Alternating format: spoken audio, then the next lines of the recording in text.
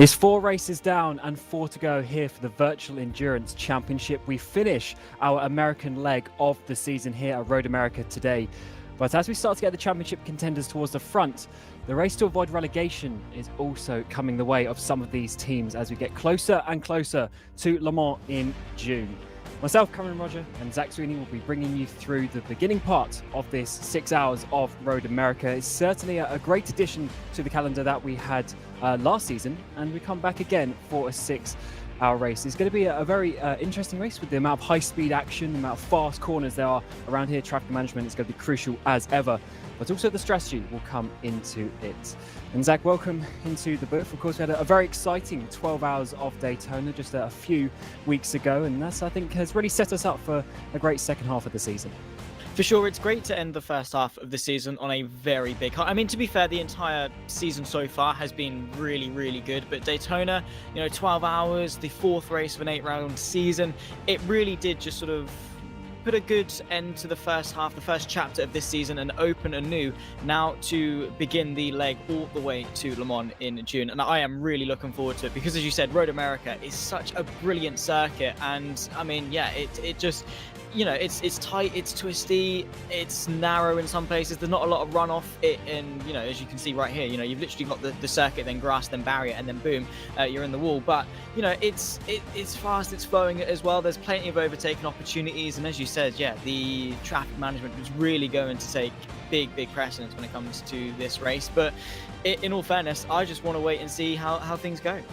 And here is the grid for today. Simfreen got that pole position with Bertie's brought in behind. Seawolf and DX Droids rounding out your top 4. Valet Sports and Wanako then your top 6, with Rookie Monsters and Satellite Racing down there in 8th place. Remember the 3 classes of the DPI, the LMP2s and the GTEs. The other satellite car there in 9th place, with Go Team Racing taking pole position for the LMP2s with Simfreen and Pescarolo in behind for 3rd place in that LMP2. As ever, such close racing around here. Visceral, Team Iris, Arm Cyber and On-Off Racing as well, around at the top 16 overall. I believe it's 35 cars we have on the grid today. 17th place there, Simfreen, the other Simfreen LMP2. Schuberth in 18th place, Arm Cyber, the second car in 19th, and Blackhawk Xantra, a little bit disappointing for them, with Sean Campbell taking them to 20th overall.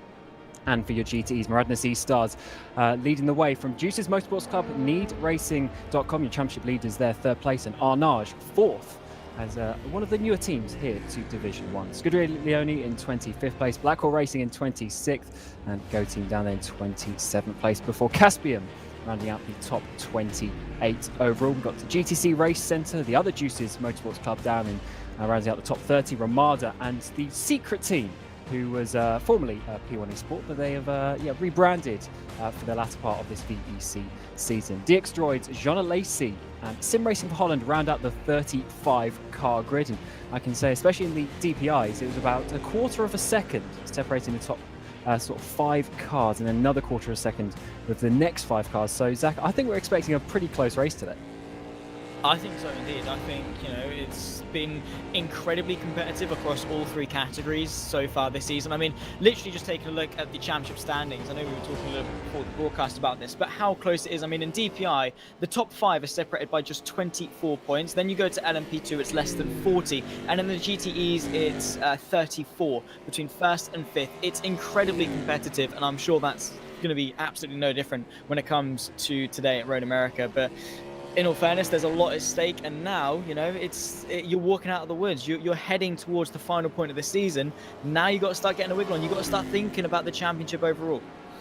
Absolutely. We got for the 4 to 12-hour races, there's 30 points up for victory, so there's 90 of those still to come. And then, of course, we have 150% points, 1.5 times the points for Le Mans, which is then 45 points. So we still have, 135 points still on offer for these teams. So there's still a lot of things that can happen, and that really just shows you it doesn't matter what you've done up to this point. If you can go out and smash these final 4 races, then you are still really in with a shout of the championship positions. It is all about nailing from now to the end of the season. There's, it's crunch time. You put the first half of the season behind you. I know a couple of teams didn't really have the best of initial getaways for the first 4 rounds, struggled to get some momentum. John Lacey Esports, one to name. I mean, they've sort of had a topsy-turvy one. But now it's sort of like, well, get it in gear, get going, move, put everything behind you, and just look forward. Try and do your absolute best, because that's all you can do now. The past is done. You've got to live in the present, and you've got to nail each and every run of form. You have a good run of form for the rest of the season. And the good thing is now is that since Daytona, we've got a race every 4 weeks, so you don't really have that sort of you don't cease your momentum in that sense. You really do go from one race to the next, and for some teams that might be a really good aid in being able to use each race as a stepping stone to the end of the season. Absolutely. The next couple of races might be slightly unknown, potentially. The next race is now the 8 hours of Fuji. It was Road Atlanta, but it got changed to Fuji. Haven't been there in a few years, so that is going to be a great return to the calendar. And then just 4 weeks after that, we have the 4 hours of Bahrain. Of course, Bahrain being a fairly new addition to rFactor. I believe only went public in sort of November time of last year. And of course, a 4-hour race, slightly shorter as well, before we get to the 24 hours of VEC Le Mans. So certainly a big end to the season coming. And who are the drivers and teams to look out for? At the top of your DPI standings, Simframe Esports leading the way by just 1 single point from Race Clutch, and shortly in behind, 10 points back, is Seawolf, followed by Burst Esport. In your LMP2s, it's also Simframe Esports. Excuse me, leading the way by 4 points from Go Team Racing, and a little bit further back is Pescarolo to look out for as well, with On-Off Racing also having a good season. And in your GTEs, it's needracing.com leading the way by 7 points, but followed closely by the 2 Juices Motorsports Club. And things like, especially in that GTE standings, when you have 2 cars like that for Juices, you can certainly maybe help each other out a little bit to try and get on top of Need Racing.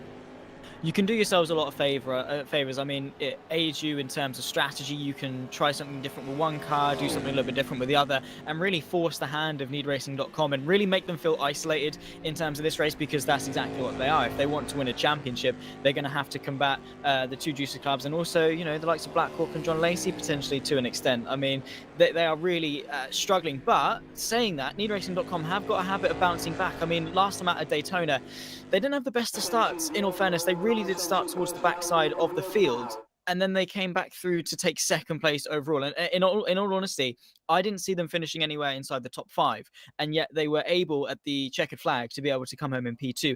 And that sort of results does really define a champion. No matter how, no matter what goes your way, being able to bounce back, limit the damage, and not only limiting the damage, getting yourself onto the podium for the 3rd time that season. I mean, they've gone from 1st to 1st, 10th was a bit of a drop, and then straight back up to 2nd. Needracing.com, if there's any team that can combat 2, it's them. Absolutely, they're doing a good job of it, because with the gap to the 2nd Juices Motorsports Club is what's about 28 points. That's quite a lot already. It's already coming up for a whole race victory already to 3rd place. That is certainly giving them a really, really good advantage there. So they just need to keep getting some solid results.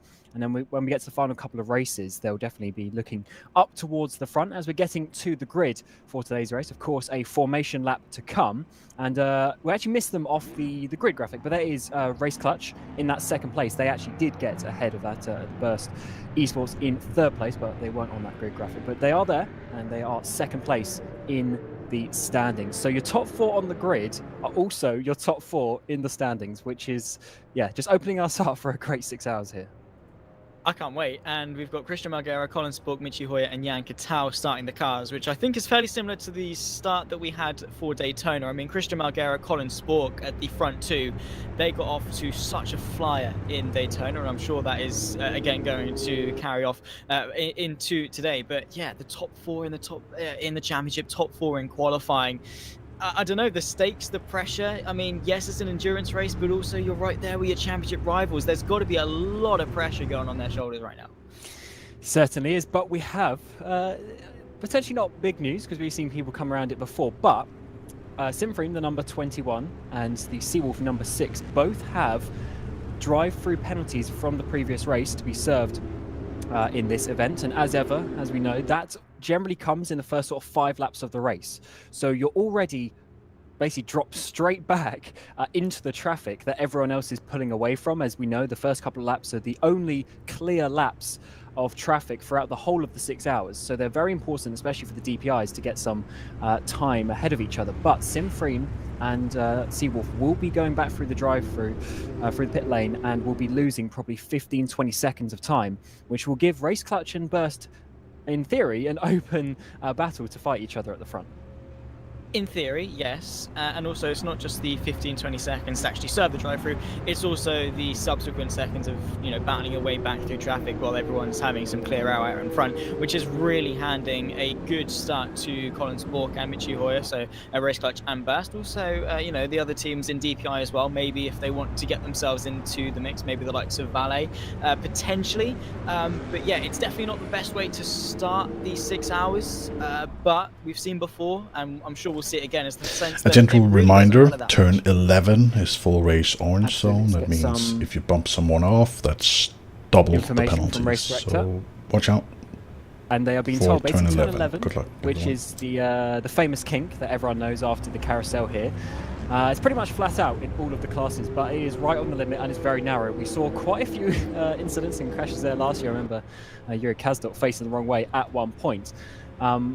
There's basically a full race orange zone, and an orange zone, for those that don't know, is basically a double penalty situation. So we have this basically on the first lap of every race, and in certain corners, such as the corkscrew at Laguna Seca a couple of races ago, and now the kink here at Road America, we have this for the whole race. So if you cause an incident, if you are at fault for a crash that happens at that point of the track, you'll be getting double penalties.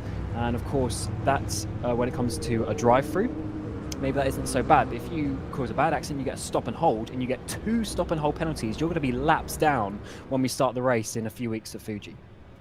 Yeah, that's really not going to help your case. And while some might say the rules are quite harsh, you know, a double penalty, really?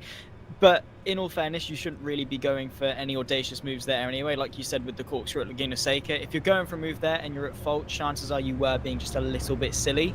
And obviously the rules are the same for everyone, so you really do have to take an air of caution. But it is something to watch out for, particularly maybe towards the latter stages when some of the DPIs get a little bit risky. Everyone line up into start position, please. Absolutely, as we're getting the drivers to now bunch up. Obviously they split out a little bit. And again, another reminder. It's turn 1, and remember the accordion effect, please. And then everyone will then get themselves into their classes as we come to start the second half of the season here for the Virtual Endurance Championship. Christian Maglera will take away your championship leaders of SimFrame Esports in the DPI category, but championship rivals in the picture right behind them on the grid. As we come out of the final corner, we get the green flag. We'll be going under racing. We'll, of course, try and see the teams avoiding the relegation. There'll be a relegation at the end of this race as well for the bottom teams in each class as we rise up the hill to run the long way all the way to turn 1. Look out for the slipstream. Green flag is underway. Good start from Mitch Hoy in the background, trying to get a bit of a bump drop already. See Wolf on the outside as well. Go 2x2, 3 rows deep down towards turn number 1. We've seen Simfrim hold it on the inside. Colin Spork a little bit cautious out on the outside. Mitch Hoy dives out the inside, gets up into that second place as we come down through turn 2. Sporks now trying to come back around the outside of turn 3. Difficult one to do so. Mitchell is going to have the slipstream as well, side by side out of turn 4. Beautiful bit of race, and they might have to continue going side by side as we tuck back to the LMP2s. Roland Jukes for Simframe area is able to lead the way, but a kerfuffle just in the background. Argy Bargy over 4th place as they run their way downhill and towards the heavy braking zone that is turn number 5. Are we going to see any changes? There we go, the fight for 4th, maybe looking to the inside, back to the GTEs, and well, Yimi Nusler doing a fantastic job from Radness E-Stars. Fairly comfortable leads for all our leaders in all fairness. I mean, they've been able to get away by a couple of car links, and that's really helping them in the initial moments of this race.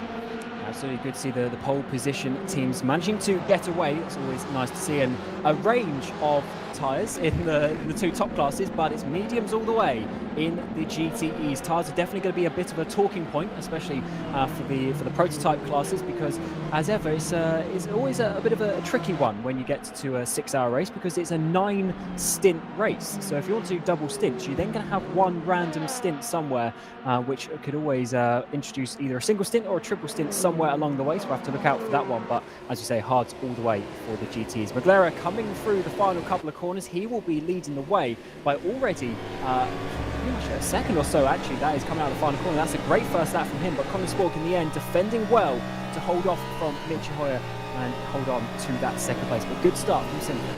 Yeah, let's not forget, of course, that fight between Colin Spork and Michi Hoyer was actually for the net race lead, because Christian Marguerite for Simfrim still needs to come into the pit lane to serve a drive-through. So, of course, Colin Spork trying to hang on to what will become the race lead and give him a good foothold to try and move forward in this race. It was a good attempt from Michi Hoyer, not quite good enough, but a good start actually from Jansen Vince. And that Malay car was starting 6th, I believe, in this race. Up now 2 places into 4th and knocking on the door for the podium. Valet sitting quite comfortably in 5th place in the championship, so trying to make some moves forward in the early moments of this race. In towards turn number 5, and Vince has got a bit of pace actually. Not, he's all over the rear end of Michi Hoyer, who unfortunately I think slowly but surely is dropping off the back of Colin Spork in front. Yeah, he's struggling a little bit to keep up with Spork and well, really the top 2 as well. McLaren is starting to pull away, and we did see it was only race clutch and burst on the mediums at the start of this race. So it's softs for Valet, so that means they're going to have that extra couple of tenths a lap of speed.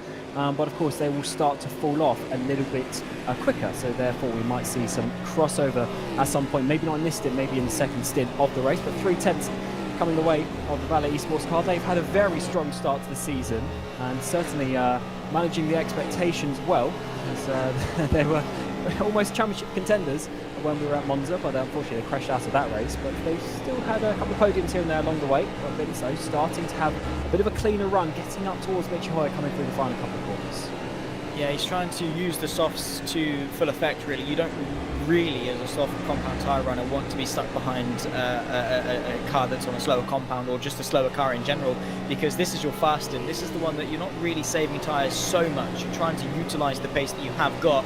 And for Jansen Vince, he's going to try and get some clear air to make best use of those softs. And as it stands, he's not able to find a way through past Michi Hoyer for now. But the slipstream is playing well into his hands, and well, as long as he can keep the pressure on, he might still be able to find an avenue through. However, he does have to be a little bit careful of the cars just in behind, because the last thing he wants is Michi Hoyer to start defending, and then that brings in the cars in behind that start then putting some pressure on Jansen Vince and slowing down his progress. And there might be the move in towards turn number 5, but not quite good enough on that occasion for Valet. Yes, a bit of a look to the inside, and it definitely seems that Hoyer's holding up DX Droids and Seawolf just in behind as well. So that is certainly a battle that needs to be looked at as we go, as we go through the race. And I just noticed in the LMP2 category, we've seen Darius Andre get towards the front. 3 places gained already. Roland Jukes there dropping down 2 places over the course of the previous lap, down into that 3rd place as well, because the number 37 of Go Team Racing getting up into 2nd place. Go Team, of course, having a very strong qualifying once again, after having a victory so far this season. But Visceral as well, starting to just pull a bit of a gap there at the front of the LMP2s. Yeah, doing quite well on the initial opening moments. Like we saw last night at Daytona, Visceral do really open the door quite well in a race and pull out some good gaps. And to be fair, on the hard compound tyre versus the mediums of Remy Delorme just in behind on the mediums, he's actually doing quite well at maintaining the gap, and in some cases even extending it. So Darius Andre doing some really impressive pace in the opening moments of the LMP2. Still a long way to go, of course, so can't really take much from it as it stands. We'll wait and see how the stints progress, and then sort of get a better picture as to who's where and who's doing what in terms of their finishing positions of this race. But it's always good to start on a high. It gives you confidence and it boosts your morale. That should actually, in essence, help your confidence for the rest of the race. Absolutely, this is where you have to set the scene for your race, and one of the drivers potentially is Mowgli. Andre at the front sets a new best time, so really starting to stretch the legs of that Visceral car. But Mowgli there for Pescarolo, of course. Zooks in front as well. Both of those drivers, Mowgli and Zooks, were part of. I've absolutely forgotten the name of the team now, but they were part of a different team in the beginning part of the race. They have morphed. Mugen, that was it. They're part of Mugen. They morphed into some other teams. Mowgli going to Pescarolo, Zooks going to Simframe along with a couple of other drivers. And certainly an interesting one for the ex-teammates coming down through turn 4 in towards turn 5. Is Mowgli going to have a bit of a look up the inside? Not quite this time around, but certainly very close in his ex-teammate.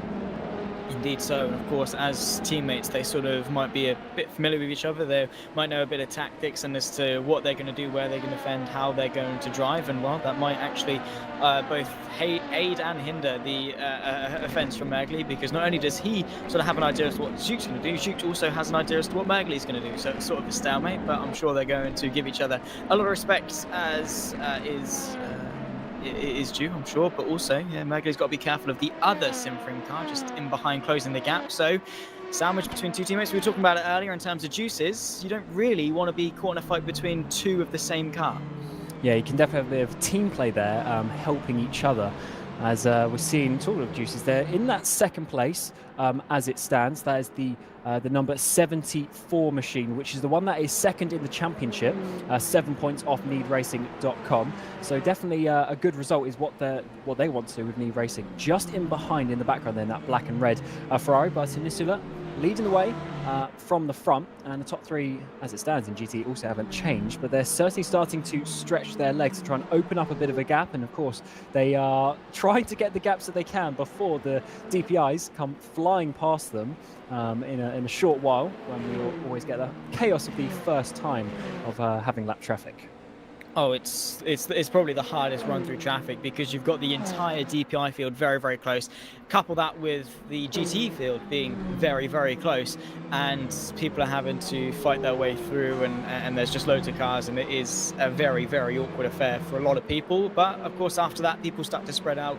You pick them off one by one at different places on the circuit, and it is a little bit more tame. But definitely the first run through of traffic is often the scariest. So yeah, of course, you can see Miraculously Stars doing the best thing, which I think is to pull out the gap in the early stages, so that if anything does happen with DPIs, he gets slowed down a little bit, put offline just here or there. He still has that margin to play with. But yeah, definitely not going to be. I don't know. I've never been a prototype having to lap a GTE on the opening stages of a race, but I definitely wouldn't want to be one. Let's put it that way as well. Here comes Christian Margera for Simframe, coming into the pit lane to service drive-through right before the traffic run-through. I think that's probably the best bet. Yeah, I think obviously he's gone as far as he can. And now he's dropping back, so hopefully if he's lucky he'll drop out in some nice clear air, but there might be some LMP2s at some point that he's going to have to come up against, but definitely that is what he would have wanted. So we do have Seawolf as well, who have already served their drive-through there. They're down in 10th place overall, so they've got some clear laps now, and they need to try and find some traffic, because as you see, Kitao overall has lost about 20 seconds or so from, or about 25 seconds from where he was towards the race leader. So it's 25 seconds they've got to find up over the course of the race, and here we go for traffic. Colin Spork, race leader now for Race Clutch. Of course, 1 point behind that Simfring car. Very important point of the championship for them. They're trying to come back from a couple of harder races to start the season, but all the way around the outside of the carousel. That is a tricky one, because at some point the GTs will start to run wide. He gets through nicely, and here is the turn 11, the orange zone corner, but no problems for Sport this time. Yeah, he was quite lucky there, in all fairness, and going around the outside. I mean, yes, the DPI potentially is capable of doing it. The GTEs, yeah, they, as you say, they naturally will want to wash out a little bit. They're already on the absolute limit of the tyres grip, and well, Colin Spork, all it would have taken was one of the GTEs running just that little bit wide to knock him off course, but he was confident in what he did and was given plenty of space from the GTEs, able to clear the traffic relatively easy now, and has got a bit of clear space, as we see. Was that Varsity Sports and Valley having a bit of contact there, now finding themselves all the way back down? So either Janssen Bintz and Nichihoya coming together, or really having an awkward stage through traffic. I mean, Janssen Bintz is now 6 seconds off Michihoya. On the softs, I mean, we didn't quite see as to what happened, but I think you can sort of put a picture together as to what did.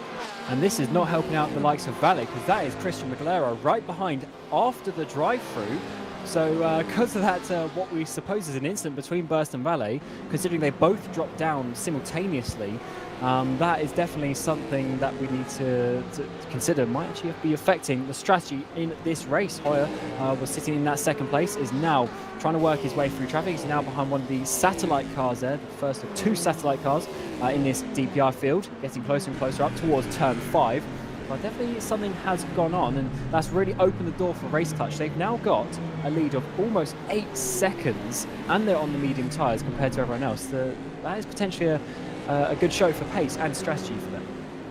Yeah, I mean, in the opening 12 minutes, there's not really much better you could really ask for. Colin Spork is, a fantastic driver, of course, both in the prototypes and, of course, in open wheels as well. And he's really working that machine to full effect. I mean, he really will always get the most out of any car that you put him in. And in the opening stages, 8 seconds. I mean, yes, aided a little bit by traffic, but you've got to find your way through. You've got to pick your moments well. And Colin Spork has done exactly that. And while, yes, it's only 7 2.8 seconds and only 12 minutes into a 6-hour race. But what this does mean is that, at least for the opening stint or two, he's got a bit of a comfortable margin. He's not focused as much on, you know, what people in behind him are doing. He's not under any pressure of losing the race lead. He's just able to focus on hitting his marks in terms of fuel and tire wear, and focus on, you know, hitting his marks in terms of the racing line and putting in those consistent laps. And over the course of the 6-hour race, this sort of clear first stint will really help him come sort of, it'll have a good knock-on effect. It'll really help him sort of towards the later stages of this race, towards sort of the halfway mark.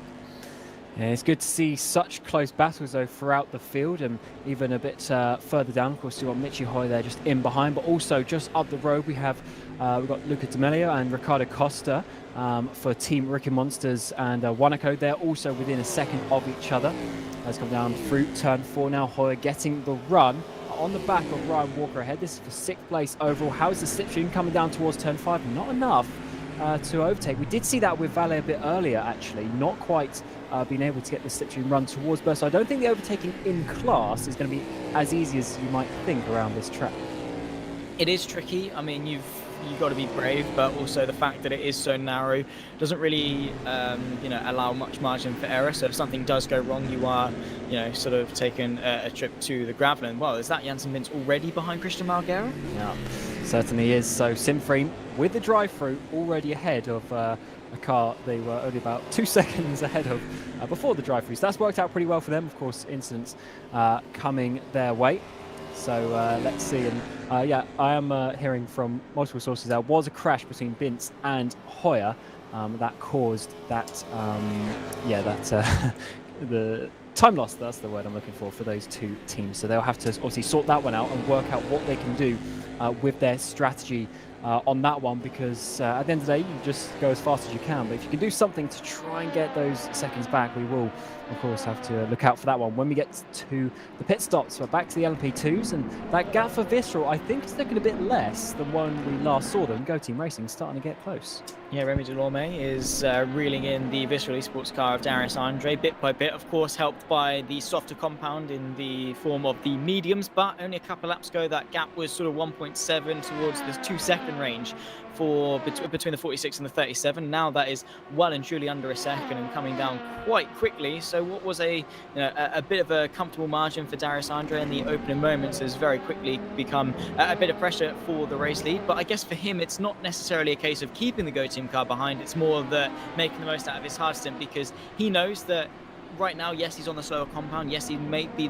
the slower car, but he knows that his time will come when the Go Team car has to then eventually potentially switch on to the hard compound tire. So right now, yes, Go Team is a little bit quicker, but for Darius Andre, it's all about patience and not letting your emotions take over and trying too hard to defend that lead, because it can go very, very wrong. And in all fairness, it's not, you know, you're not making any bold assumptions by assuming the Go Team car is going to find his way through, you know, sooner rather than later, particularly with the first LMP2 wave through traffic. Yeah, as you say, the traffic now coming the way of the LMP2s. They are, what's that, around sort of 9 seconds a lap slower than the DPIs. So it takes them, of course, a bit longer for them to catch up their time, but getting through nicely, of course, on these long straightaways here at Road America. Sim Racing Holland staying behind Jean Lacey there, a bit further back in the GTEs, but definitely Go Team Racing getting closer and closer towards the front. They've been improving, have they, over the course of the last few seasons, and now they are sitting second in the championship as Go Team Racing. They got a win a couple of races ago at Laguna Seca as well, so they're really starting to get the confidence that they've built up, and it's good to see that is of course continuing this season 15, and now they are right on the diffuser of Visceral. Now, indeed, running their way through the carousel, and they've got one of the Porsche GTEs to work their way past, and well, Darius Andre does it also, and following him through, there we go, they both managed to make it through before they reach the king of turn 11, which is always good and panic averted. But just look at this, they've got to dart their way through this traffic, and well, it really is just about picking and seizing your moment. Darius Andre down the inside of 2 Ferraris, whereas opposed to Remy Delorme getting stuck behind them, and well, bit by bit, that is going to add up and build the advantage for Darius Andre, because so far he's been able to dart his way through traffic in better terms versus the Go Team car. Yeah, that is a sight to be seen, how Visceral just slid through there Well, of course, Go Team, as you say, getting stuck behind. And that just shows you how a couple of corners can make such a big difference. Let's get a replay now. What is this going to be? Vince and Hoyer down towards Canada corner. Vince going, onto the grass. Big hit on the inside of Burst. That, from that angle, definitely looked like a big mistake from Vince. I didn't quite see how much he was on the grass, but it looked like he was almost fully on the grass there, a bit out of control.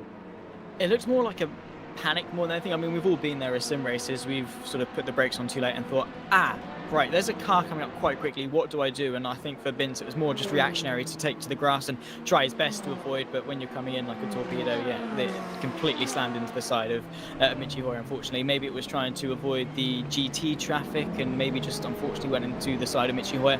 Either way, it wasn't out of malice. It wasn't like he was going for an audacious move or anything like that. I think definitely the fundamental of it was he just broke a little bit too late and then sort of panicked, because in that situation, once you have broken too late, what can you do as we ride on board with the Valet Esports car? Oh, yeah, I think he just broke too late. I think he just broke too late. He did the avoiding action he could to not ram into the back of Michi Hoyer, but he still, of course, T-boned him on the apex there. Just a bit of a miscalculation. And the issue that it comes back to, sometimes you've got to be just thinking the long game a little bit. Vince, he's already had a couple of incidents this season. I mean, he crashed with, there's about 3 cars that they crashed with at turn 3 in Laguna Seca. Yeah. I believe Vince has already had a race ban this season. He's got to be careful to not get these things sort of coming into his driving style longer term, because he's clearly very quick and he clearly is, a good driver. But it's just the little things here and there that need to be sorted out, because I think Valet do have a really fast driver there at Vince. If they can get him just to calm down a little bit in certain situations and not bring too many penalties to the team. 100%. I mean, you can be as quick as you want, but if you don't quite have the racecraft or the patience, then you're not going to quite excel to the point that Valet potentially want to in the Virtual Endurance Championship. I mean, 100% Jansen Vince has got a ton of potential. I mean, you can just see it in his driving style, how quick he is. But it's things like that. Yes, it was the smallest of mistakes, maybe braking 10 or 20 meters too late, but it was a mistake that unfortunately has cost not only him a good start in the race, not only his team a good start in the race, but also Michi Hoyer and Burst a good start in this race, as side by side between 2 of the GTEs as they run their way in towards turn number 1. That's John Lacey versus someone in towards turn number 1. That's Bert Knox for sim racing for Holland. As you can see John Lacey trying to get the up and under, but no way through as Bert Knox moves his way up into 13th for the GTEs. Yeah, nice move. It looked like that up the inside. Simple slipstream move. And they've also got Eduardo Garcia on the back for DPI as well. So certainly a close 3-way battle, even though it's for the final place in the LMP, the GTEs. But that is how it goes sometimes. I mean, they're competitive. They're race-winning teams as well.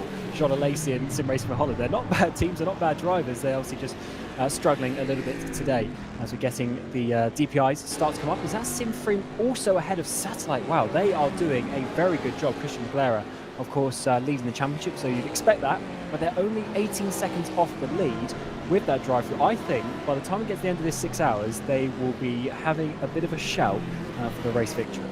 Well, 100%. I mean, their last lap time was a 140.4, as Colin Sporks was a 143.4. Of course, that's going to be aided and changed by traffic, but the best lap time so far for Simframe is a 1:30.98, which is the quickest in the DPIs. Christian Malguera is absolutely flying, and while granted, Jesse's now hitting his wave of traffic, he is only 1 second behind Michi Hoyer, the Best Esports DPI that you can just see up the road in the foreground of the shot.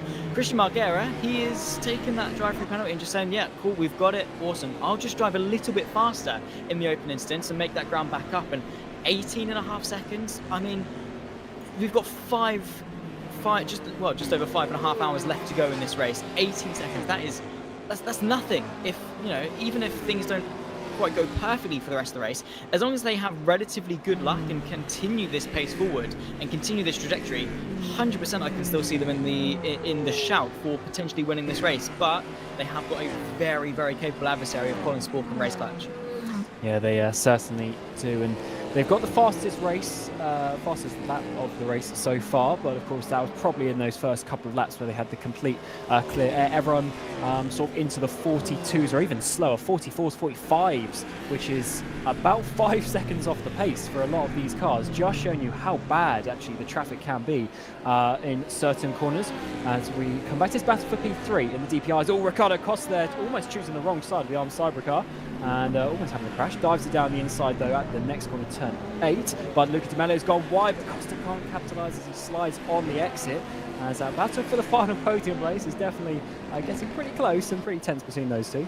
Yeah, looking forward to it. I mean, we are just over 20 minutes into this race, about halfway-ish through the first stint for the prototypes, but Riccardo Costa versus Luca Di Mello, really interesting fight that's, changing with the dynamic as they battle their way through traffic in towards the next right-hander, of course. Riccardo Costa caught behind the other armed cyber car. He's been able to find a bit of a cleaner way through this time by into the final couple of corners. That was very, very close, and the gap opened up to about 1 second. So on this way through, it seems that Wanako and Riccardo Costa didn't quite get the best of luck when it came to traffic, but yeah, I still don't see this battle diffusing anytime soon. Yeah, it's traffic's such a weird one because in some ways it's luck, but in some ways it's also just how you manage it. In some ways it's just to do with your actual speed, because if you're faster, then you will get to the traffic quicker, so therefore it affects which corners you meet them in and stuff like that. So there are certainly a lot of factors that come into it. So yeah, it's just a bit of a disappointing one sometimes. But I do find when you're in a battle like this, in sort of a pair, generally the first car to get there has a better time with it. They have a bit more choice of where to go. When you're the second car, you have to pick up the scraps of where the cars are moving out the way, where the braking zones are and that sort of thing. I think it depends how close you are. I mean, if Riccardo Costa was right under the rear wing of Luca Di Mello, he probably could just follow him through and use the gaps that the Seawolf car was opening up for him. But because he's sort of like an arm's length back, he, as you say, really does have to pick off the pieces, because as you can see, Luca Di Mello finds his way through the Team Iris car. Riccardo Costa has to do all the hard work by himself, and that includes going all the way around the outside of the carousel. So yeah, he is having to sort of get the worst end of the stick, and it's really not helping him. As here you go, there's Luca Di Mello looking to the inside of turn 11, which Riccardo Costa can't quite find a way through to be able to do, but is still able to close the gap quite significantly. So it's chopping and changing and fluctuating, which is, to be fair, what we always come to expect when it comes to traffic. Absolutely, is getting closer once again, and this is actually the thing with LMP2s, because they're only a little bit slower. Certain corners like that, you might actually have to sit behind. As Luca Di Mello misjudges that one, Riccardo Costa around the outside, gets up into third place. There's more contact with Di Mello. Simfree, LMP2 goes off the track, off out wide, comes back on just behind the Simfree and burst DPI as well. So that was not a good couple of corners for Luca Di Mello.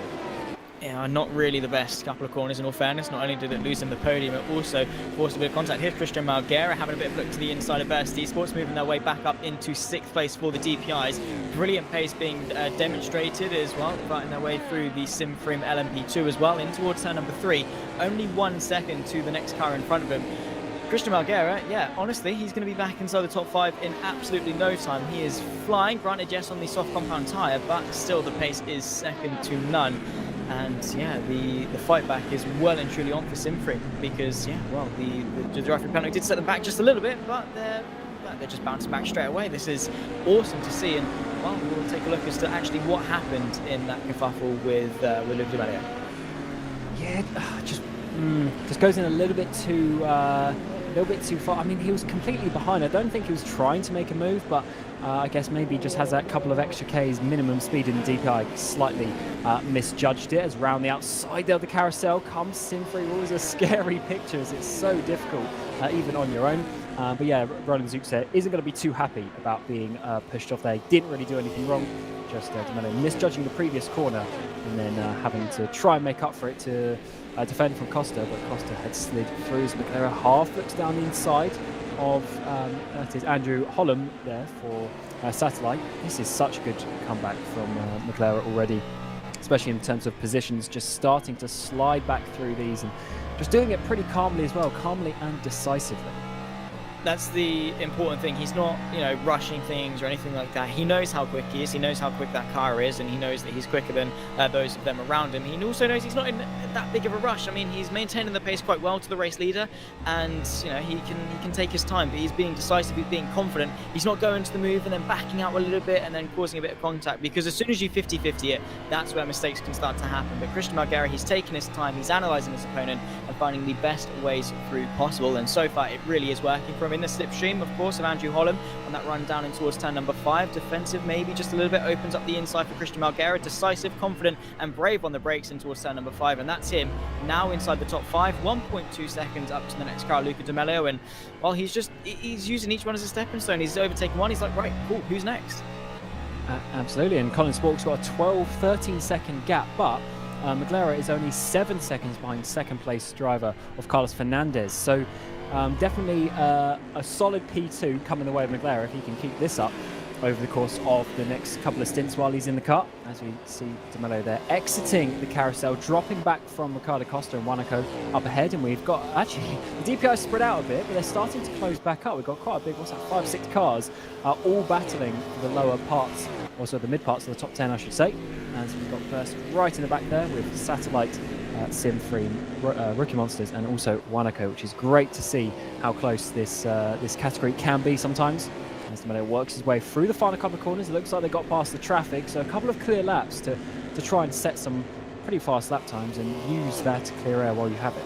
For sure, it's definitely a rare thing, so you've got to make the best of it. It's nice to have nice things when it comes to racing, and clear air in the top flight category in endurance racing is definitely one of them, so you've got to make the most of it and try and put some good laps in while you can, and capitalise on the opportunity that you've been given. And Luca D'Amelio, he might not actually be focusing forward too much because he's got the Sim3 car. No surprise, a Christian Margera knocking on his doorstep, and again, it'll be I don't see this battle lasting for very long. They have got a bit of traffic just in front of them, the John Lacey GTE and also one of the LMP2s just in front of them.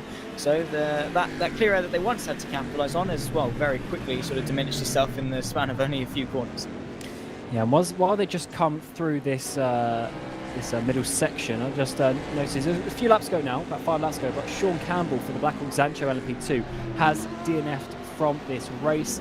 So it was a little while ago now, but unfortunately that is an LMP2 out. First retirement of the day, and they were towards the back in qualifying already, but yeah, just not having the day that they would have wanted, because Blackhawk Zancho, of course, they are a competitive team. They've already had some good results this season, 5th in the standings, but a DNF today is not going to help them because you only get points at 50% of the race distance, so 0 points coming their way. So come to this battle for the podium. We've got Pescarolo chasing down Go Team Racing, who've just dropped off a bit from Visceral leading the way. Yeah, the gap to the lead is about 1.8 seconds, so Remy Delorme is focusing his attention back to Pescarolo. Martin Mergley at the wheel still, of course, as well. Remy Delorme is sort of stuck between some of the other prototypes as they work their way past. That's Seawolf working their way through the right-hander, and that's sort of slowed down Remy Delorme just a little bit relative to Martin Mergley, who have now been left to their own Vices to battle it out over second place. They've got a bit of a gap back to Rick Van Al, so no risk of losing the podium in the opening stages, because Rick Van Al's got Wesley Book out to keep an eye out for in that fight for 4th. But definitely, Mergley is looking feisty and trying to move his LMP2 back up into second place, and maybe using that to chip away at that gap that Visceral have got so far. Yeah, they've got a bit of traffic coming their way as well, and I believe that these are on different tyres. Yes, they are. Go Team Racing on those medium tyres, hard the way of Pescarolo, and that potentially is going to, maybe not this stint, but when we get to the next stint, might start to be the way, because I would assume that's going to be trying to be at least a double stint for those teams. So let's see, as we're getting Pescarolo now diving up the inside of turn 5. Delorme though late enough on the brakes to defend from that one. As we now come up the hill once again. Definitely a bit of a look from Mergley, so trying to make Delorme or force him into some sort of mistake, but as it stands, a Go Team Racing holding on for second. he's showing his attentions, isn't he, as Mergley? He's sort of saying to Delorme, yeah, no, I'm not interested in working together. I want to find a way through, and look into the inside like that forces Delorme to look in his rearview mirrors, because he's like, is he going to go for the move? Do I give him some space? Do I just turn into the corner normally, make him doubt himself, make him look backwards? And yeah, that is definitely giving the psychological high ground the way of the Pescarolo car of Martin Mergley, who's, as it stands, is definitely looking good to move his way up into second. But Remy Delorme, the crucial part is to retain his composure. But if I was these two, probably not the best idea to continue battling, because Darius Andre, they're closing that gap, and not necessarily exponentially or anything like that, but it is coming down bit by bit as John Lacey, Binsberg, and unfortunately having a bit of an off, and they are really having a bad day in the office. I hope there wasn't contact, but they were off in the carousel. They've already not been having the best day of their life, and now they've definitely had some more contact. They go way down. They're 20 seconds now off the back of Eduardo Garcia there, so certainly a tricky situation for Jean Lacey, but definitely some contact. So I just do hope that wasn't with one of the prototypes coming past, because that would have been a big accident and definitely be some damage for them if that is the case. So back to Mergley, getting closer and closer once again through turn 2 in towards turn 3 now, almost pushing the Go Team car as we come now onto the back straightaway. Indeed, so they've got a bit of traffic to contest with, but they're also under a second to Darius Andre. So Mergley, does he want to be third place in this train, or does he want to move himself up into second? The slipstream is strong, but not quite strong enough to see him. He's going to dart actually to left-hand side. Brilliant move from Martin Mergley if he can make this one stick. You can see going around the outside is Remy Delorme, going to continue side by side as they rise up the hill towards turn number 6. They've got the Sim Racing for Holland Corvette just in front of him. That is going to invite Mergley to nip his way up the inside, up now into second place in this race, and eyeing up the race lead potentially, as only 1.5 seconds is the gap. Brilliant move, and in all fairness, I didn't think he was going to go for that. I thought he was too far back, but he was bold, he was brave, and he was brilliant on that brake pedal.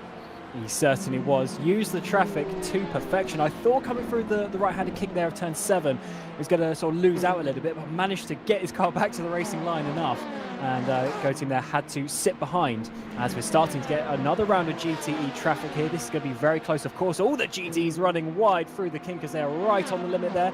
As Mergley still holds on for now. Got to dive up the inside, not make contact with the grass like Vince did a few laps ago, but that is a very nice slide in towards the gap there. And now that's a GTC Racing who's going to get it up, and look where Go Team are behind, just losing so much time through this traffic. And that has really worked out well. In fact, Go Team gone off actually, because they've actually lost even more time. So maybe in the background there's been a bit of an issue, or was it just the traffic? I think it might have just been the traffic, but they've lost, a good couple of seconds there. They have indeed, so potentially just getting caught up behind some traffic. I mean, it's a big wave, so if you're an LMP2 and you don't catch them on the straight, then you are really forced to slow down quite a lot when it comes to the corners. The discrepancy in aerodynamic capability is fairly large between the LMP2s and the GTEs, more so when it comes to the DPIs versus the GTEs, but still to quite a significant amount. So Remy Delorme, unfortunately, getting stuck behind. So not only has he lost second place in the last lap, he's also lost a significant chunk of time. Fortunately, he's sort of settling into a good bit of clear air, and he's not actually under pressure from losing the podium. But we look backwards to this fight for 6th. Wesley Buckout for Team Iris, knocking on the door of the Armed Cyber car just in front. Yeah, Luca Martono trying to defend up towards turn 5. We've seen this dive down the inside very strong as Buckout does that for Team Rice. Can we make the apex? It goes a little bit wide, pushing the Arms car just onto the bumpy rumble strip on the outside, makes the position stick as we get Sim Racing with Holland in the same part of the track as we saw just a few months ago. But Buckout goes up to the inside of turn 7. That's going to be tight between the two. They managed to find space for each other, but Buckout there with a very aggressive move makes it stick up into that 6th place, as we also see battles now in DPI. D'Amelio is having Magalera all over the back of him. He's indeed. Malguera's been sort of, I don't want to say stuck behind the Team Ricky Monster car, as we jump to a replay as to what's happened on board with Ahan Veltons as they run through. There's the Burst Esports car either side. Scuderi Leone's stuck between a rock and a hard place. Not really any place that he can go. Was there contact here that sent him off a little bit?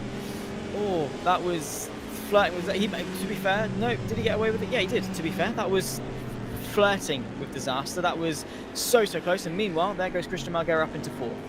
Yeah, we definitely don't like to see contact when overtaking, but 3 wide through the penultimate corner is a bold one, and they somehow made that work, and hopefully there isn't any sort of damage for Veltons there, because certainly that was tight racing with DPIs fighting for the space where possible.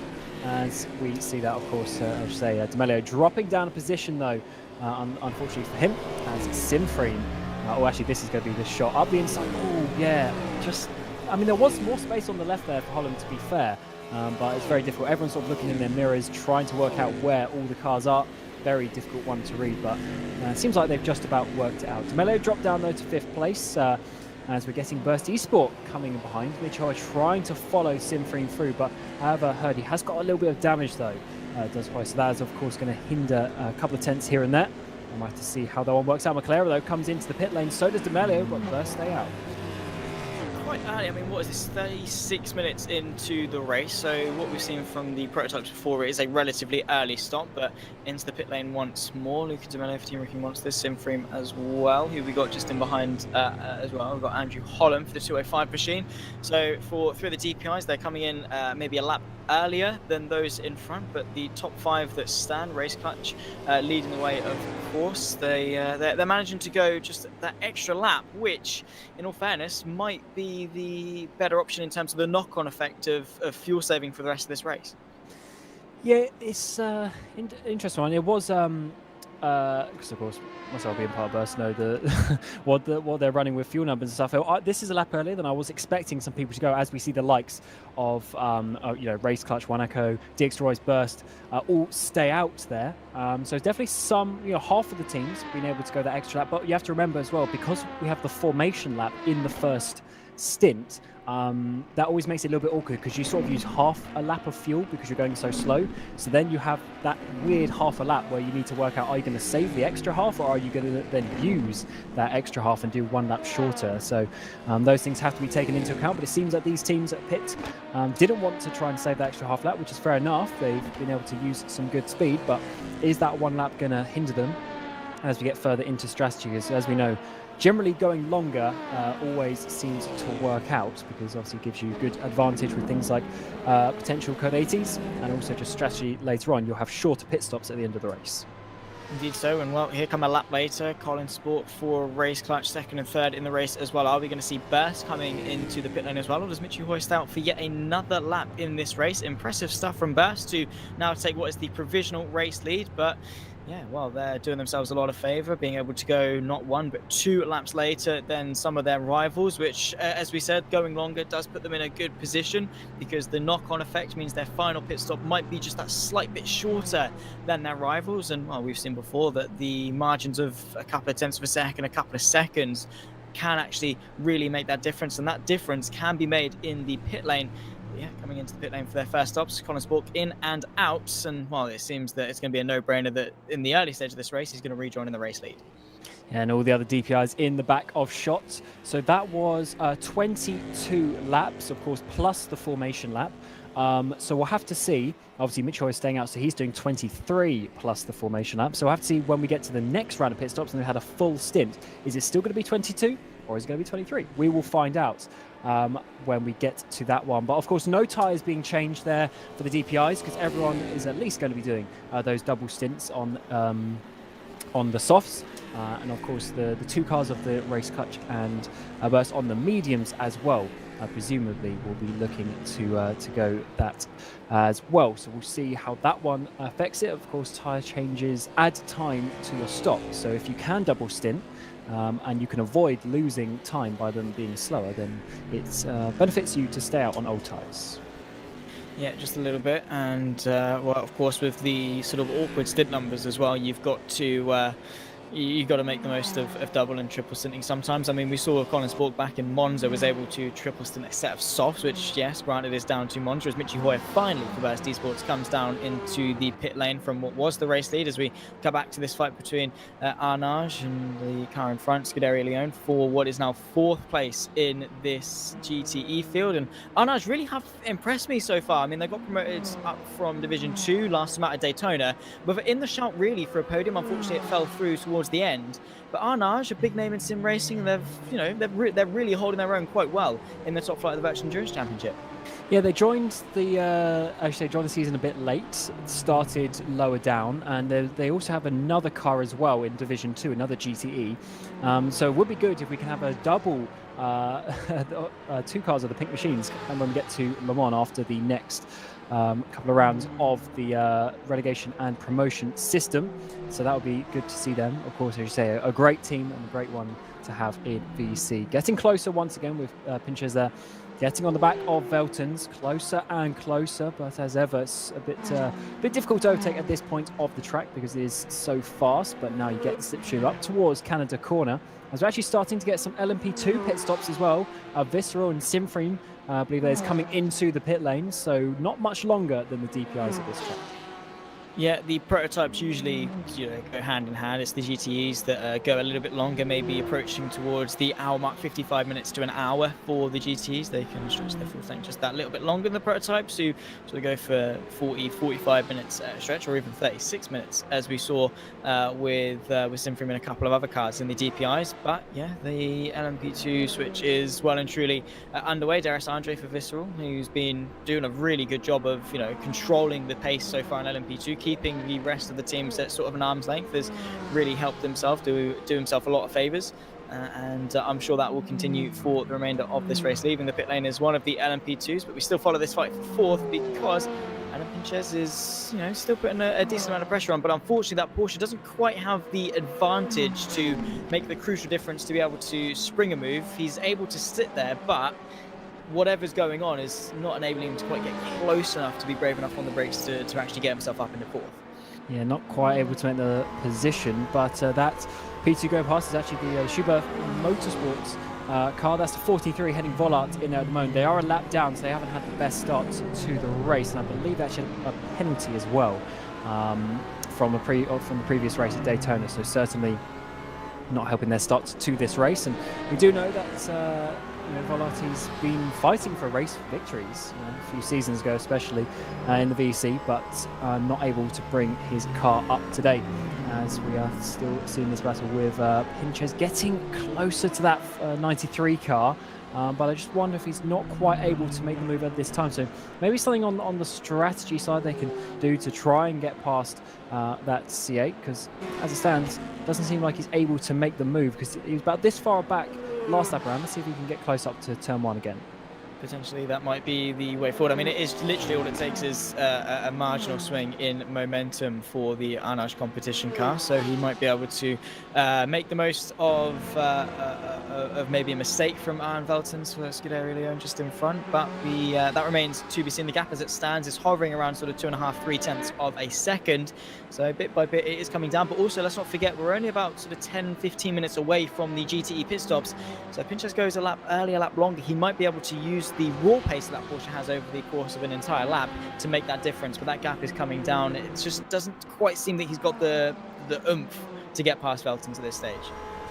Yes, it's certainly a difficult one when you're in that situation, and hate to bring up things like BOP, but Porsche is always known to not be the best in terms of the straight line speed, whereas the C8, I believe, is one of the better ones. But let's, of course, see how this one continues up towards this next part of the track. And then we now see Visceral come through, actually, and that is a very difficult situation because we've got that race clash, and we've got Simframe going through for the DPIs, but we also have Visceral up towards the front of the LP2s as well. Round the outside goes Magalera, trying to get it on the back of Race Clutch, and somehow this is working out really good for Simframe with this race so far. Absolutely. I mean, Christian Margera, what has he brought into this race in terms of raw pace? As there we go to the inside of the Ferrari, gives Colin Spork a little bit of a margin. Christian Margera still stuck around 0.3 tenths of a second, but it's I think it was a lap or two earlier than Race Clutch, so he's been able to draw him just in behind. The gap between the two of them was what, like 10-12 seconds before the pit stops? How has this gap been able to close that quickly? Yes, Margera's had some incredible pace, but in the span of sort of 5-10 minutes, it's really swung back to momentum, and Simframe have recovered so quickly from that drive-through and look into the inside of Canada Corner potentially as they've got a bit of traffic. They have to go Christian Margera for Simframe. Up back into the lead of the DPIs. That is phenomenal. Bit of a slide though as Race Clutch counters back. Oh, side by side, 3 wide, as we saw a little bit earlier, as now getting Spork up the inside in towards the final corner. Magalera really trying to get this position. And yeah, certainly Simframe have some pace today. Now they get the run up out of the final corner down this front straightaway. Does Spork have anything to defend? It doesn't look like he can do. Simfrey retake the lead where they were about sort of 35-40 minutes ago, and Spork has to concede that one. Insane speed from Simfrey. I wonder if they did something with the pit stops around here, but I don't know how they would have done that because they were quite far behind. Maybe race cars changed. No, I don't think they did change tires. So definitely just Simfrey doing such a good job today. They are. I mean, of course, Christian Margera is not the only driver that's going to take that Simfrey Esports car. There will be another driver stepping into the cockpit, but the momentum that team has got, they're really throwing that car around at such fantastic speeds, and it could come down to potentially the softs versus the mediums but 12 seconds between the beginning of the pit lane sequence and the end of the pit lane sequence. Surely there's not that big of a swing, particularly seeing as that soft tyre has already done a stint in it itself. Spork's gap to Fernandez in third place behind still looks similar. So I think I can't work it out. It could be. Why would they underfuel the car? Yeah, they're doing their. Maybe the stint doesn't line up too well, so they're doing sort of a splash and dash early in the race. Maybe. Interesting one. But that is why we come endurance racing, because if they have underfueled, for instance, then that's going to come back to bite them at some point potentially.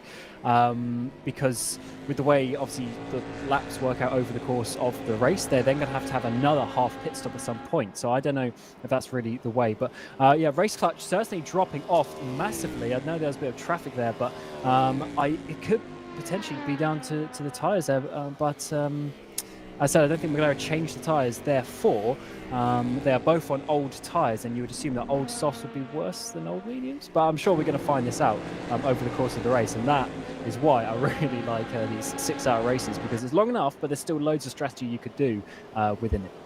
Yeah, it's sort of long enough to still be an endurance race, but it's short enough to still have some aspects of people doing some interesting stuff and going for cool moves and things like that you sort of maybe kind of lose with 12 and 24-hour races where people are focused solely on strategy. But I think a 6-hour race is a good median in terms of action, in terms of on-track action, and also the strategic action as well that comes with it. I mean, Daytona, I guess, to be fair, I've been proven wrong by Daytona because that threw that completely out the window with people going for audacious moves and awesome strategy in of itself. But as a general rule, 6 hours I think is a fantastic length for an endurance race, and that's been shown completely today. And in all fairness, Simfrey have taken me by surprise. Like we knew their pace was good, Cam, but I don't think it was that good to be able to, in the same hour they took their drive through, to be all the way back down to the 18 seconds off the lead, to then still be 11 minutes in change for that same hour and be back into the race lead. Whether that's going to stick for the rest of the race or not remains to be seen, but so far so good for that 21 machine in terms of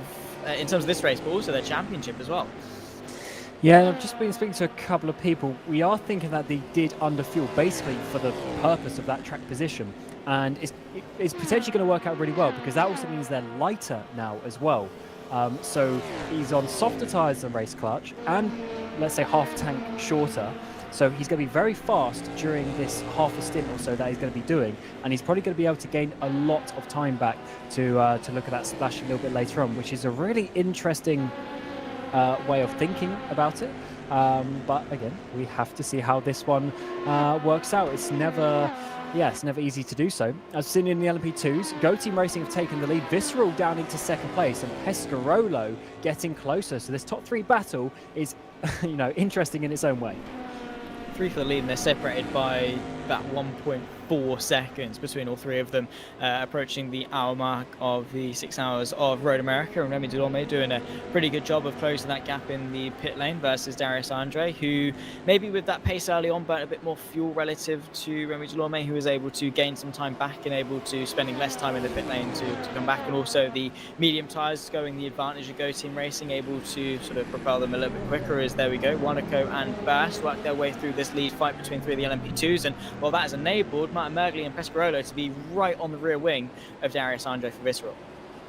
Yeah, certainly has. Traffic can always change things very quickly, and it is so close for this battle for the lead in the LMP2s.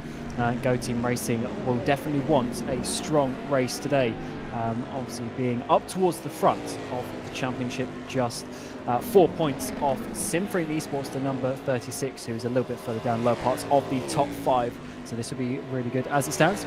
And it's also good because Visceral are down 8th place in the championship, so they're taking points effectively off other teams, as they're not quite in the championship fight as it stands. Let's see how that one works out over the course of the next 4 races this season. With Pesco just losing time in the background there. They're currently 3rd place in the standings. They are indeed, really have been on sort of a run of form. I didn't actually recognise them until Daytona, but they've been doing some pretty good jobs in terms of the LMP2. P12 first time out at Monza, not necessarily anything really to write home about, but since then have been, inside the top 5 since then. They got 5th, 4th, and then of course the win for LMP2 last time out at Daytona really did set them on a good foot forward in terms of their championship charge, and ducking and diving just in behind that is Darius Andre, trying to limit the hole in the air that he's punching for the Pescarolo car. Martin Mergley a little bit wide for Visceral. That is bit by bit inviting the car of Pescarolo back into the mix and practically pushing him through turn number 3. He's really in the slipstream, and we've seen that dive into turn 5 work, more often than not, Cam. Yeah, is he a little bit too close? So he sort of got the overlap a bit too soon on the straight. He's going to lose that slipstream advantage now, coming down towards turn 5 on the outside as well. Brakes later, locks up though, manages to make the corner. Visceral have the inside though. They got a little bit wide, squeeze that space away from Pescarolo, and Mergley there just he did brake late, but just couldn't quite make it work on the outside. Great battle between the two, pushing each other to the limit. Yeah, and that's what you love to see. It's the great mutual respect as Merkley goes very, very wide of the right-hander. That is, a bit of a loss of momentum, but he's still there, still definitely within the fight as they run their way through the carousel once more. Merkley able to take a much tighter line, limiting the distance around the very, very long sweeping right hand that is able to lead you down into turn number 11. There's the Valley Esports DPI car working his way through, catching them at probably a pretty good time, and it's not going to lose Mergley any time. Might actually hinder the car in front of Darius Andre, open the gap maybe for Mergley to close the gap just a little bit, but no, that's not going to swing into effect too much. But definitely the pressure is on, and Visceral are feeling that, but meanwhile Go Team are loving this in the sense that they're able to pull a gap because of the battle. Yeah, it's only 1.5 seconds, but that is enough to not think about the cars behind so much. Don't really see them in your mirrors. They don't really distract you as such. You can just focus on your own race. As again, the DPI is still coming past this LMP2 battle. Seawolf there, Yanka Tao still in that car, 48 seconds off the lead. They've been struggling to come back from that drive-through we saw a little bit earlier on for them. As they come up the inside of turn 2, can they get both of those LMP2s? Not quite enough. Splits up that battle. So Visceral with a little bit of breathing room this time around as we come through the kink of turn 4. Don't think Mergley's going to be able to quite come back from that one.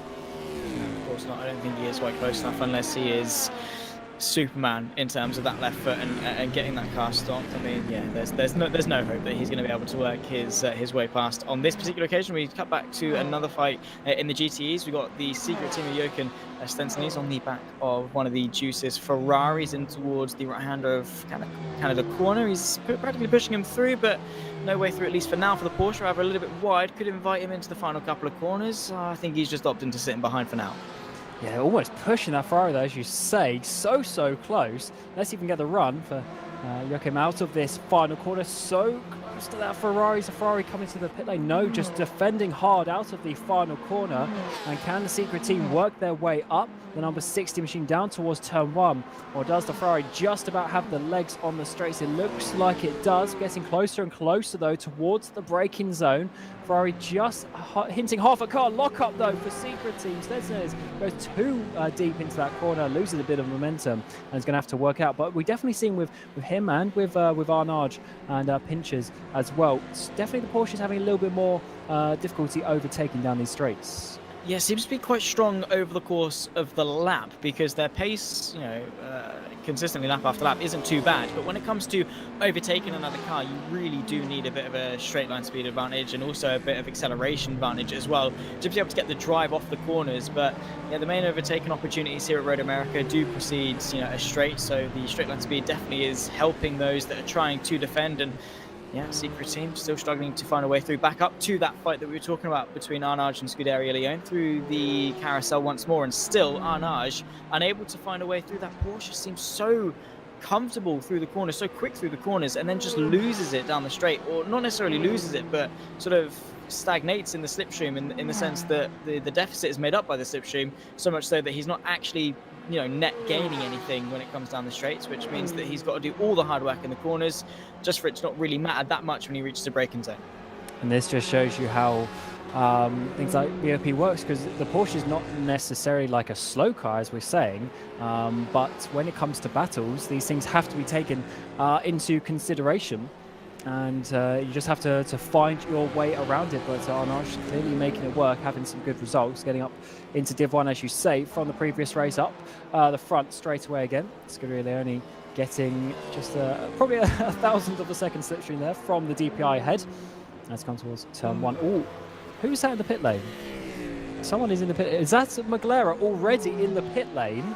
That is a very... Oh, I clicked on the wrong person. That is a very interesting situation, because that... I mean, they haven't even made the hour yet, so that was only like a 20-minute stint from McLaren. That surely this is going to come back to bite them at some point. I don't quite understand the thinking yet, but maybe the maths will work out a bit later on. Potentially so. I mean, they've obviously thought this out. They've known they've had a drive-through going into this race, so they've probably thought out their game plan just a little bit, and it must have been intentional to underfuel and get that gap a little bit. And well, maybe they might be on sequence to just have a comfortable pit stop all the way to the end of the race, potentially. Again, it's one of those unknown things, because it's not something we often see. So in the sense that we can't exactly get inside there, we don't really know what they're doing. So it's one of those things that even in the commentary booth we're sort of puzzled about and perplexed, because it's like, yeah, we're a little bit confused as to what you're doing. So I think it's going to be one of those things that we just have to sort of wait and see and see if it works and see if it doesn't. So let's just do a little bit of quick maths here. So roughly both the P2s and DPIs do roughly six stints in 4 hours. And of course we've got 5 and a bit, so with a stint being around 35-40 minutes-ish, I think they might just about be okay to do... Well, actually no, they should solidly be okay actually to have 8 stints towards the end, but that means they're going to be doing 10 stints over the race when everyone else will probably be doing 9. So they've given themselves an extra pit stop. And now, if you look where they are, so they've got the same stops to the end as everyone else, and they're now 91 seconds off the lead. So I don't know how this is going to come back in their favour, but as we said, they probably have done the maths on this and think that it's going to work. We'll have to find out, because of course they just changed tyres after doing 2 stints on the softs at the beginning of the race. Very interesting strategy from your championship leaders, and we will have to see how that one works out. Still 5 hours to go for the maths to work that one out, but I'm struggling to understand it as it stands. Yeah, I don't really know. I'm not exactly well versed in strategy as it is, let alone when someone does something completely outrageous like that. So yeah, we'll just have to wait. We'll wait and see. We'll see how they get on and track their progress throughout the race, because their raw pace as it stands, yeah, they've got no problems. But maybe that awkward first pit stop that allowed them to get the track position up into first place might be either a hindrance or might be some magic thing that will really shine them back into the limelight in a few hours' time. Again, we'll wait and see as to how that's going to pan out. But yeah, definitely something a little bit interesting. We cut now to the 3-way fight still for the lead in the LMP2s, as Remy Delorme leads Darius Andre and Matt Mergley for Go Team, Visceral and Pescarolo respectively. And now in towards turn number 5, Mergley still unable to find that way past versus Darius Andre, and well, all 3 of them got a bit of clear air there, back to back as they are on track. And yeah, I'm interested to see how this fight for the lead in LMP2 turns out, because yes, there's still 5 hours left to go. How interested are these guys in terms of that track position? Indeed, I think this battle's gonna change a lot. So we, of course, are going to see how that works out, because the margin's just so close. Look how close the 3 of them have been for almost an hour now, and they have swapped positions, but they're all within the same shot as each other. So that one definitely needs to obviously figure itself out. Just getting past the GTC race, centre car nicely there for Delorme. Didn't really lose much time from that one, and we need, obviously this is part of the battle sometimes, where maybe being in 3rd place for Pescarolo could actually be a benefit, because they can sit there, possibly save the tiniest bit more fuel than the cars behind, and they're also not having to stress too much. They're just sitting in behind, following the cars, and they're just keeping themselves in a good position. If you've got Delorme in front, if he's maybe stressing a little bit about being in the race lead, maybe making a couple of mistakes here and there, it could actually sometimes be worse leading the race at this point when it's so close. Indeed so, and into the pit lane, bang on the hour mark in all fairness for the GTEs. Into the pit lane comes Christian McKell for NeedRacing.com from the lead. So too for the entirety of the top 5. So well and truly have hit the GTE pit stop window, and well and truly they're right on sequence to make this just a pretty plain sailing even number of stints to the end of the race. Yep, perfectly on the hour mark, which is what you want to see. Interesting though, changing tyres with the mediums, purely just because the tyre wear is so high, and you always want to be on the freshest tyres if you can gain back. But someone was on the hards, weren't they? So we need, as you know, wasn't in that category actually. Everyone was on the mediums, wasn't it? So definitely looks like medium single stints for the GTEs as they work their way through, and that obviously makes it quite nice, because if you can get to an hour on the fuel tank, that just means 5 pit stops for the 6-hour race and single stinting the mediums all the way through. But it does look like we might see the drivers still double stint, so probably be 3 driver stints over the 6 hours. Potentially so, and we'll again just see how the dynamic of strategy chops and changes. But in terms of awkwardness for the GTs, there is no sort of discrepancies in terms of that. They are just going to have a pretty plain sailing on the hour mark for the remainder of the race, as opposed to some of the prototypes, which might have a bit of a more awkward affair when it comes to things. But once again, back to this fight for LMP2. Still no changes as it stands. Go Team Racing maintaining the pace quite well on what is now some quite deteriorated medium tyres at this point. But there you see Martin Mergley putting some pressure on for second place versus Visceral. Yeah, getting closer and closer up towards the back of shot. Let's see where they're going to be as they come up towards turn 1. They've got the Ramada car ahead of them. They've got Sim Race from Holland on the inside. That's going to block off a little bit of space for Pescarolo to dive down the inside as they keep there in that 3rd place. But yeah, so great to see this battle continuing and to do so cleanly as well. They are having a pretty fierce fight here, because it's one of those things, they're not necessarily going side by side every lap, but they are fighting in terms of the lap times. Every single 10th matters in a battle like this. If you start making mistakes, you will start going backwards and you'll be under a lot of pressure. So you've got to be as perfect as you can be. You're almost doing qualifying laps as such during your stint, within the limits that you can do to push the tyres at this point. As we see a little bit further up the road, GTC Race Centre losing a position to DX Droids. I think it's down the inside in the GTE category. Still side by side. This is a huge mess with 3 categories worth of cars as GTC hold on. We've got the Symphony and DPI sliding their way down the inside. Almost contact between Visceral as well up the front of the LMP2. Such a messy point of the race, but I think they've just about worked it out, and somehow all the cars are on the track. Somehow I am amazed as to how they've been able to keep it on the track. Martin Mergley really not getting the best luck in that exchange, falling back just a little bit, but still well and truly in sight of those in front. Caught behind a bit of GTE traffic. There is the race leader, Remy Tourme. That's going to invite Darius Andre to maybe have a look to the right-hand side as they run their way in towards kind of the corner. The Juicy Motorsport Club Ferrari just in front, but there goes Darius Andre to the inside. Great opportunistic move there, back into the race lead. Here comes Martin Mergley onto the scene as well, putting some pressure on the Go Team car of Remy Delorme, and this fight for the lead well and truly has ignited. It certainly has 3 cars battling towards the front. This is what we like to see as Juices 73 gets involved there, trying to just do their own race. But we've got a battle on our hands in the LMP2s. Mergley getting the run up towards the front straight away. Gets to the inside, actually. That is in a crucial place because he's getting the slipstream from Visceral as well, who I think are doing that to make them battle in towards turn 1. Mergley gets the braking done up the inside there, and we see Go Team Racing drop down to P3 on those medium tyres, and certainly things have swapped around here for the LMP2s. Well, look to be some. I mean, they were in control for so long with Go Team, but literally just getting caught behind the car and towards turn 11. Didn't want to do anything too extraordinary because of obviously the orange zone, the double penalty zone, if they did end up causing any contact. So they played it safe, and unfortunately that lack of momentum did lose them the pace to Darius Andre and now to Martin Mergley. Not being the best laps for Go Team, but let's not forget that those mediums are going to start to feel the wear relative to the hard compound tyres in front of them. and maybe we might see the two in front start to pull away. But to be fair, it's not been the worst stint for Go Team Racing. They've had some really good pace, and unfortunately, they got a bit of bad luck towards this point in the race. But they are still, they're still in the mix. I mean, anything happens between Visceral and Pescarolo, and Remy Dulombe will be there to 100% pick up the pieces. Yeah, of course we've seen traffic come into it, but I'm just wondering how the tyre situation is. Second stint tyres for everyone, but when we get to the next pit stop, I want to see if there's going to be a triple stint on those hards, or if they are going on hards purely just to keep the pace in this second stint, as Merkley's looking for the race lead. Isn't quite going to get it this time around into Canada corners. Go Team drop off a little bit with Satellite DPI coming past them. But certainly that tyre strategy, I think, is going to be quite crucial, because Go Team Racing will have to decide.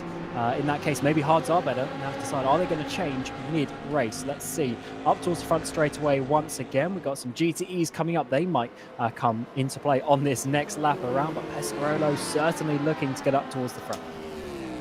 Indeed, so their intentions are very, very clear indeed, and well, now they can see the lead just in front of them. They are basically got a taste of it. They just have to find the way past, lapping the GTE Aston Martin as they run their way in towards turn number 3. But once again, maybe it's all about this run, maybe off of turn number 3, that matters most. In the slipstream, ducking, diving, Visceral left to right, trying to block the slipstream that he's given to Pescarolo, moving it back over. There comes one of the DPs, that's Race Clutch, working their way past. Doesn't really know where to go because of the defending Visceral car. In towards turn number 5, the gap opens both in deep. Pescarolo spins round, tags the Go Team car and tags some of the GTs. This is a big kerfuffle. Pescarolo just caught off a little bit there, distracted by the Visceral car going a little bit wide, overcooked on the brakes, and the rear end of the car looped around. That is very unfortunate.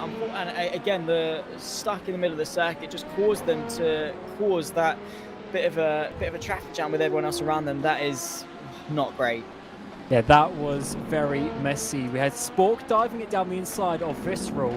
Visceral couldn't get back to the apex, so Merkley was like, right, I'm going to dive into that space. Obviously went in too deep, locked the rears, and unfortunately made contact with Visceral. But then what happened next is the bit that you're in a difficult position, but don't make it worse for yourself. And what he tried to do was rejoin, made contact with Go Team Racing, then made contact with Scuderia Leone, and I think the Arnage car it was as well. So it's one of those things, don't compound your error, because you don't want to then get a penalty for unsafe rejoin. And also the fail to lock brake rule as well. Things like that have to be taken into consideration, even if it's a little bit of an awkward place. The best thing you can do is wait for a gap. If people crash into you, they crash into you, but at least you are following the rules and you're not making the situation worse. When you start moving around, it gets very dangerous. And unfortunately for Merkley, was going for the race victory, and now probably has a little bit of damage as well. 9 seconds off the lead. That could be a changing point for their charge today. That really could be. And yeah, while it is only 9 seconds, there is still just under 5 hours left to go. The pace that Pescarolo have is pretty decent.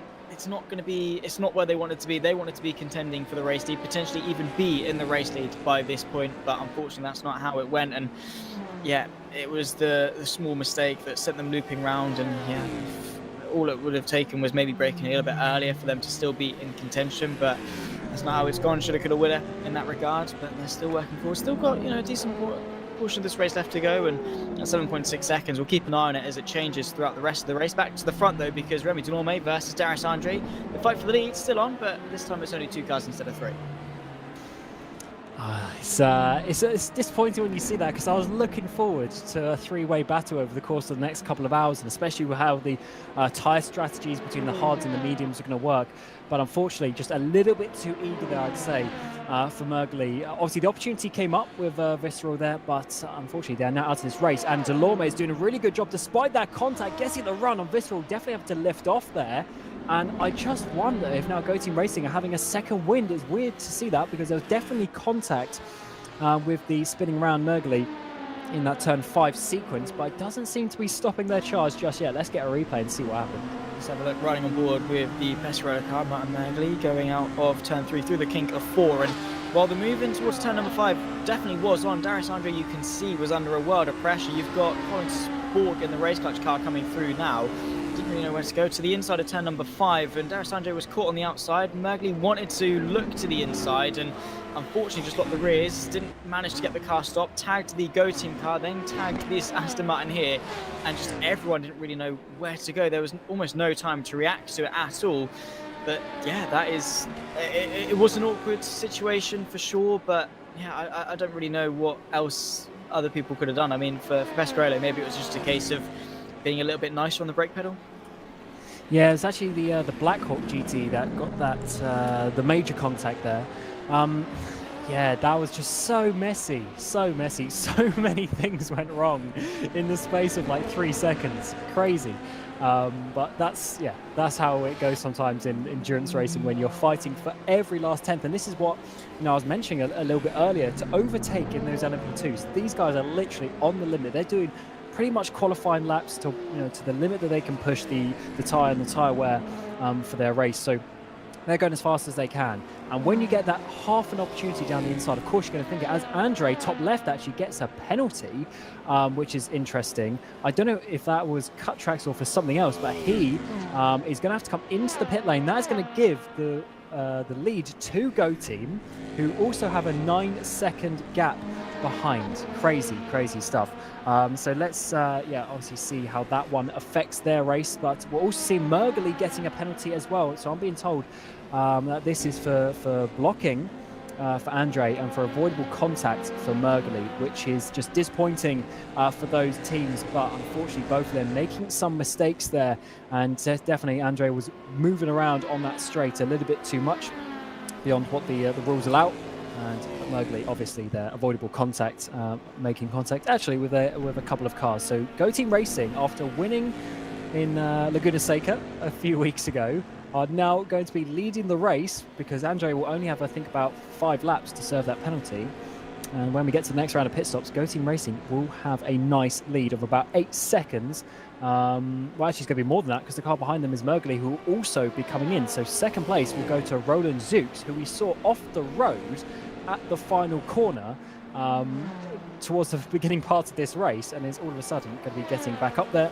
And in behind them, in third place, will come his teammate of Rick Van L in the second of the Simfream entry. So that just shows you how quickly these things can turn around. And for Simfream, it wasn't looking like a nice race, but they're going to have 2 cars on the podium. Having said that, the drive-through penalty will mean that Delorme is probably going to be about 10 seconds or so behind Rick Van L. So it's not the end of the world, but certainly something that they need to consider as we're getting to the next round of pit stops fairly shortly, actually, for the prototype categories. And back to the front, we'll just run you through some of the DPIs. Colin Spork leading the way now by 22, almost 23 seconds to the DX Droids, who are also themselves having a really good race in the DPIs. They're holding their own. They've pulled away from the likes of Wanako. Ricardo Costa there, who also is having a good race for Wanako. They haven't had the best season so far, really. Haven't got the results that they would have wanted, but close behind is Burst. So let's see how this one works out for Burst, trying to come back from where they obviously had their incident a little bit earlier. Yeah, indeed so. They've been on the fight back since the start, but Michi Hoyer has been driving that car very, very well. In all fairness, he's not made that many mistakes in terms of on-track stuff, and if it wasn't for the contact a little bit earlier on with Janssen Vincent Valle, he might still be a little bit further up, but sat there in 4th place, not doing at all too bad for this portion or this stage of the race, let's put it that way. And he is closing the gap and trying to get himself back onto the podium versus Wanako. And to be fair, I can see it happening. The gap is very, very close, and Michi Hoyer is determined to recover that car. Certainly is. Oh, that's too wide though. That's such a tempting corner, turn 6. So difficult. You want to take the speed into it, but I think it's really because of the elevation change. The rear end just goes so light as you come up the crest, then it flattens out, and obviously the rear is still sort of lifting up as you're putting all the weight onto the front axle as well. So it just really makes it so difficult to make that corner. And we saw Hoyer there having a couple of issues so far this race, and losing out in this battle as they come through turn 11 now, through past the Schubert LMP2, and trying to get back in the slipstream of Wanako. But this is a podium battle still for Burst, so they can still realistically catch up to DX Droids there as Costa goes a little bit wide there into Canada corner. Indeed so, and having to recover off it, and that has really allowed Michi Hoyer to close the gap into the final corner, the swing through the right, and well, it really is just about getting your foot to the floor and making the most of the uphill climb as you emerge, and then once again you're plateauing on that run towards turn number 1, and Michi Hoyer is close, but not quite close enough in able to go from moving towards turn number 1. It's about getting as close as possible, maintaining that gap through turns 1, 2, and then into 3, and then launching the attack on that run in towards turn number 5. Yeah, getting closer is the Burst Esport card there. I think he does have the pace on Costa as it stands. He was 1.2 seconds quicker last time around as we get D'Amelio in. First person of the second round of pit stops, I should say. He was the first one to pit last time as well. So going shorter stints for Team Rookie Monsters today. But Burst in the foreground trying to get that place up to Ricardo Costa. Burst did go a lap longer on the previous stint, so assuming they're going to keep that lap advantage, they might be able to use some sort of overcut and sort of things to their advantage, but that's not going to help with Michi going off onto the grass. Yeah, no, that is suboptimal to say the least, but at least he's still pointing the right way and dipping in yet another wheel onto the grass. He is very much pushing hard. He wants to get himself up onto the podium and swinging his way round through the carousel, trying to maintain the gap as best as possible, but he needs to stay calm, stay composed, and realise there is still a long way to go in the race. This isn't going to decide it, but he's a racing driver, and naturally the competitive nature does sort of take over sometimes, and well, he's doing his best to stand the back, practically pushing the Monaco kart through the right-hander, and 2/10 is the gap as they once again run their way uphill towards the final couple of corners, but once again it's not quite good enough for Michi Hoyer to mount that attack. And yeah, I do think, because they're not actually that too far off the pit stop sequence, are they? So they it might just be a case of sitting back and waiting for that pit stop to really then make your move. And let's see, is Hoyer going to have a run now? He's just too far back coming up the hill there. But we did see someone, got a bit confused with the name change. Bradley Sellers has got in the car for Luca D'Amelio. So the number 8 has had their first driver swap of the day. And I assume we're going to see a few, don't go that side, Michi, yep, come to the right. That was almost going to be going off the track. Loses a bit of time there to Ricardo Costa. But first driver swap that we've noticed of the day. Rookie Monsters number 8 as well, as we're getting Satellite in the pit lane with Seawolf and Valet in as well. So Wanako and Burst going at least 1 lap longer than them, 2 laps longer than Team Rookie Monsters. And if we think that Burst have an extra lap in hand on them, that could be 3 laps already, the advantage to Burst over Rookie Monsters, which of course helps you later on in the race. So strategy certainly starting to open up as we're getting this second round of pit stops.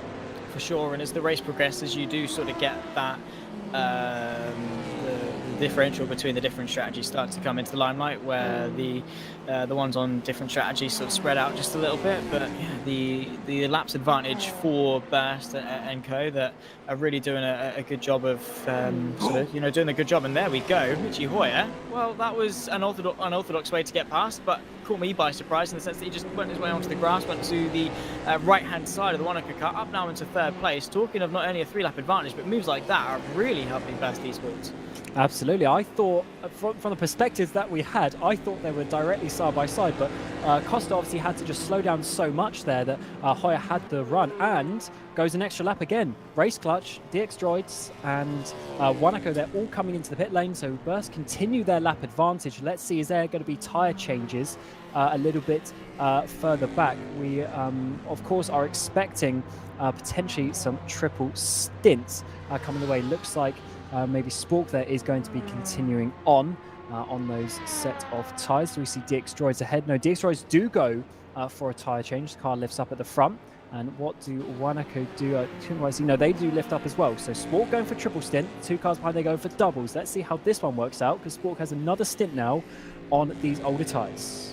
Colin Spork, though, is fantastic at balancing the tyre degradation as well as the pace, and well, Race Clutch did have a decent margin to those behind, so I'm sure Colin Spork should be able to just maintain the tyres for yet another stint and then come off that stint and put a fresh set of boots on and carry on. But yeah, it will definitely do them a lot of favours later on because of the awkwardness that it's around about a 9 stint race, so somewhere in there you are going to have to do a triple. You can't just do the whole thing on on doubles, but yeah, he's making the best use of that awkward stint, and doing it early on just means that he can have plain sailing, and rFactor can have plain sailing for the remainder of this race. And yeah, Bolin Sport is, to be fair, rFactor in general have done a really good job of controlling the pace. Yes, Christian Margera and Simfreem have maybe had the raw pace overall, but that drive through early on and maybe the unorthodox strategy has pulled them back just a little bit, whereas rFactor, they've been really consistent and just, you know, really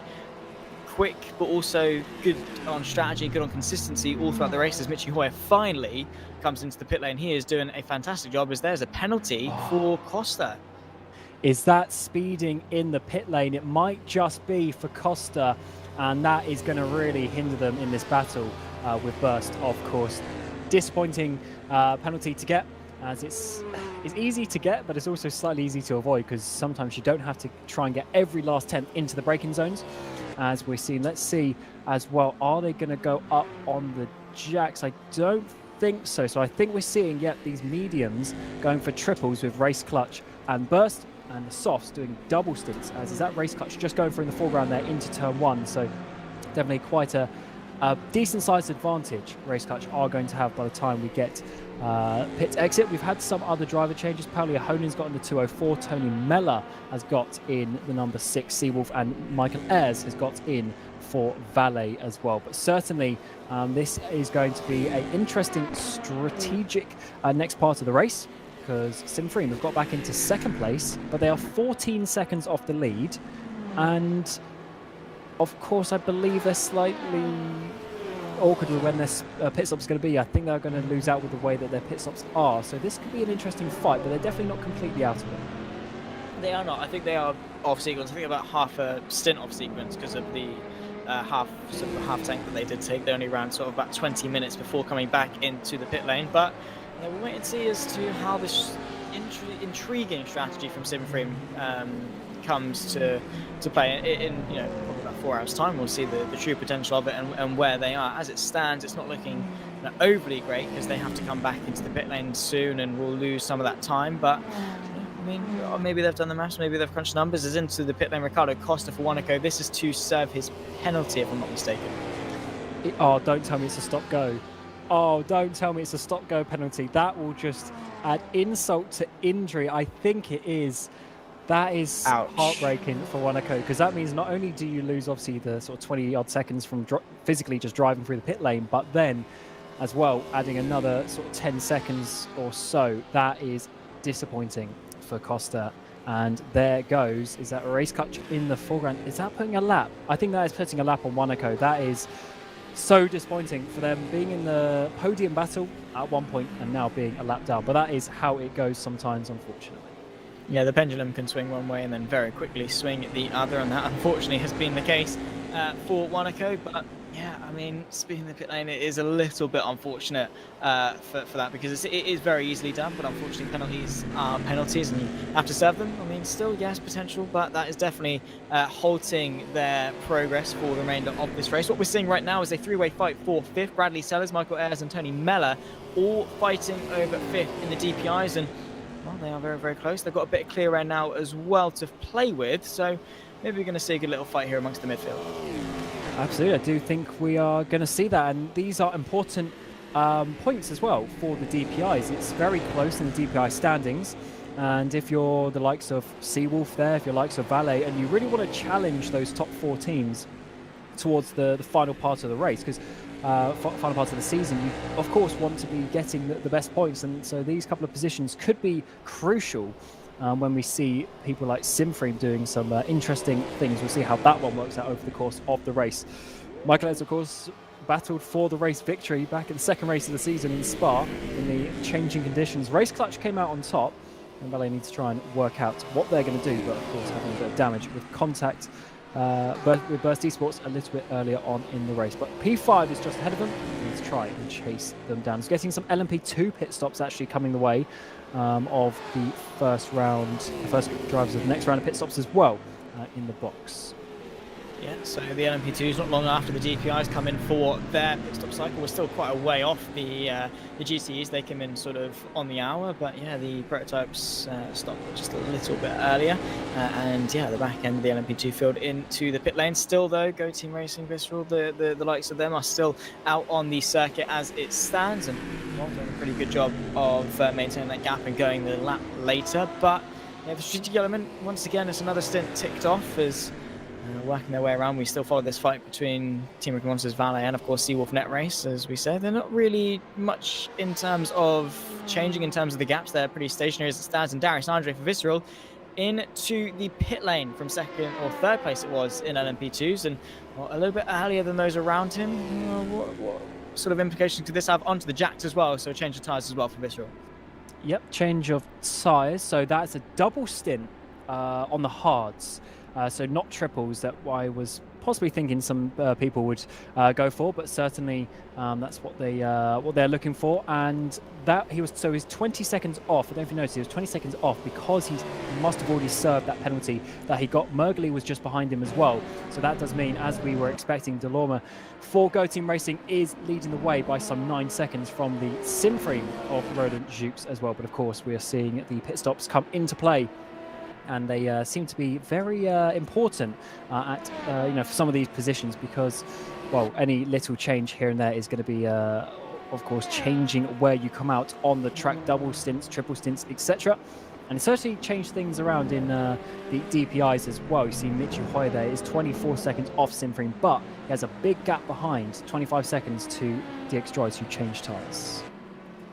So, but yeah, we'll again wait and see how the strategic dynamic works its way throughout the race. When the LMP2s, all of them emerge from the pit lane, we'll then see as to who's where in the going into the third stint of the race, the 6 times Road America, of course, that we've got in store for us today. Remy Delorme still continuing on for yet another lap as he's getting the Best Esports DPI knocking on his door, and well, he's working his way through, of course. He's got a bit of a margin behind to Roland Jukes, who for Simframe Esports, the championship leaders, of course, in LMP2, doing a pretty good job of moving their way back up the field on the back of the Arnage competition Porsche, working their way through into turn number 3. But Roland Jukes has done a pretty good job for Simframe, and the LMP2 field does definitely look very, very close indeed.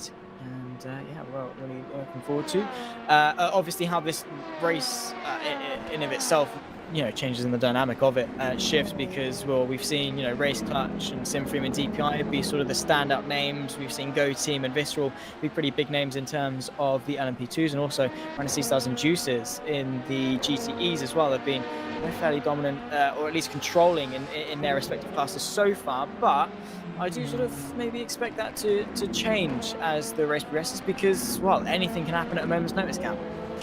Certainly can. It's a difficult race sometimes, with how you sort of expect 6 hours to feel long sometimes, but one little incident here and there, or one little overtake, can really change a race. And that's why I love endurance racing, to be honest, because you have to always be on the limit. You have to always be trying, and that is certainly a little bit difficult to do so in some situations.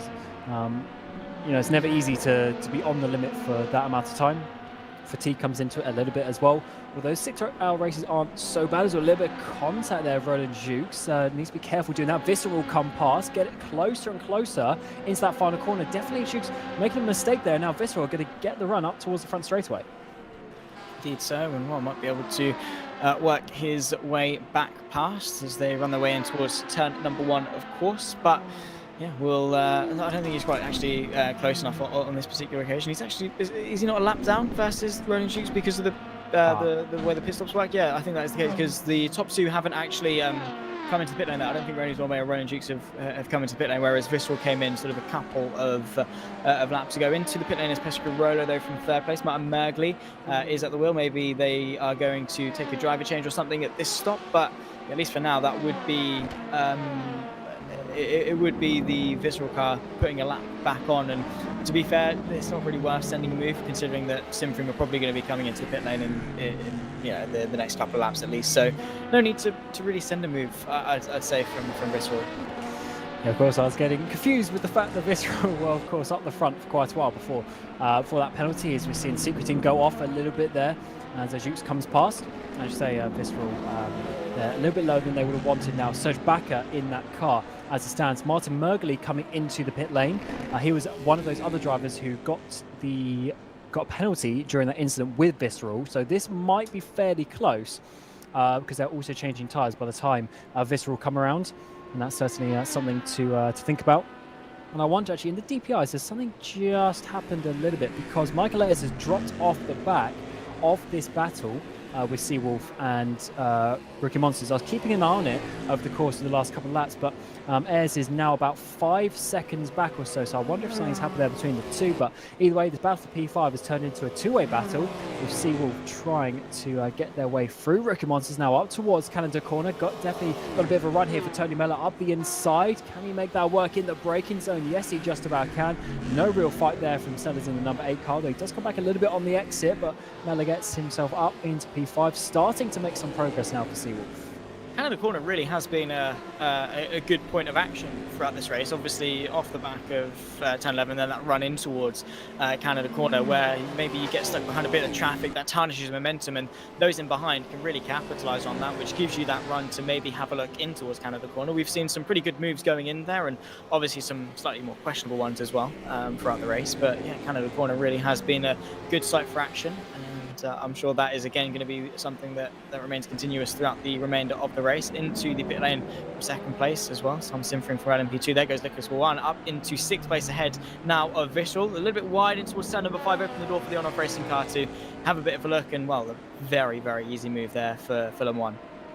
Yeah, back down a place for Visceral. That certainly the race is going slightly backwards from where they would have been expecting to be battling for the race victory this time, as we have just completed 90 minutes of the race, 4.5 hours to go, so still plenty of time to come back, but definitely a slight downward spiral for Visceral over the course of the last 20 minutes or so. Need to try and turn that around, but on-off racing, they're not a bad team. They are currently sitting 4th place in the standings, a little way off the cars ahead as such, but certainly doing a good job.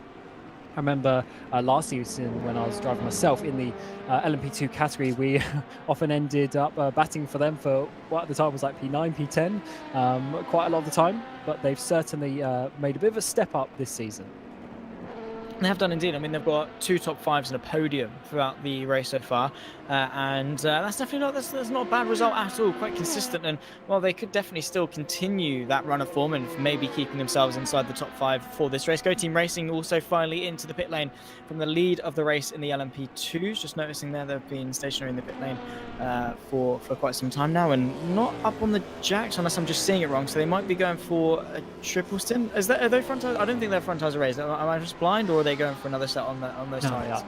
There they are. Just dropped down. So they have changed. So also doing doubles, which makes sense. But they're staying on the mediums, which is interesting. I guess they are leading the race, so it's working out to some extent.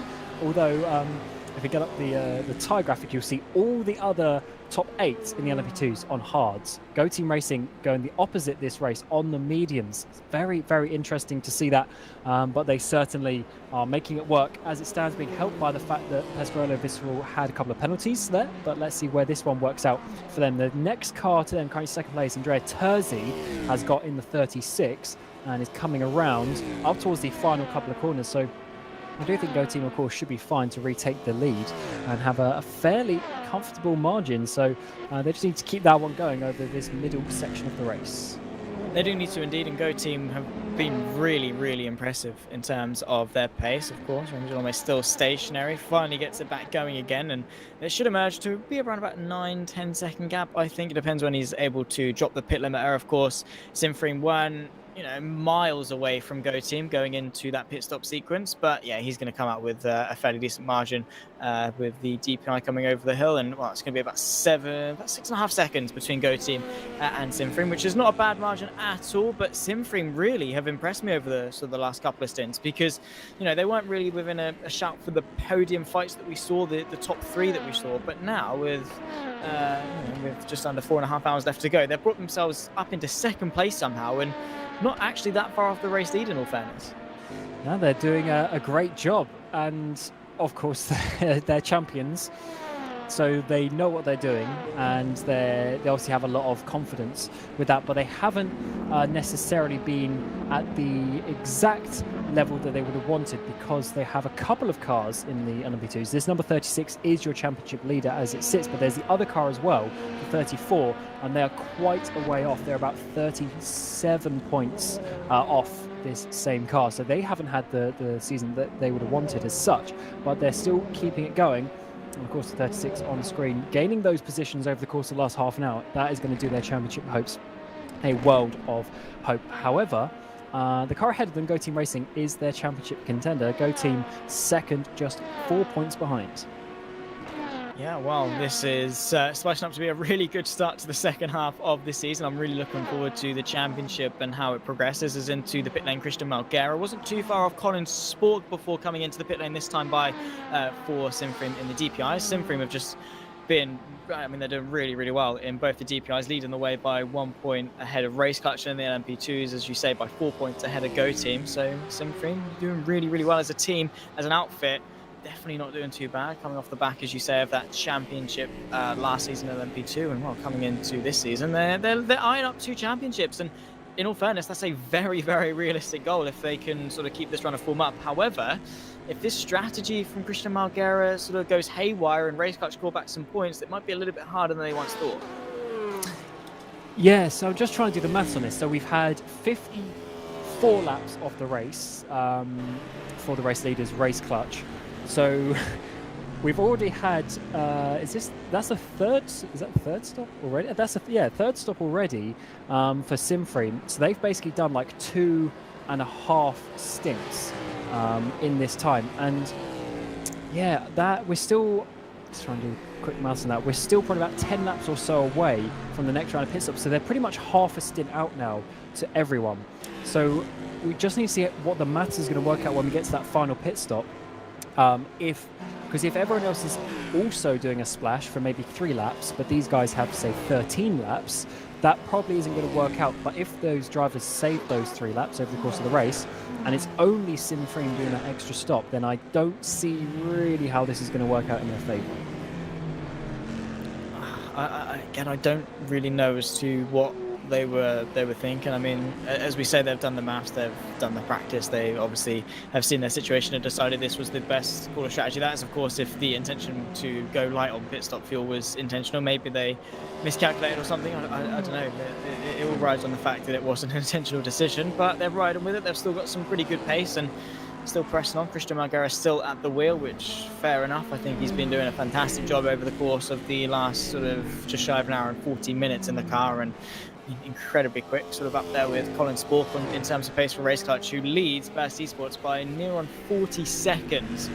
Colin Spork and Race Clutch, I mean, they made the most. I mean, starting from second place on the grid, they were able to get up into the lead of the race, of course, after Simframe's drive-through penalty, and since then, they've taken that opportunity and said, yeah, cool, we're going to run with it, and they really have. They've been fantastic so far in this race, and of course they're still triple stint. They're doing their triple stint now, which surely is their slowest point of the race. Yeah, we'll see how it works out, because as we were mentioning earlier, we're looking at 9 stints.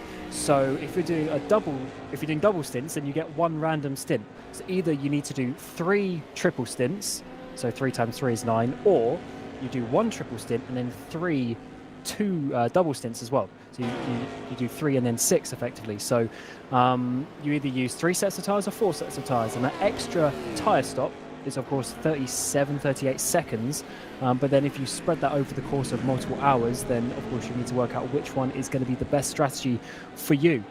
So let's see. Oh, it's again a massive who was that up the hill? Was that Wanako really pushing? Was that Pescarolo a little bit off the track there? Don't like to see that being so aggressive, but yeah, certainly we'll have to see if we continue with these triple stints from the likes of Race Clutch, or if they're going to do 3 doubles after this. I mean, they've got sort of the gap to play with, which I think is definitely playing in their favour. Of course, 40 seconds can very quickly change, but yeah, I mean, they're in a position where they can sort of decide what the best protocol is in terms of their strategical decisions, and whether they go from just for 3 doubles to the end of the race, or just sticking on with the triples, because either way I don't really think their pace is going to differ too much. Their pace on triples has put them in a position where they're about half a lap ahead of the of second place. So on doubles, that I'm sure they'll be able to extend that gap just a little bit more. I mean, do the decisions of other teams and what they see in terms of strategy influence what a team does mid-race in terms of their strategy, or do they stick to their gut and stick to what they were doing when they were sort of planning out the strategy pre-race? It depends how much practice you've done, because if you've practiced literally every type of stint, so say you've physically practiced triples on mediums, you've practiced doubles on soft, then you will have that knowledge in the back of your brain. But if you haven't really practiced it, then you shouldn't, in my opinion, change, because you need to have the confidence to push. The change, or the thing that might change the mind of Race Clutch, is that they now have that 38 second gap to burst, so they can make that extra tyre stop with doing 3 double stints on the softs. So they actually do have the track position to do that. So maybe that is something to think about for them. Just, is it going to be faster overall? With how it's gone this race, and with how it went previously in Daytona a few weeks ago as well, I would definitely think that they have the pace either way. But talking of pace, coming back to the front of the LMP2s, and we're starting to get a bit of a battle here. Team Iris closing down to second place in Simframe. We were just saying how Simframe were doing a good race to get up to the front, but Iris are following them through as well. Yeah, both of them have really come into the limelight in the sort of the recent stint and catapulted their way up into second and third. I think a bit of a stalemate between Andrea Terzi and Guillaume Mas now at the wheel of the Go Team car. Stagnated around about 5 seconds-ish for the gap for the lead. However, that can very quickly change with a burst of pace maybe from Simframe, or a bit of traffic influencing the Go Team car. So the fight for the lead still definitely isn't over, but Wesley Bukow is doing a brilliant job in that Team Iris car. Really, really impressive, and might actually be knocking on the door potentially for what could be second place in this race. Are the intentions there? I don't know. If you were Wesley Bukow, would you want to lead the charge towards the front, or would you just sort of trust that Terzi's got it in the bag to be able to close that gap? Because right now Bukow isn't exactly miles quicker than the Simframe car in front. So again, does he just sit back, be patient? Does he be aggressive and try and get towards the lead of the race, or is he just happy with third place? I don't really know, because Team Iris have just put themselves in a really good position, second or third. That probably sort of means the same amount. It's still a podium at the end of the day for Team Iris. And it's Iris car 12th place in the standings. They started in Division 2, which is why they're the 237, because all the 200 numbers, they started the season in Division 2. They've got themselves promoted, and they've been in Div 1 for the last few races. They got some half decent results, but this is the first time they're really now in a strong position to get a podium today. So yeah, do they want to risk that, or do they actually think that they can bridge that gap, the 6 second gap to Go Team ahead, and really go for the race victory? To be honest, with 4 hours left in this race, if I was Bukow, I'd be trying to get this place and seeing if you've got a race victory, because that would really change around their championship prospects. I mean, if you're going to finish on the podium, you're better off finishing first than third, right? I mean, you might as well. You've been put in this position. You don't often get it. It could be your only chance at a race lead. Do you want to settle for third, or do you want to try and say, I mean, I guess you've got to weigh it up. It's like, okay, but this podium means a lot to us as a team. We're in P12. We started the season in Division 2. And they've been given this position that a podium in Division 1 might mean so much to them, or it might just be the case that no, we don't want to settle for third, we want to push the lead. And that might be the case, because looking to the inside of turn number 1, potentially tucking back in, definitely showing their intentions are there to maybe spark a fight for second place. But yeah, it's just a case, do they want to settle, do they want to push for more? As racing drivers, you always want to push more, but maybe the team dynamic, is it a case of if they risk this third place, they could finish 6th, which, to be fair, again, for them, probably wouldn't be the worst result in the world, but I guess they got to weigh up what they want to risk versus what they could get out of it in the end of the race. And I guess in the background, they're looking at Roland Jukes as well, just 1.5 seconds behind. Slowly but surely catching up. He caught 1.3 seconds on the last lap, actually, so Zooks is getting really close. I think Terzi needs to try and pick up the speed just a little bit, and that explains why Bukow is all over the back of him as well, as they dive up the inside there of turn 8, getting past needracing.com. That's a nice position for Simframe to get, although round the outside now of the Carousel Team Iris Go. trying to get back in that slipstream as we come up through the kink of turn 11 and up eventually towards Canada corner. Iris definitely have the pace right now, and they should probably try and use it. So good job from them so far. As you see just in the background there is Jukes coming and coming. So this is definitely the way that Iris need to look. They definitely need to look ahead and try and use the pace they have at this moment of the race. Of course, looking behind to then be able to decide what they want to do going forward, getting past the secret team Porsche and GTE and moving their way into the final corner. And yeah, definitely it's sort of like that looming threat of Roland Jukes just in behind is sort of maybe lighting a fire under their backside to say, yeah, no, we need to get a move on. We need to get that car between ourselves and Roland Jukes just in behind. Otherwise, we risk potentially losing out. Let's not forget, obviously, the two Simfream cars, you know, a bit of team dynamic play. You don't really want to be sandwiched between the two of them. So it might be the case that Buckout might get a bit more aggressive, might try to pull out the gap. But his pace so far, I mean, it tells me that even if he does get through, he's going to have a hard time pulling away. Yeah, certainly is such a close race in this LMP2. So I'm just looking down. Of course, we haven't mentioned all of them, but if you look at the last laps, everyone in the top 6 of LMP2's last laps are between a 50.3 and a 50.5. 6 cars, all basically within a 10.5, 2/10 of a second of each other at a random, lap in an endurance race. Crazy to see how close these P2 gaps are, and that's why it's quite difficult sometimes actually to bridge these gaps. But actually, Terzi has caught down. We're under 6 seconds now to the leader, so Iris definitely looking to be on the back, to be on the back and start pushing Terzi towards the front. Potentially so, but again, that gap just hasn't really moved relative to Guillermas. It's staying again at that sort of 5.5, even actually increasing towards 6 seconds. So yeah, it doesn't seem like Terzi quite has the pace to get onto the back of the leaders so far, Go Team. So yeah, whether it's a case of maybe they're not working together as much, but Terzi was able to get the better drive-through traffic relative to Buckout, which is sort of put a pause on the potential battle at hand. So they're going to have to call back a little bit more time. But yeah, Go Team they're doing enough. I mean, they're 5.5 seconds. There's bigger gaps in the wild, like the one we see with Race Cars, about 36 seconds clear of burst.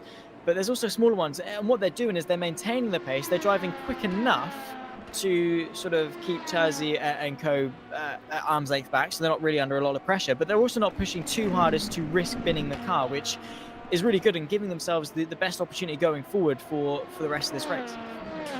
And one thing I was thinking that we haven't actually had a look at in a little bit is the GTEs. So I wanted to have a quick update to see where they were going. As it stands from the beginning of this race, Maradnas, E-Stars and Yimi Nisula is leading the way. Of course, they're coming quickly up towards their second pit stop on the hour, so about 13 minutes left of this stint, and they are leading the way. That number 64 Aston Martin machine, currently a little bit further down in championship than they would have wanted. They're in 5th place, about 34 points off, so this would be a great result if they can continue this one going. They're leading by 8 seconds to Wojtek Polesny of the number 74, which is currently 2nd place in the championship, and they are ahead.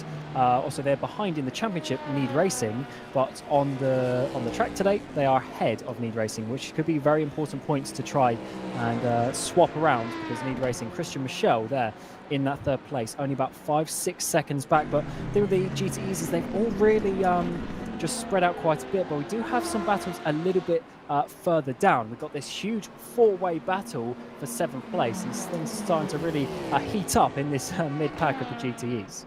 For sure, and I'm definitely not complaining. I mean, fair play to them. A bit of a lock-up from the GTC car going in towards turn 5. That could invite the Go Team at Racing GT to have a bit of a look up the hill towards turn number 6. The Ferrari is going to have a bit of a look. Inside line gets the squeeze though from GTC Race Center as they run their way back through, and no way through, at least for now, for the 97 machine of Christian Pallison, who can't quite move his way up in this train. But yeah, loving this. I mean, yes, it's only over potentially 7th place, but well, the race is a race, and 4 cars involved in it definitely is nothing to shy away from. But Just Motorsport Club, of course, that 73 machine is inside the top 5 in the championship, so probably 7th place isn't really where they would want to be in this race, at least at this stage. Yeah, they need to get higher up if they want to battle for this championship. The only good thing is that both Juices and Need Racing, they've had a couple of races where they've really struggled. So that's what's keeping the championship pretty even between them. But definitely the 73 not really going for the championship. Their sister car is what is the one that they're really putting, I guess, their effort into. But the 73 could be there to take points of Need Racing if they were a bit higher. So as you say, they want to be higher up, but look at all these Ferraris battling their way through the final corner. Four-way battle, almost 2 hours into an endurance race. It's really great to see. It really is how close and competitive the entire season has been across all three fields. And well, the 73 machine of Jean Barbosa going a little bit defensive. I mean, he's sort of defending thin air in all fairness, trying maybe just to break the slipstream. Looking in the background, though, could be Diego Silva in the GTC Race Centre Ferrari, trying to move his way forward up into second place in this train and up into 8th place overall versus the Caspian Motorsport. But yeah, 4 Ferraris, 4 different teams, and well, they're absolutely going for it. And again, as I said, I really am all here for it because I mean, in all fairness, I mean, it's a great fight to watch, but also it gives the lapping prototypes a bit of a headache because if they catch them in the corners, they've got 4 fighting lapped cars to get through as opposed to just 4 cars that are just, plonked on in the middle of the circuit. They've really got to find a hard time of working their way past, which probably is a bit of a headache for the prototypes. And as we see in the GTEs on the bottom left of your screen, no position changes in the top 6, but we definitely have a lot of position changes available outside of the top 6. So 7th place, there's that Juices car. They've already made up 3 places after a bit of a disappointing qualifying, but they obviously need to try and come back in this second part of the race. We had a couple of DPIs around the outside, Satellite and Wanako, even Race Clutch in the background. They're all trying to get past this massive train of the GTEs. Can they just work it out on the exit when we get to the exit? Yes, they can. Race Clutch dive it to the inside, your race leaders. And an interesting point actually to note, Wanako were behind at some points. They've unlapped themselves from Race Clutch, just showing you how Race Clutch probably have this race under control and just didn't want to battle with that one, because that is actually a bit of a battle between Ricardo Costa and Paolo Honan in the lower parts of the top 10 in the DPI. So that is a battle that obviously Race Clutch don't really want to get involved with. No, probably not. I mean, it's specifically for that lead, 38.5 seconds clear of Past Esports. They don't really want to, risk their race by, getting involved in some squabbles towards the back end of the field. It's just not worth the risk, and it can very easily go wrong. And Pescarolo, that is salt in the wound. It's just gone from bad to worse. This is turn 5 again for Pescarolo as well, isn't it? Yeah, they're just not having the best of days, unfortunately for them. Oh, no, it's not. It's oh no, it is. Is it? Yeah, it is. Yep. There we go. Rejoining the circuit. There's the one of the DPIs as well as the NeedRacing.com Ferrari. But Pescarolo, I mean, you got to feel for him because the pace has been there. They were fighting for the podium a little bit earlier on, and a couple of incidents here and there have really put them on the back foot. They're now 23 seconds off the nearest car, and that's Visceral for 7th. Yeah, it's a lot to go from battling for the race, for the race lead, to then obviously going towards the back end of the pack. Daniel Wisner in that car, taking over from Mergley at the last pit stop there. Now almost a minute off the leader. Yeah, disappointing last hour in their race, but that's how it goes sometimes in endurance racing. Every race can't go your way, but I'd love to see if that was a driver error or if that was a bit of unfortunate contact, because obviously that first time around to turn 5, it was really their fault. They did get a penalty for it. So continuing that trend is not what you want to do. Yeah, you sort of got to try and learn from your mistakes, but yeah, unfortunately for Pescarolo, of course, now it's Daniel Wisner at the wheel. I don't know, they've just not really had the best of days, and maybe that first incident knocked their confidence a little bit, knocked them off game, and well, naturally so. I mean, you can understand why, because they were in potentially of a shout of getting into the race lead, and that's really all come undone since that point, and they've just not done themselves any favours since, which is a shame because they're sitting pretty comfortably in the championship, moving their way slowly up the table, but not the best of turnabouts. And here we go. This could definitely be a bit of contact that with the Visceral car just in front. Yes, same car, same corner. Let's see what happens this time around. Pescarolo to the outside. So far, all good. Just locking the rears. Just pulled the handbrake on the rears effectively. And big contact, putting Visceral into the wall as well. So ironic that it's the same cars in the same corner, but definitely that was, I mean, you saw they were braking fine and then just like pulling the handbrake, the rear just locked and sent his car into Visceral. Yeah, I mean, again, it was just the Pescarolo car locking the rears a little bit and getting the car out of shape. So sort of same cars and a similar cause to the incident. Unfortunately, Visceral did get themselves involved this time around, which is not great for both teams, because they, again, as I said, did have a really good start.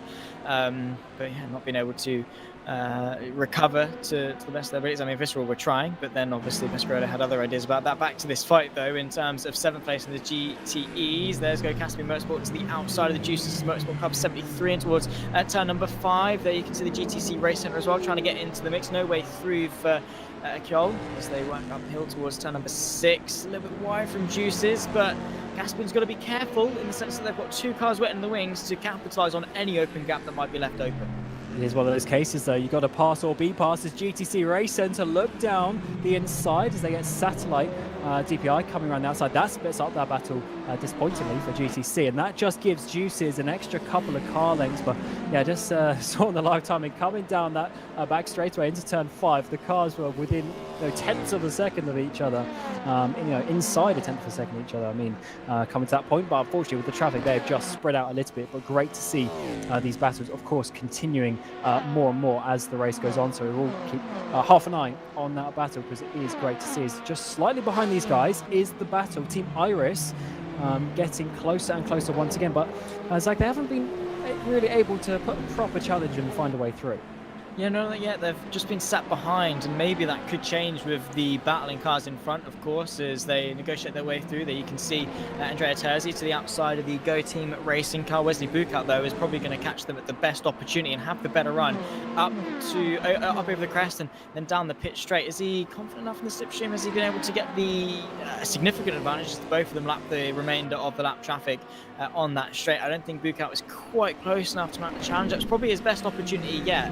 But unfortunately, the lap traffic didn't quite slow down Terzi enough for Bukout to really go for a move. They have been able to close the gap to Go Team a little bit, though, to the extent of about a couple of tenths of a second.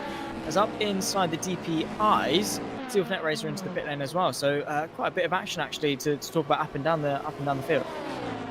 As we're getting a slipstream now towards the inside of turn 5, bit of a look, cars in the way, DPI getting right in the way. We saw this before, contact between the two on the exit. Iris go through, but certainly not the cleanest overtake you've seen in your life. They up into second place. What a race they are having, right on the limit between the two. I don't know if Simframe are going to be overly happy with that as their sister car comes around the outside in the DPI category, which breaks up their battle even more. But Terzi there certainly bit of contact and push to the outside. We'd like to see that one again, but Bukout just putting all of his eggs in one basket there. He was just like, yeah, cool, gonna send it, there's a gap, I'm gonna go for it. Bit of side-to-side contact. Fortunately, it was quite even. It was sort of their front and rears were lined up enough, so nothing major. Obviously, it's not the best way to get through with a bit of contact, but Bukout was waiting for an opportunity like that for a while, like sort of 10, 15, 20 minutes was waiting for that opportunity, maybe even longer for Team Iris to work their way up into second. Now the pressure is on. Not only have they got to maybe increase or at least maintain the gap to Simframe behind, they've also got to at least try and close the gap to Guillaume Mas for Go Team that are leading the way in the LMP2. Is going to take a quick look as to how it happened, and there we go. Saw the gap as the destroyed DPI found a way through, and Bukout was confident and decisive and just said, yep, cool, up the inside, was brave, and well, took the opportunity as it came.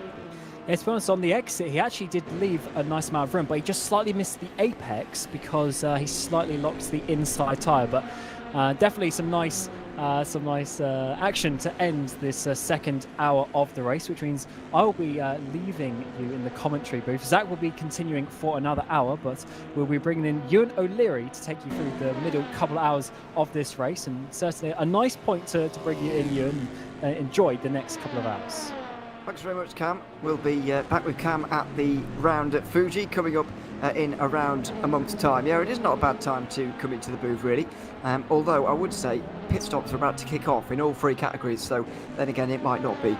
We'll find out about that very soon. But yeah, it's a nice battle here for second in LMP2. Zach will be TM for another hour here, and Team Irish showing that the Division 2 teams aren't slow either. It's easy to overlook them, but holding their own, more than holding their own. Well, commentators curse a little bit because they're down to third, but they are still doing very well, still holding a podium place.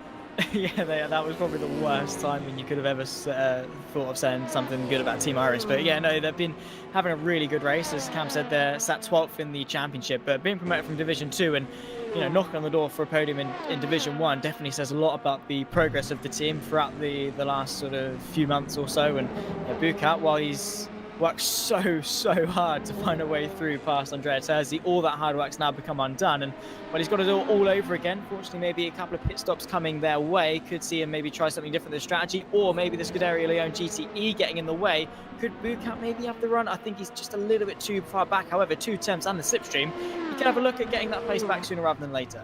Yeah, it's a very long straight here at Road America on the front, so we might well see Buildup giving this one a go. Well, there's a Ferrari kind of in the way there, so maybe put off slightly on the way in through turn 1, where these LMP2 cars can afford to brake very late indeed. And now it's going to have to be down towards turn 5, which is the third corner on the circuit, but whatever. Buildup in the slipstream, going to be around a quarter of a second away, going to get closer and closer, but the Simfrian car will get a little bit of slipstream off of that Porsche GTE as well, and so Buildup will have to stay behind for another lap, and he'll probably be ruining that mistake now just before the carousel last lap.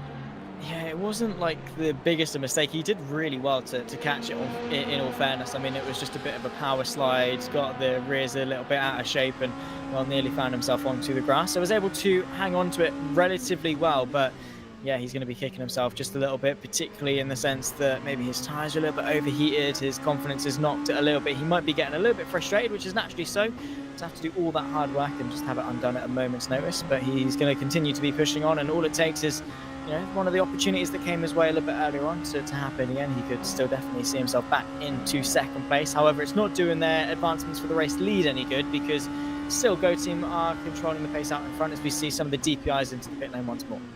Yeah, we're going to see all 3 categories making trips down to pit lane very soon. I'm a little bit concerned about the fuel for those DPIs in terms of whether they're going to be able to make it in this race on the amount of stops that they're planning to. So we'll wait and see about that. We'll have a more in-depth discussion about strategy when it all settles down, because there is a lot to talk about there.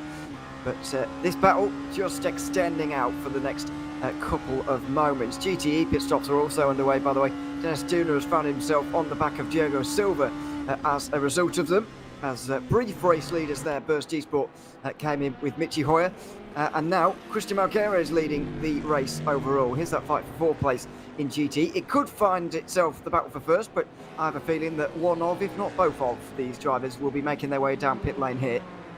Yeah, the GTEs have done pretty well to stop on the hour, so they're going to come in pretty much on sequence to the end. However, a bit of a lap discrepancy here and there could have a knock-on effect for their final pit stop and save them just a little bit of time. But yeah, you were right, both into the pit lane, same too with the top 3 so far in this race, also into the pit lane with just under 4 hours left to go in this race. But yeah, looking forward to seeing how the strategical dynamic of it changes, because, well, particularly the DPIs actually, most notably with Simfriam, the fact that Christian Malguera and Simfriam were trying something a bit different. They're about half a stint off sequence, because they took about half a tank of fuel for their first stop, I believe, and that's really sort of, I don't know, maybe they've put themselves in a really good position or a really bad position. It depends how you look at it. Yeah, maybe they considered the fact that the DPIs aren't quite making it to the hour anyway. They decided, we're not going to do the fuel saving business.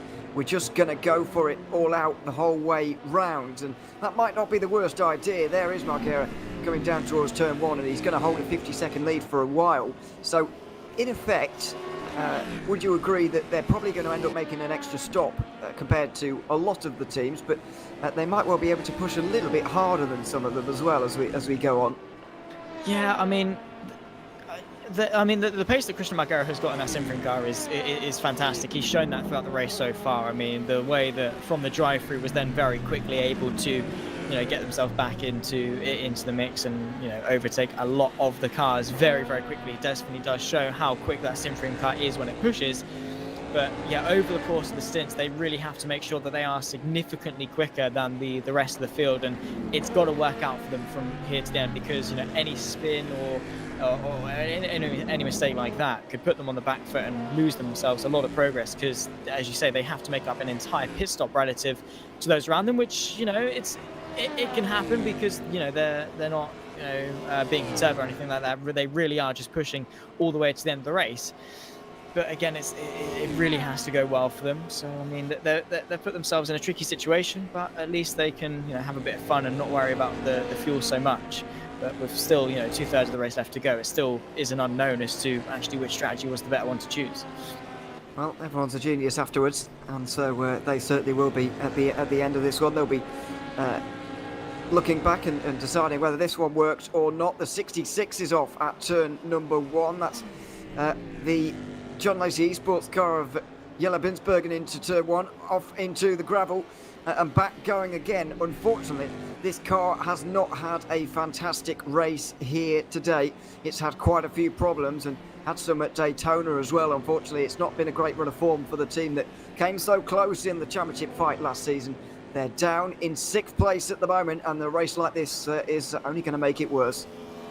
Yeah, I mean, they took a bit of a hit at Daytona, and I mean, yeah, from last season, I really thought they were going to bounce back and be sort of maybe one of the dominant forces in the GTEs, but unfortunately, really hasn't been the case, and it's just been a run of bad form, and that's led to more bad form. And John Lacey, I mean, for a team like them, you really would expect them to be fighting towards the front, but it's just, again, whether it be fault of their own or maybe getting caught up in other people's incidents that they maybe shouldn't have.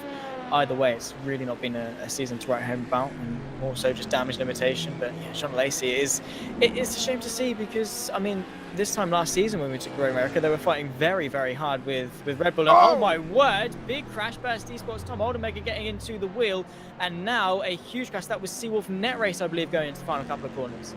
Yeah, I think it was not great news for anybody there, really. Seawolf off the road. And well, back on again, fortunately, but that was very, very much a moment they could have done without. I didn't really see the start of that for Tony Mellor. Here is the incident. That is a weird bit of contact. I've got no idea what caused that. I mean, they both went either side of the GTC race centre car, and maybe where they sort of their paths converged again after going round it, maybe just a slight bit of contact. Maybe we'll take another look. I mean, one goes right over the grass and just into the back of him, too much overspeed. And I mean, Oldenburger, there wasn't really much space to go to the right hand side there, but just tapping the rear end, and that was enough at that speed, particularly to go right to the right hand side and sat on the Seawolf Net Race car and sent it into the grass. I don't think they actually made contact with the barrier, fortunately, which is making the best out of a really, really bad situation. I mean, at least there is that. I guess so.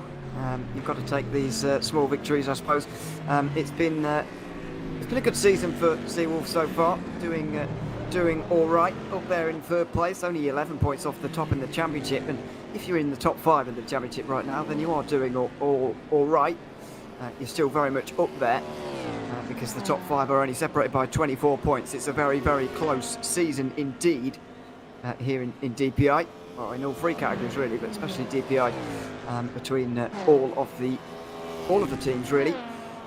But yeah, that was very weird. That onboard shot though from Oldenburger really did point out to us quite what the contact or where the contact came from. I just don't know why he decided that passing the GTC race centre car on the grass was a very good idea, really, because it's very rarely a good idea to pass on the grass, especially not in the way that Oldenburger did there. And I would be a little bit surprised if he didn't get a penalty of some sort for what happened there.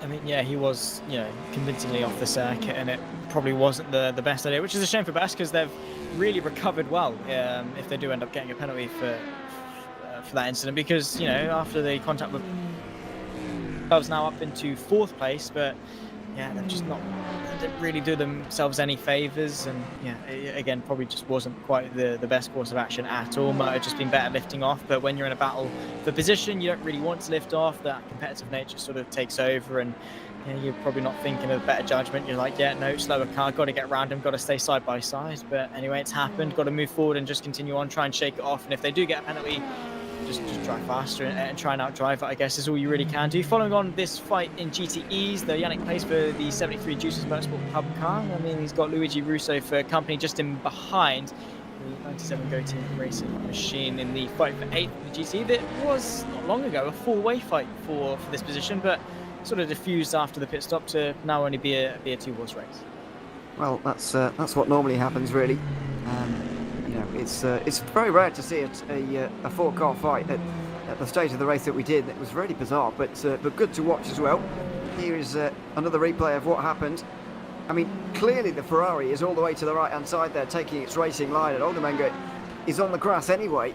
So surely there's going to be something to look at there. It was a good shot of quite what was going on there. I guess you can go free wide on the exit kind of the corner and go either side of a slower car, but it does take a lot of cooperation. It takes a lot of luck in some ways as well for that to all work out. So unfortunate, but D-Wolf were the ones to feel the effects of it by the end at this corner, which is very, very close indeed. Oh, and off the road for Rookie Monsters, I think that is, who was up off the road, and Bradley Sellers just seemed to, well, go on the grass and slow down and almost stop, and that was very bizarre.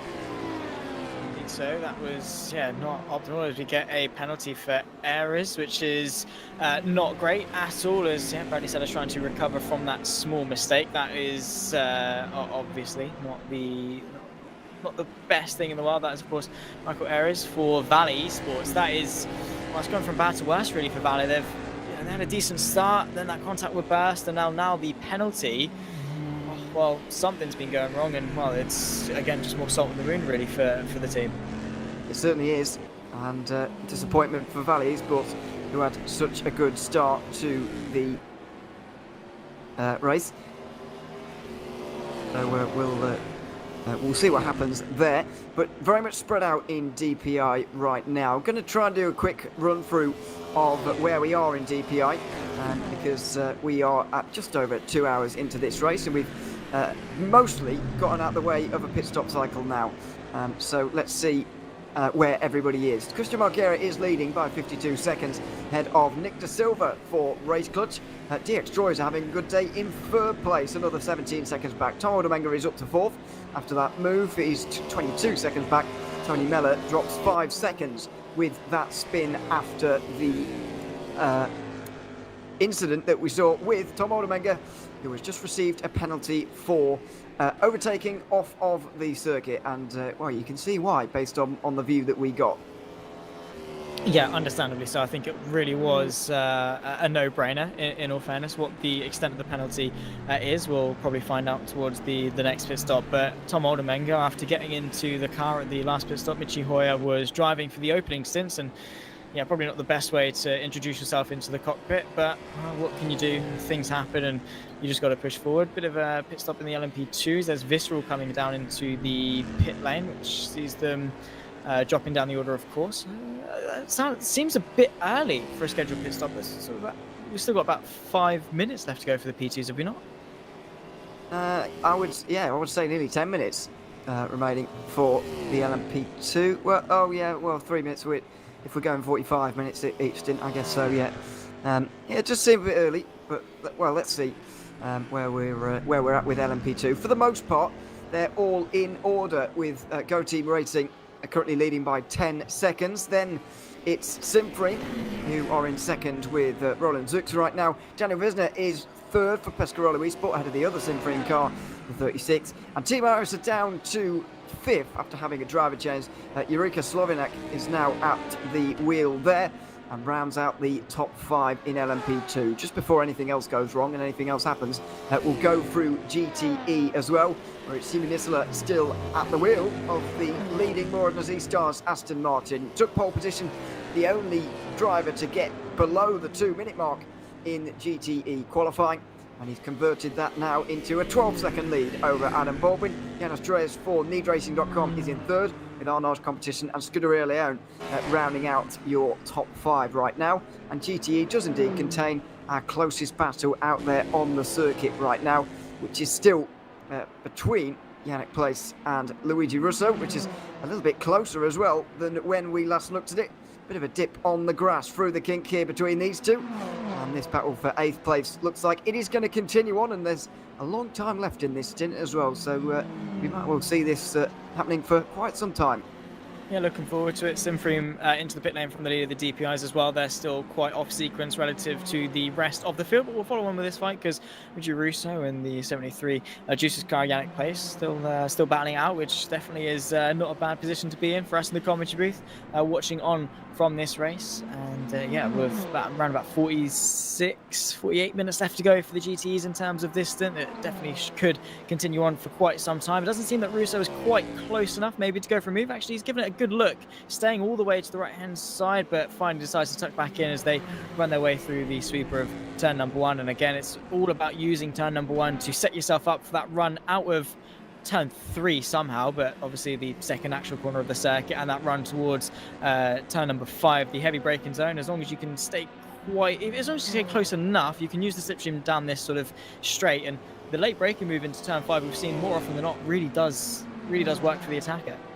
Yeah, Christian Marguera out in 4th place, by the way, as Tom Oldenwenger serves his penalty, which will drop him down the order, probably to 7th maybe, if Wanako can get through. Russo very much closing in right now over the top at Corvette, the very difficult left-hander of turn 6, where you're just going over the crest and can't really see where you're going until you need to be right on the apex. So that always makes it very, very tricky. A dive down the inside from one of the LMP2s might have opened a door for Luigi Russo if it was at any other point on the circuit other than this one, because you just can't pass through the carousel and not through the kink either, but that's where he seems to be quite strong. He was very close when we joined these two at this point on the lap, last lap, but unfortunately for him, there's just no way of getting a run really through the kink unless there's a mistake in front. Canada Corner can be used as an overtaking opportunity, but surely not from this far back, especially with 2 Ferraris. They'll both get on the brakes at pretty much the same time, and Russo can't use that to his advantage, so he's finding this difficult right now. Yeah, he really is. I mean, obviously, as you say, with the fact they're 2 Ferraris, the same chassis, I mean, obviously some differences in setup between the two teams might, give more cornering capability or more straight line capability to the other, but for a general rule, it is going to be fairly even across the two. So Luigi Russo has to do all the hard work himself, get the drives off the corners and try and close the gap down the straights. But you can see now it really is just a stalemate. He's not necessarily closing by any major amount down the very, very long pit straight we have here at Road America, but towards turn 1 late on the brakes, it's all about trying to get the drive off. Bit of a slide from the Juice's car just in front. Luigi Russo able to close the gap, once again looking to turn 3, but once again not quite close enough. So it seems the Juice's, despite a couple of scrappy moments, is still able to do enough to hang on to what is 8th place at the moment. How much longer though, as one of the DPIs roars past and maybe roaring on Russo in a bit of encouragement here. Simfreem go through as well. That's the battle for 3rd in DPI, but for 8th in GTE, we are going to see this one change hands. Luigi Russo down the inside and takes a very tight line on the exit of turn 5 as well, as he tries to cover off the Juice's car up the hill towards turn 6. That was a very good overtake. Simple on the brakes really down the inside, but the defence on the way out of the corner was very, very impressive in my opinion there, to hold that tight line.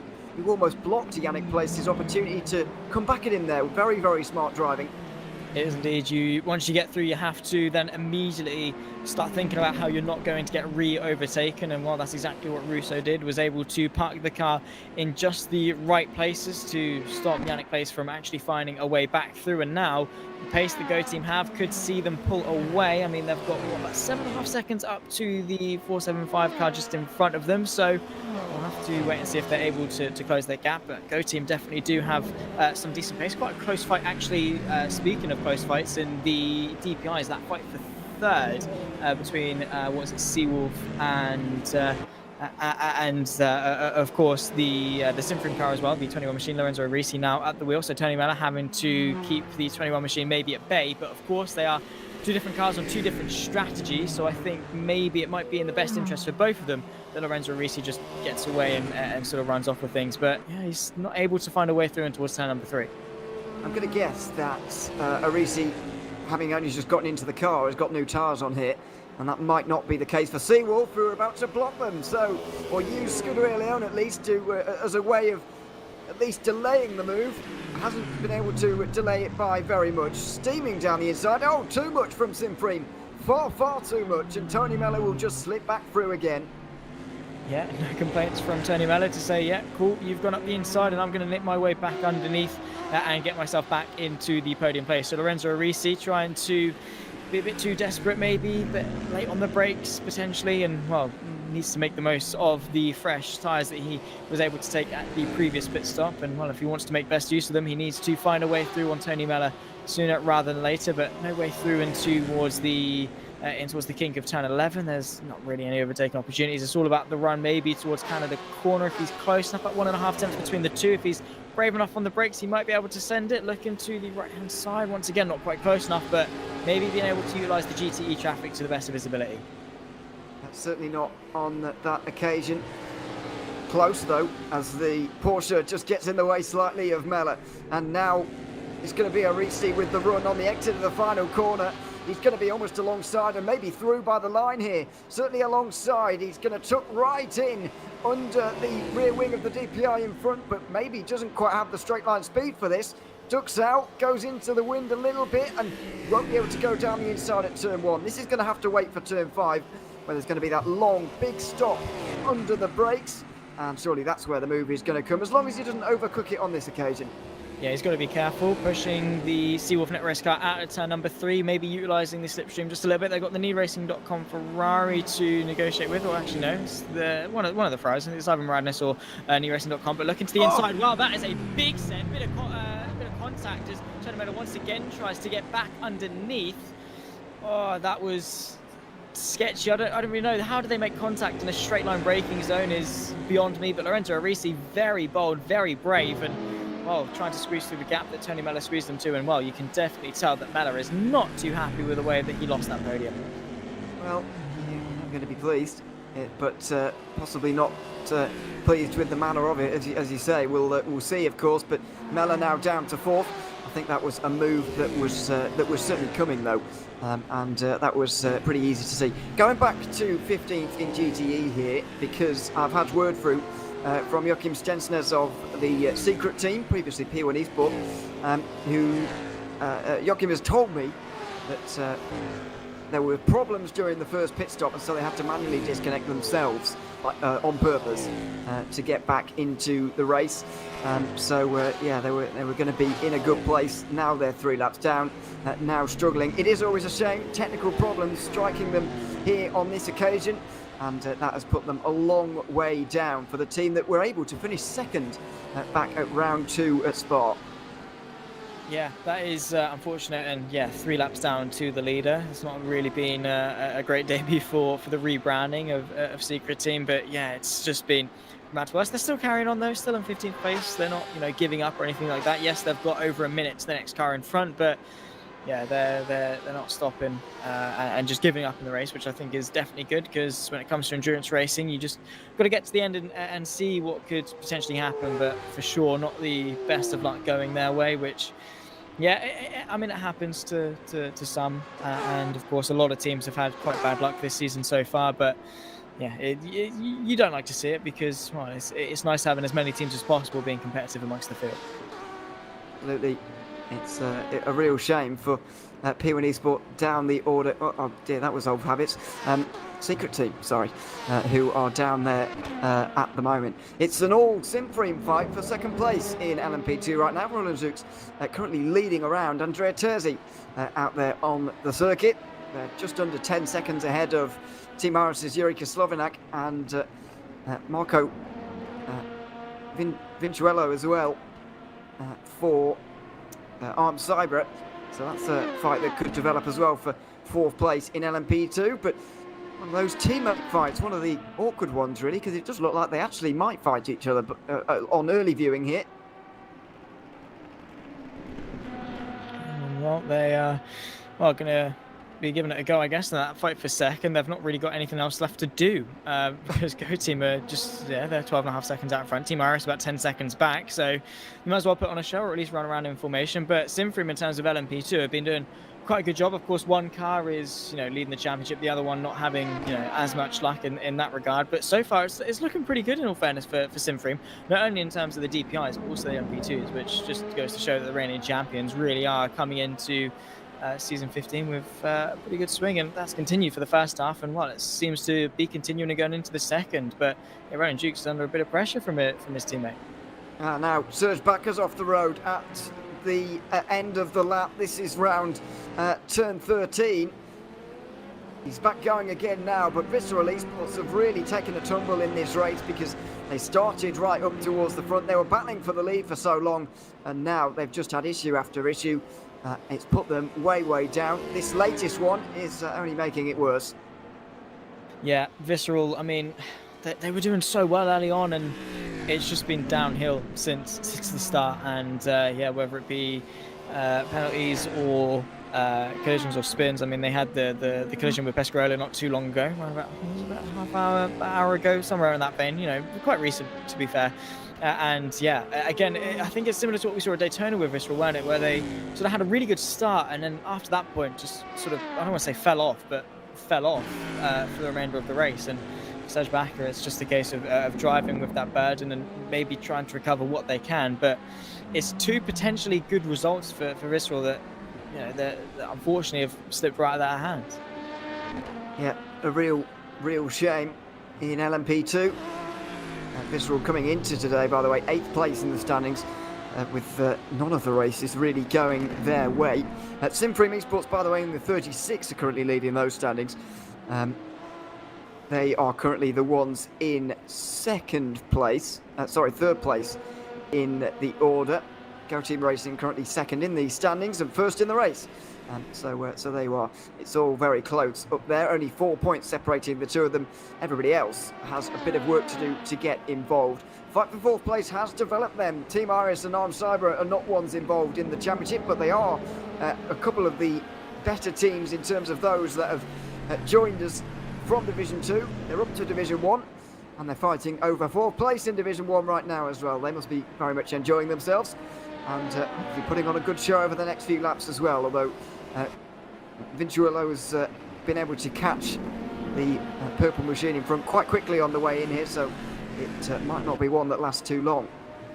Oh, we can hope. I mean, yeah, I want to see Slavanak maybe put on a bit of a defence. I mean, it probably might not be beneficial for his race, but again, we'll wait and see as to how it develops. I mean, Team Iris was fighting for second not too long ago, but unfortunately falling back to fourth and potentially maybe even fifth in the near future. But yeah, I mean, in terms of Division 2 teams, yeah, as you said, don't sleep on them at all, because we've seen it with Arnage and the GTEs, we saw it with Iris and Arm Cyber as well, that a lot of the promotions from Division 2 really have earned their keep and earned their place in Division 1. And I mean, to start the season in Division 2 and potentially be fighting inside the top 5 in the top division of the Virtual Endurance Championship definitely goes to show how much of a team they've been able to progress and how capable they are. I mean, yes, granted, it's not necessarily a championship charge or anything like that, but I don't think they were necessarily expecting a championship charge, more so just to pick up some good results here and there. And at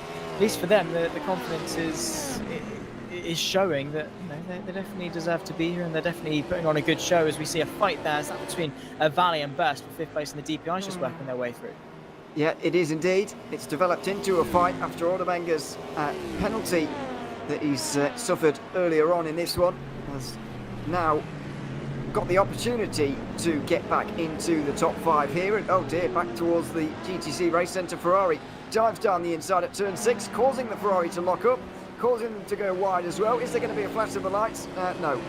They've maybe accepted it at that point, but that's always an awkward moment when you crop up on someone you've already had an incident with. You. Well, the tension is feelable when you're in that situation. It is, yeah. You don't want to repeat of what previously happened, but yeah, you definitely take a bit more of an air of caution next time you go past them, which fortunately there was no major sort of incidents or any incidents, to be fair, of that matter that cropped about. So fortunately they were able to get through. But yeah, just that fear of maybe repeating something that happened bad previously is never something good to carry, and always plays in the back of your mind. Yeah, for SD Sports, they're just carrying on and trying to put some pressure maybe onto Valle, but really getting the poorest of runs through traffic in all fairness. Yes, the gap's only a second, but well, getting caught behind the Go Team Racing Ferrari, putting them on the back foot going down the pit straight probably is one of the worst ways that you can catch some traffic. It certainly is. Let's have a little bit of a look on board here for a lap now with Tom Oldermenger, because this is going to be quite interesting to see how and if he can catch that yellow machine just up in front. Through turn 3 here, one of the more important corners on the circuit. Another right-angled right-hander, but it sets you up for this long run down the back straight, negotiate some traffic, get some slipstream off of the Ferrari GTE and the LMP2 as well, then dive your way downhill towards turn 5. A downhill braking zone always trickier than a level one, and then you get the very opposite up here at the top of the hill through turn 6. Can't really see the apex. We're higher than the driver's eye view, of course. You can't really see your apex until you absolutely need to be there. Through the kink there is not much of a worry in these cars, and another downhill braking zone in towards another left-handed right-angled turn, and now the long carousel where the front left tyre will be taking a bit of a battering here, and it's not going to end either. You need a good run through here to set yourself up for the kink, which is a really committed corner, one of my favourites on the circuit. Absolute full commitment, especially in a GTE where you're hanging on for dear life. Speaking of GTEs, here's another one down the inside in towards Canada corner, braking very late from Tom Oldermenger in comparison to the Aston Martin, just showing the differences between these categories of car. Up the hill now, another uphill apex sort of deal through the penultimate turn, and then the final corner where it's really ideal not to catch traffic. I think Tom Oldermenger survived there just about. The gap has closed by about 1/10 of a second after all of that. It's going to be a hard one to close. It is, particularly when Valley and Burst are, fairly matched in terms of pace. So Michael Ayres versus Tom Oldermenger is a bit of a stalemate at the moment. All it takes is a poor run through traffic, which is never too far away, and closing the gap actually by a good couple of tenths. Through turn number 1 alone, able to bring it just under 3/4 of a second for Burst Esports, and well, with a bit of traffic just in front of them, the secret team Porsche, actually Valley getting the better of it, and Oldermenger being able to also get through before the braking zone. Very, very crucial indeed to be able to not interrupt your run. And here we go, the fight between the two Simfrim cars side by side towards turn number 5. Roland Zooks on the outside line on the way in here, and on the inside line was Zooks. It was Terzi on the outside. Impossible to tell apart, of course. They remain second and third with the 34 in front of the 36. That's important because the car in front right now, despite a second place at Spa, is down in 7th in the standings, while the other car is leading right now and would be losing the championship lead as things stand, because Go Team Racing are out in front. It really surprises me that these two are going side by side and losing time to their championship rivals like this when there's a championship lead on the line here. Yeah, absolutely. I mean, granted, there's still over half the race left to go, but as teammates, that's really not what you want at all. I mean, you might as well just try and catch or limit the damage and try not to risk each other's races. But once again, side by side as they run their way in towards Canada corner. There we go, back through. Orange Dukes down to 3rd. That was a bit more of a comfortable swap between the two Simfrim cars, but yeah, there we go. I mean, Simfrim have been on top. I mean, the leading car that is in the championship. I mean, they haven't finished off the podium, a lowest finish of 3rd.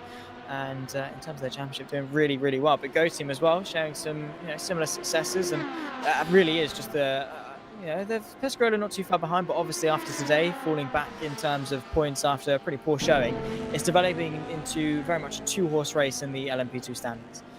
There is Daniel Wisner for Pescarolo Esports, of course, the LMP2 champion back a couple of seasons ago, helping out Yuri Toman and Marto Cincic to a title on that occasion. Well, mostly at the longer rounds, possibly even only the 24 Hours of Le Mans, because I don't think we had particularly long races that season.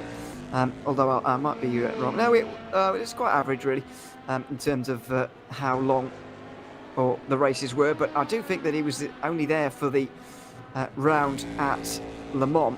He wasn't even required for them at the 1,000 miles of Sebring. Yeah, that does surprise me just a little bit. By the way, the last time we were here at Road America, we raced for 8 hours. So, well, I think the car... are they faster this year? I don't know. Could debate that one. But we're certainly not going to get to the 253 laps that we managed to get last time around. It was just over 14 seconds for Knight of Velix over Seawolf Net Race, who finished second that day. Wanako were fourth. Burst Esport down in 6th place, finished 2 laps down, as were Rookie Monsters, DX Droids as well, of the returning teams and drivers. Nick De Silva was a Najira Racing driver, and he finished 3rd with them. So he has a bit of previous at this circuit. Right now, Nick De Silva is leading this one for Race Clutch with just under 3.5 hours remaining. But at the end of that race, there were 5 cars on the lead lap. That's pretty impressive to see in a race as long as that one. And VEC races do tend to have that these days. The days are over where you win by laps and laps and laps, as we used to have back in the day. You win by a lot smaller margins these days. Fortunately, I've been able to join in the where people have been winning by smaller margins, which is great. I mean, we saw it last time out at Daytona, where we had obviously that fight in DPI, where was it Race Clutch versus Seawolf in that sort of chase down towards the end of the race. I'm all here for it because, again, long races, but they always try to, in the end, funnel their way down to some pretty close finishes. Most of the time, of course, sometimes you are going to have that small anomaly. I always struggle to say that word. Anomaly, where obviously one team runs away with it and has a really, really good day. But even in this season, it's not really been laps upon laps. It's been a minute at most, maybe. I don't really know the exact figure on it, but even Race Clutch, in terms of what we have seen to be quite a dominant swing so far in this race, approaching halfway. It's only 30 seconds. It's not like they're pulling crazy gaps. And to be fair, the only time in what I can remember has been a really big winning margin was last season at Sebring, where there was some quite substantial rain that sort of spread out the field a little bit. But since then, it's really been very, very close relative to how long the races are and obviously how far apart you would expect the teams to be. But I guess that just goes to show how very, very incredibly competitive the Virtual Endurance Championship is. And it's not just one class doing it, it's all 3 doing it as well. Yeah, that's very true, actually. I've forgotten about that Sebring race last season. It was Burst Esport that won on that occasion by just over a lap ahead of Seawolf. Racing team won by 2 laps in LMP2, and we got 2 cars on the lead lap in GTE that day. But nothing like what we have for the most part here in these races at the moment in the VEC. There is Nick De Silva working his way towards the line and over it once again. DPI battles still ongoing though, as Michael Ayres is defending from Tom Oldermenger. Boya Milan is trying to get involved as Boya Milan, dear. Ricardo Costa, excuse me, is trying to get involved for Wanako here today. And that will be a fight for 4th place with the Satellite Racing lapped DPI just up in front. That is Ryan Walker at the wheel there in the 10th position. But looks like we're approaching DPI pit stops again, although still 4 minutes shorter than maybe where we'd like them to be right now. Yeah, again, the DPIs have been coming in quite early, in all fairness, which is a bit strange, but obviously Burst Esports have been able to go a little bit longer than everyone else throughout the race. I mean, to the extent of a lap or 2, depending on who's early and who's late in terms of the DPI pit stops. But yeah, Burst and their strategy really working quite well. Race Clutch as well are another team that aren't forced to pit sort of a lap earlier than maybe they were expecting. But yeah, definitely an interesting fuel situation for the DPIs. Not so much necessarily in the LMP2s. I think it's more uniform across the field. But yeah, I mean, it'll be interesting to see what the fuel situation is. The main reason, the main time we'll see it sort of, I guess, matter in a sense is that final pit stop where you come in for your smash and dash or whatever, or your shorter pit stop. That's when we'll truly see how the lap here and there, or the litres of fuel saved throughout the race, really will start to make a difference in terms of the running order when they get to the checkered flag. It certainly will. Now we are going to. We are seeing this battle for LMP2 4th place, but we are going to talk a little bit about the leaders in DPI right now, because Colin Spork is going to join us for a little bit of a chat. Colin, welcome to the booth. Good to have you here as we approach the halfway stage. It's going well for Race Clutch right now with just around a half-minute advantage over 2nd place. You, of course, started this race for the team. How did you find your opening stint out here at Road America? Yep, hey guys. Yeah, I mean, went pretty well. Qualifying, of course, you always want to be on pole, but being on the front row is the most important as you're still side by side. so just putting a decent lap in with the LMPs there as well. It's quite tricky, but we managed to be in the front row, which is the most important. And then I got tapped on the rear by Seawolf, I think it was at the start, so I almost lost the position to burst, but luckily we were able to maintain the position in P2, and then just staying in front to turn 3, outbraking them, and well, then we were able to drive away, which I was pretty surprised with, that we had quite a lot more pace than burst on the mediums. But yeah, I think since Daytona we made a pretty big step in our car. And it seems like because, well, just behaving very well with the team, we've done a really good job in setting it up, and now we just waiting to see how this race is going to end, because we're on quite different strategies compared to us in Simframe, so it's quite a big question mark, I guess, how everything's going to pan out at the end, because it's all, I guess, relative to what's going to happen with fuel and tires and traffic, so just kind of I wouldn't say a gamble, because it's never a gamble in racing, of course, but still it's still wondering where are we going to be, but just we're going to drive our best race possible, and then we'll see where we are at the end of the 6-hour mark. But yeah, Nick is doing a great job so far. We just need to maintain a good gap to Simframe, which we are doing now on old mediums compared to new soft from them. So yeah, that's going pretty well. It is certainly a good start to the race for you guys, but there are question marks, as you briefly touched on there. I wanted to ask you a little bit about what you think Simframe are doing, how you think it's going to pan out. You mentioned that there are question marks around it. I don't know what they're doing, to be honest. Do you have an idea of what they're planning on here, and how do you think it's going to go for them? Yeah, we do have an idea. I'm not going to go into too much detail, because I don't know if they know. But yeah, we know what they could do, but it's going to be a big question mark where, like I said, like what they are exactly going to do, because of course we don't know what they are going to do. I think it's pretty straightforward what we are going to do. I guess that looks pretty straightforward, so I guess we just need to wait and see if they do what we think they're going to do. But yeah, it's actually been a pretty hectic few last days for us, because we're trying to finalize the strategy for ourselves as well. And I got COVID a few days before, so it had a pretty big hit on me. So I missed a day of testing, and then getting back into it and trying to finish up the setup. Because for me, I keep clicking on the setup till the last second of the race. I think Nick, of course, from Australia, so I think it was for him Saturday morning that I sent like 10 setups to him to try which ones he liked more, and yeah, it's just it's pretty hectic to do these type of things, but it's really enjoyable in the Virtual Endurance Championship to drive with so many different cars, so many different classes, all types of different strategy. It's really enjoyable to drive, so I think we're doing a brilliant job with the team.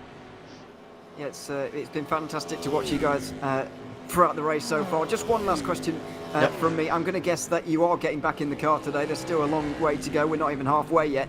So whenabouts is that going to be? When's Nick to get out? When are you going to be into the car next? Nick just started here, so I think it's... I forgot. I think it was the second stint that he just started. When he finishes his triple, I'll jump in and drive it till the end. All right, so, we look forward to seeing you out there again, Colin. Thanks very much for coming to have a chat with us, and thank you very much for having me. What you can let us know, because yeah. I know it's difficult to explain what you're doing and say it all on stream when everyone's watching. But yeah, thanks very much for the information, and thanks for coming to have a chat with us. Yeah, cheers guys. Have a good one. Thanks very much. Colin Sport from Race Clutch there. Currently running second is Nick De Silva. And yeah, it's great to have a chat with him. We don't often get to do that, Zach. It's nice to have a chat with people who are actually out there, rather than just us trying to figure out what's going on out there by just watching. Yeah, they know a lot more than we do, particularly Colin Sport, because he's very, very quick, very, very good at what he does. But yeah, it's nice to sort of get the insight mid-race, because it definitely sort of answers a couple of questions that we sometimes have, because a lot of the time, because we're absolute muppets, we have no clue as to what's going on the circuit, even though we're probably meant to. It's nice to sort of get some answers to the questions, be like, yeah, no, what you planning? And then they're trying to be sneaky with it, like, yeah, no, we're doing this, but we can't actually tell you that we're doing this. But yeah, I mean, it's always good to have that insight, and not just have the interviews at the end of the race like we often see in terms of sim racing, but also get them in the middle of the race to sort of give us some insight as to how they're doing, how they're feeling. And I don't know, interviews are just always a really good thing because it helps you to sort of connect with the drivers, because right now it's just sort of a name on the screen and a driver in the car. You don't really get to hear much of them. So interviews are, I always think interviews are a really good thing to have. I do enjoy it in mid-race, especially in an endurance race when you're kind of watching these battles unfold, watching the strategies unfold. More to the point, don't forget, if you are a driver watching right now and you would like to have a chat, then there is a channel that says you can wait there, and we'll bring you in. So that's just under the broadcast channel. We can get you to wait there, and we'll bring you up and have a little bit of a chat about how your race is going, whether it's good, bad, or ugly, or any of those words. We'll have a chat, and yeah, it's nice to hear from the drivers that are out there. Speaking of drivers who are out there, there is a nice fight out there right now for 5th place in the GTE standings. Ruben Correa-Alves defends at the moment from Alex Broughtingham in the Black Hawk Racing Aston Martin. It's the only fight, I think, in GTE right now, although there is a developing one for 9th place a little bit further down. This is a place inside the top 5 as we head towards the final quarter of an hour before the third pit stop of the day in GTE. Yeah, so Correa-Alves hasn't really got long to hang on before they come into the pit lane, but of course Broughtingham is going to maybe want to try and find a way through, because the Aston Martin does seem to have some pretty good pace and closing the gap quite convincingly versus this Scuderia Corvette. One of the only, actually, I think it was Leon and Sim Racing for Holland, that the only Corvettes actually on the field, which is very different to what we saw in season 14, where a good portion of the field was a mix between the two Corvettes that we did have, but of a change to mainly, I think it was Ferraris really are the sort of the car of choice for the GTEs. But yeah, it's nice to see that we've still got some diversity. But Correa-Alves, of course, trying to hang on to 5th place in what is a very competitive GTE field, to be fair, very big field as well in GTE. And well, he's doing a pretty good job of hanging on to be fair, what is quite an important place, because the top 5, it's quite a milestone to hang on to. To finish inside the top 5, it's something you can say. Saying top 6 or top 7 doesn't really have the same ring to saying you finish inside the top 5. So I'm sure he's going to try his best to hang on, but again, he's not got that long before he has to find his way into the pit lane. So whether that plays into his mind when he starts to defend, or whether Broughtingham, plays that into his mind when he starts to attack, is the sense that, well, he's not got long, potentially he can do something different in strategy and not have to actually do any hard work on circuit. Yeah, absolutely. Let's see, through the kick, there's been a bit of a widening of this gap here, just as a result of those 2 prototypes that have gone through. So we see the tyre selections that have been going on for these teams and drivers so far in this race. Still just over halfway in this one, just over half distance remaining in this one, and at the end of it, there's only 36 hours of racing remaining in this season. We've got 8 hours of Fuji coming up. That's a change from the 1,000 miles of Road Atlanta we were going to have. Don't fully know the reason for the change, but it has been changed, and we'll be going racing at Fuji. Not against that at all, because I love racing at Fuji. I think it's a great place to go racing in this format, so that should be a good one. Then we've got 4 hours of Bahrain. I think that's the first time we'll be using that circuit in the Virtual Endurance Championship.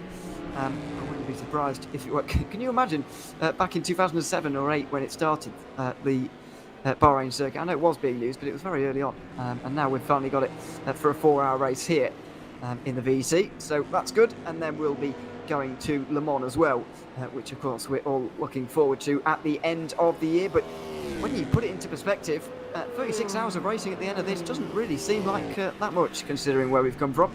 Yeah, no, it really doesn't. The season's flown by. I mean, when did we start? Was it October of last year, sort of that time? And maybe even earlier, actually. Or was it August? Wow. Okay, fair enough.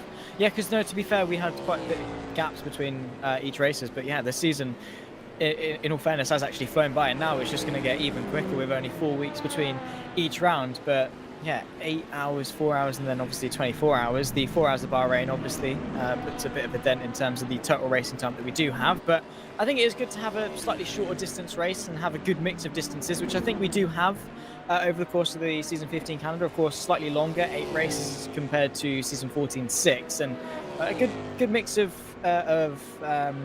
circuits and of course of race distances as well. And I think the schedule in all essence has actually done a really good job. It's just a bit weird to think that we're already halfway through and that we really haven't actually got that long left to go. It's flown by, but also in a sense I'm looking forward to it to end in the best way because of how close the championships are. Yeah, it is always nice to have that finale at Le Mans, as that's a bit of a dip onto the grass for Bruno Carrera-Alves. We're going to go back to that fight for 9th place. But yeah, we've had a real great diversity of circuits in this one and all over the world as well. We started in Europe, we've gone to America for the last 3 rounds, including this one, rounds 3, 4 and 5, including a 12-hour race for the first time in a while. 12-hour at a non-Sebring circuit for the first time in a while.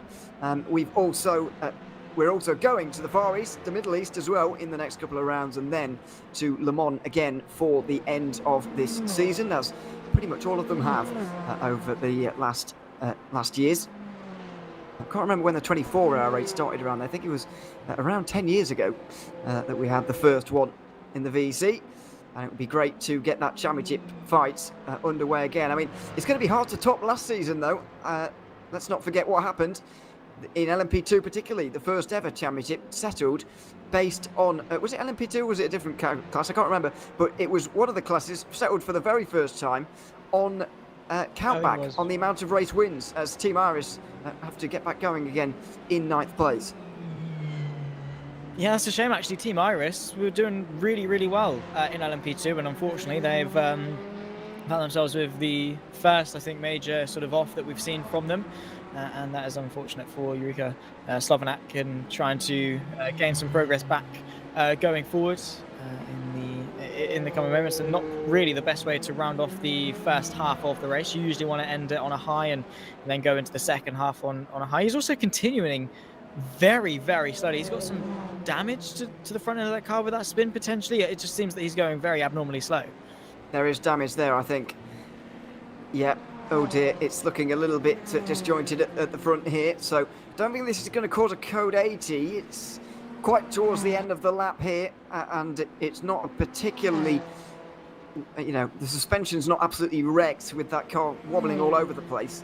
Looks all right, so he might be able to survive here without a code 80, something we haven't seen much of this season, thankfully. Oh, dearie me, as one of the satellite cars goes off in the background as well in the final sector. I think one of the GTEs got caught up behind as well, and it was Juices who got caught up. I think that was Yannick Place, who was in 9th, and of course, as a result of that battle, he's down to 10th now.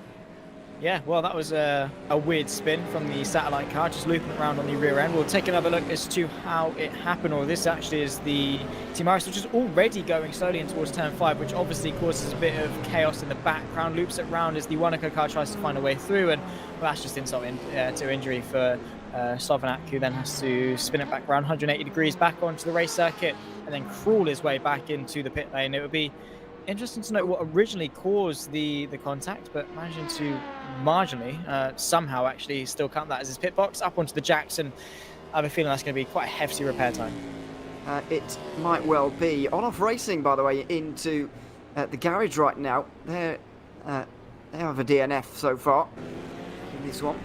Guillaume still leading, by the way, in LMP2. But yeah, DNF for on-off rating down there in 8th place. Not sure what's happened to them, whether they've been off the road or whether they're just having connection problems or what it is. I'm not sure, but they are out as of right now, which is a real shame as we approach 3 hours remaining in this one. The race leader, Lorenzo Arisi, is into the pit lane right now as we approach 100 laps here today. Nick De Silva is going to take over the lead. Arisi might well come out in 2nd place, and it does look like it's going to be a race clutch versus Simfree fight in the second half of this race. Well, bring it on. I'm really looking forward to it. Of course, the 2 championship rivals, 1 and 2 in the championship, separated by just 1 point as well. And it's good to see that Simfree, despite their unusual strategy, are actually bit by bit clawing back some time over the course of the stints and maybe finding themselves in a position to fight. Yet another look. Charlie Rigo for on-off racing coming out of the pit lane. Does it so far so good? Maybe crossing the white line just a little bit. Then, well, hang about. What's happened there? Off we go in a bit, and that is Yeah, that is the off racing car into the barrier at turn number 1. That is, yeah, not great. Surely that's got to be a hardware failure or something. Maybe a throttle pedal getting stuck. Yeah, that was Charlie Rigo, and I think that was his first lap in the car. So just looking down, the on-off racing have only got 2 drivers today, and they are. Oh no, maybe more, but Nicolas Lemoine and Charlie Rigo are currently chatting, you'd imagine, about what the hell went on there. And I think, yeah, it's either brakes not working, or I think maybe even a stuck throttle there, because it didn't even look like he was lifting off and sort of coasting towards the wall. You know, he was, from what it looked like, in my opinion, it looked like he was full on the throttle from start to finish in that clip there. So it could be a stuck throttle or indeed a brake failure, but I would be inclined to think that the throttle was on the entire time there, based on what we just saw. I would agree. I think. Oh yeah, my word! Wow, that is a. Yeah, that car is what is that still got 3 wheels, or is it? It's got 3. Yeah. Is it just on 3? Yeah. Wow, that is sparks fine. That has got no rear wing whatsoever, and wow, that does not look like a pleasant car to drive at all for Charlie Rigo. But he's trying his absolute best to continue on, and we'll see if he can actually. Yeah, he's got brakes, so he can slow down. It probably was able to. Oh dear me! There we go. Fair play for not completely spinning that car around, but. Wow, on-off racing really having a poor lap this time by, and Charlie Rigo will find himself back into the pit lane in, well, I don't want to say no time, because he's still got a long way to go until he gets there. Well, this is going to be quite a nervy watch, I think, for everybody. Off the road for Rigo, he's into the gravel, going slowly, back onto the road nervously. Satellite Racing skip around them. Monaco in DPI are going to go close, going to go through here soon, but the Code 80 is going to be out. Rigo's around again in front of Visceral Esports.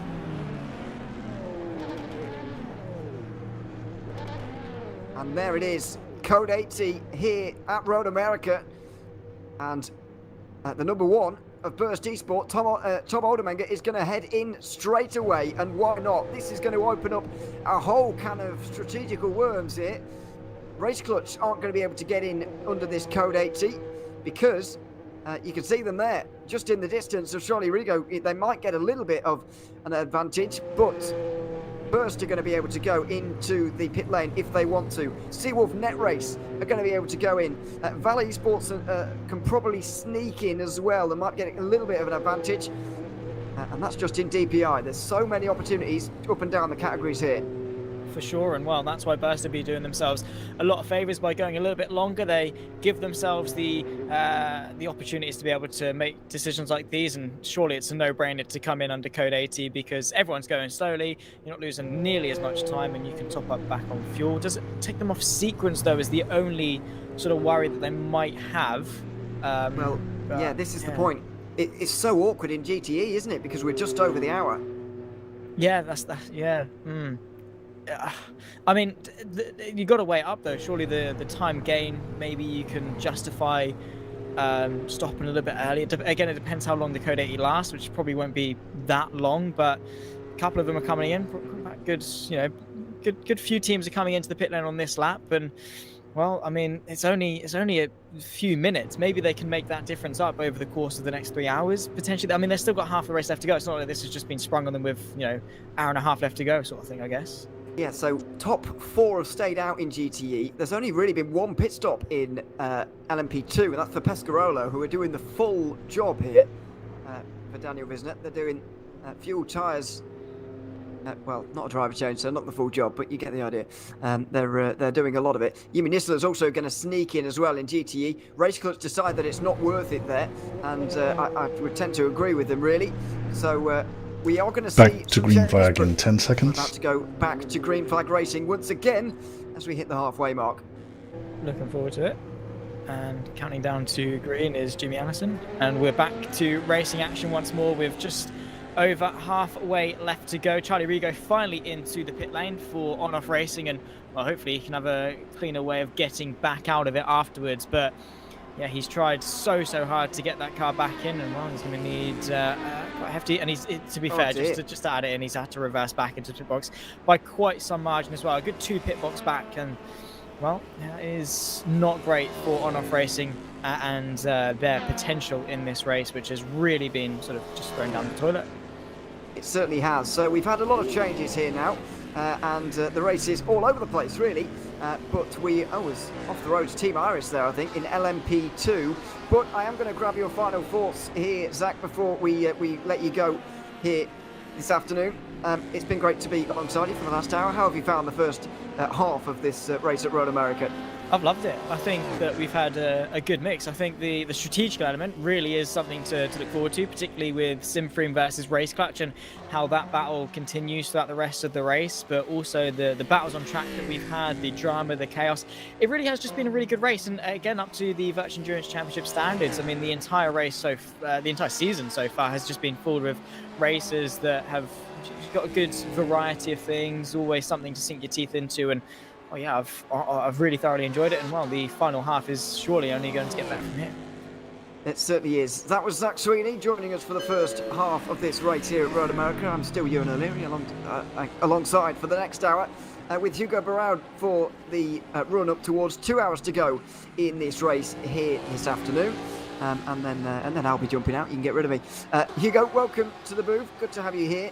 It's been a good first half of this race. I do feel a little bit sorry for you, though, because everything was quite normal on strategy, in place, until that Code 80 happened, and now everybody is everywhere.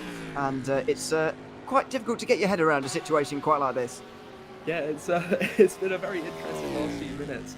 I was trying to keep track to some extent of everything that's been going on, but after that I think we're just going to sort of have to reset and see how everything's going to start developing from here. But yeah, as you're saying, it's been a very eventful first half of the race, and especially that big crash there by Charlie Rigo. Not ideal, of course. Be interesting to see what really was the cause of that, but fortunately we're all back under normal racing conditions now, and we'll just be watching to see how the race moves on from here. I think at the moment we're following the number 2 DX droids of Carlos Fernandez. Certainly are. Juan Carlos Fernandez currently running third for DX Droids. Our graphics will be back in a second, by the way, so do not worry at home. I can tell you that Simfreen Esports in second place, or were second previously in LMP2. Rens Klopp has gotten at the wheel there and unfortunately has gone off the road. They've just made a pit stop there. They'll be very annoyed they couldn't benefit from that Code 80, and only barely anybody in LMP2 actually was able to benefit from it. Pescarolo were pretty much the only ones. Martin Mergley got at the wheel there, so they did indeed make use of full service at that pit stop. But Rens Klopp went off the road. I'm not sure whether he has damage or not, but Andrea Martino is not too far behind now for Arm Cyber, and that is not good news for the team, currently second in the championship standings. There is Roland Zux, currently second in this race, but Rens Klopp is fourth and nearly a lap behind teammates now after clearly something went wrong at turn 3 on the last lap. Not sure what it was, but not ideal, of course. No, not at all.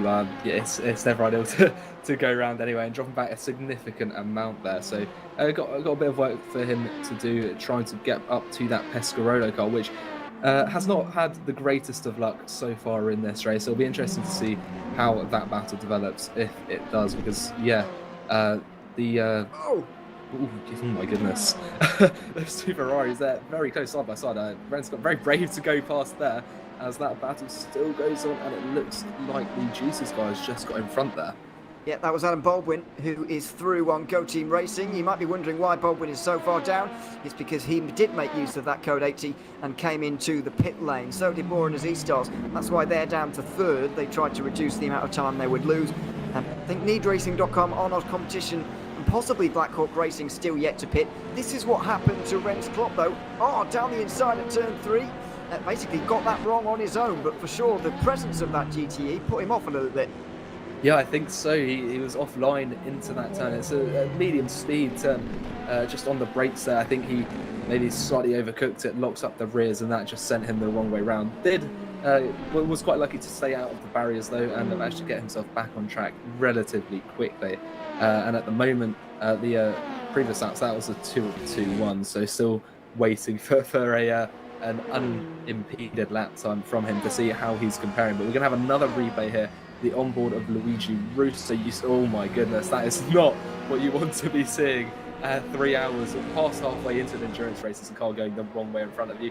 I think he's going to be quite happy that any contact was avoided there. But Renskop, you can see he's very determined to make up any time he's lost from that. So going over track limits there, you don't want to be doing that too much. Don't want to be leaving with a penalty, because that will really dampen your chances of getting into the top 3. Yeah, I think the top 2, by the way, still waiting on a pit stop from them in this cycle, but they have made it to the 3-hour mark and further than that, so doing fine fuel-wise.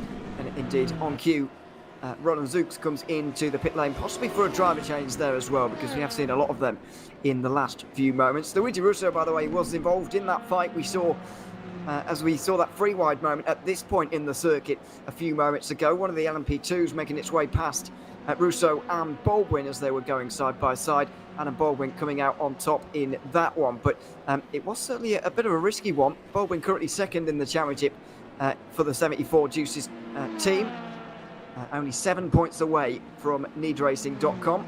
So, of course, needing a good result here today, and searching for that right now. They're currently in 6th place, and we're waiting to see how their strategy changes after making use of that code 80 under the last few moments.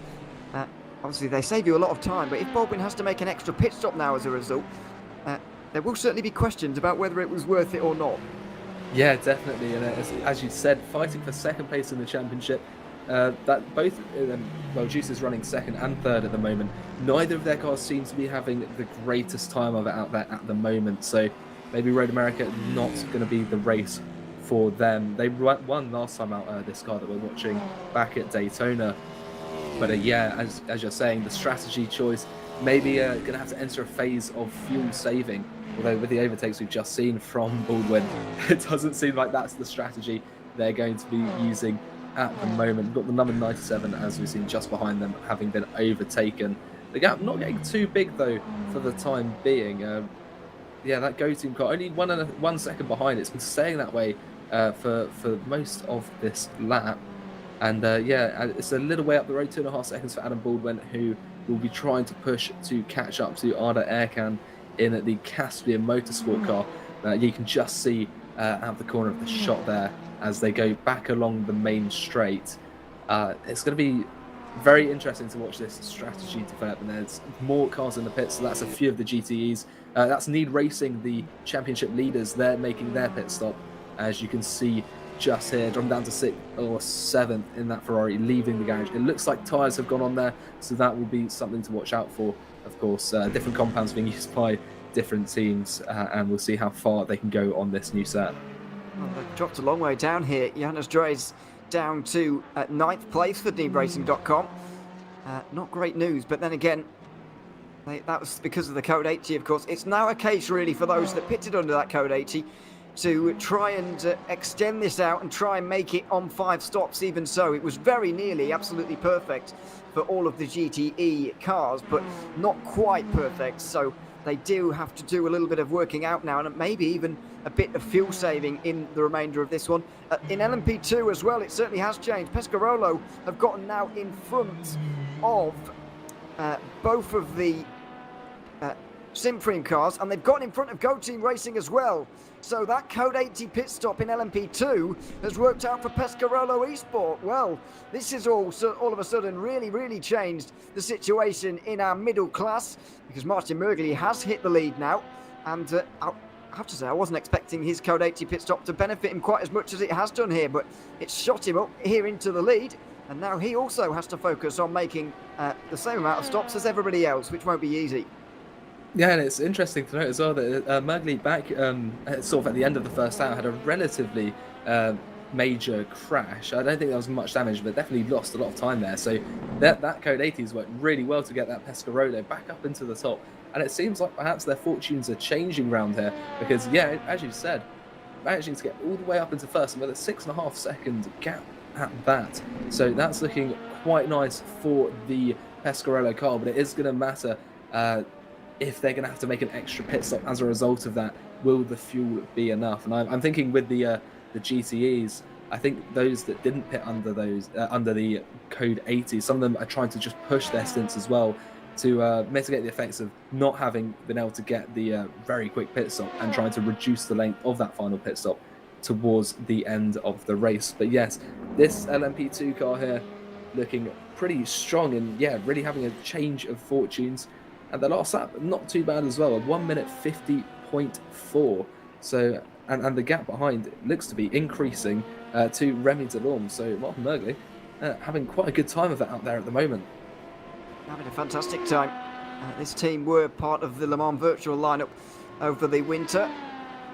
And of course, we've spoken many times about their real-life exploits as the Pescarolo manufacturer, I guess you can go for, at the top class of Le Mans many moons ago. But the battles really are for the final podium spot, and below that as well, as Simfree have the 3rd and 4th places, with Arm Cyber not too far behind. Andrea Martino gained about 1/10 of a second on Rensklop over the last lap, and on this most recent one, pretty much matches them. So just over a second away, and maybe that is a fight that we can see developing. But as a result of that Code 80, we've obviously got a nice strategical situation with. There's a lot to talk about there. There's a lot to work out there as well, but it has meant that the field is maybe a bit more spread out than it was before. Yeah, it has meant we've almost got 2 sections of each class, those that did pit and those that didn't pit under that Code 80, which, as you said, sort of spread things out. But regardless of that, this battle here looks to be relatively close. It could even develop into a 3-way battle because Zoltan Varkonyi in the Simfree Meesport, in fact, both Simfree Meesports, just within 3 seconds of Andrea Martino at the moment. That could create an interesting dynamic if Martino catches up and starts a battle, because it means the 2 Simfree cars, you would expect at least, will work together to benefit each other, especially since the 36, which is the second of the 2 Simfrees, is in, first at the moment in the championship, and that's only by 4 points. So this will be an interesting battle to watch with that added team dynamic. Absolutely. It's going to be a lot of working out over the next 2 hours and 50 minutes. Lots of pieces of paper, lots of pens, and lots of ink everywhere and stuff. Calculators burning. Lots of things to work out for teams and drivers. It is the advantage, really, of having a Code 80 system like we do in the Virtual Endurance Championship, because it does blow open these races every now and again. Adam Baldwin is trying to get up the order a little bit here as a result of the pit stops and the Code 80 we've just referred to there. Arda is next on his list for Caspian Motorsport. You mentioned about 10 minutes ago, that this could be a battle that was developing towards the end of the stint, and I thought maybe before the stint is over, Baldwin will just about catch up, but it seems that it's really not taking him very long at all. No, Baldwin seems to have some very good pace at the moment, about half a second, if not more, quicker than the car he's following, that Caspian Motorsports number 475. A very big number there.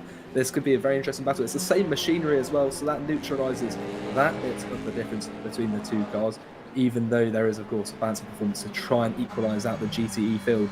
This is going to be quite fascinating to watch because, as you said, Adam Baldwin looking very quick, following very closely as well at the moment, within half a second onto the straight. The slipstream is going to be quite beneficial here, but it could be that the Caspian car is running a lower downforce setup, which means that Adam Baldwin might be able to catch up, but on the straights it's going to be a little bit more difficult to make those overtakes happen, because you can see here he's not closing up very much despite being right in the slipstream, and that's a very long straight, by far the longest straight on the circuit, all the way to the edge of the curve there as we head into the 3rd turn right now. Look how close they are.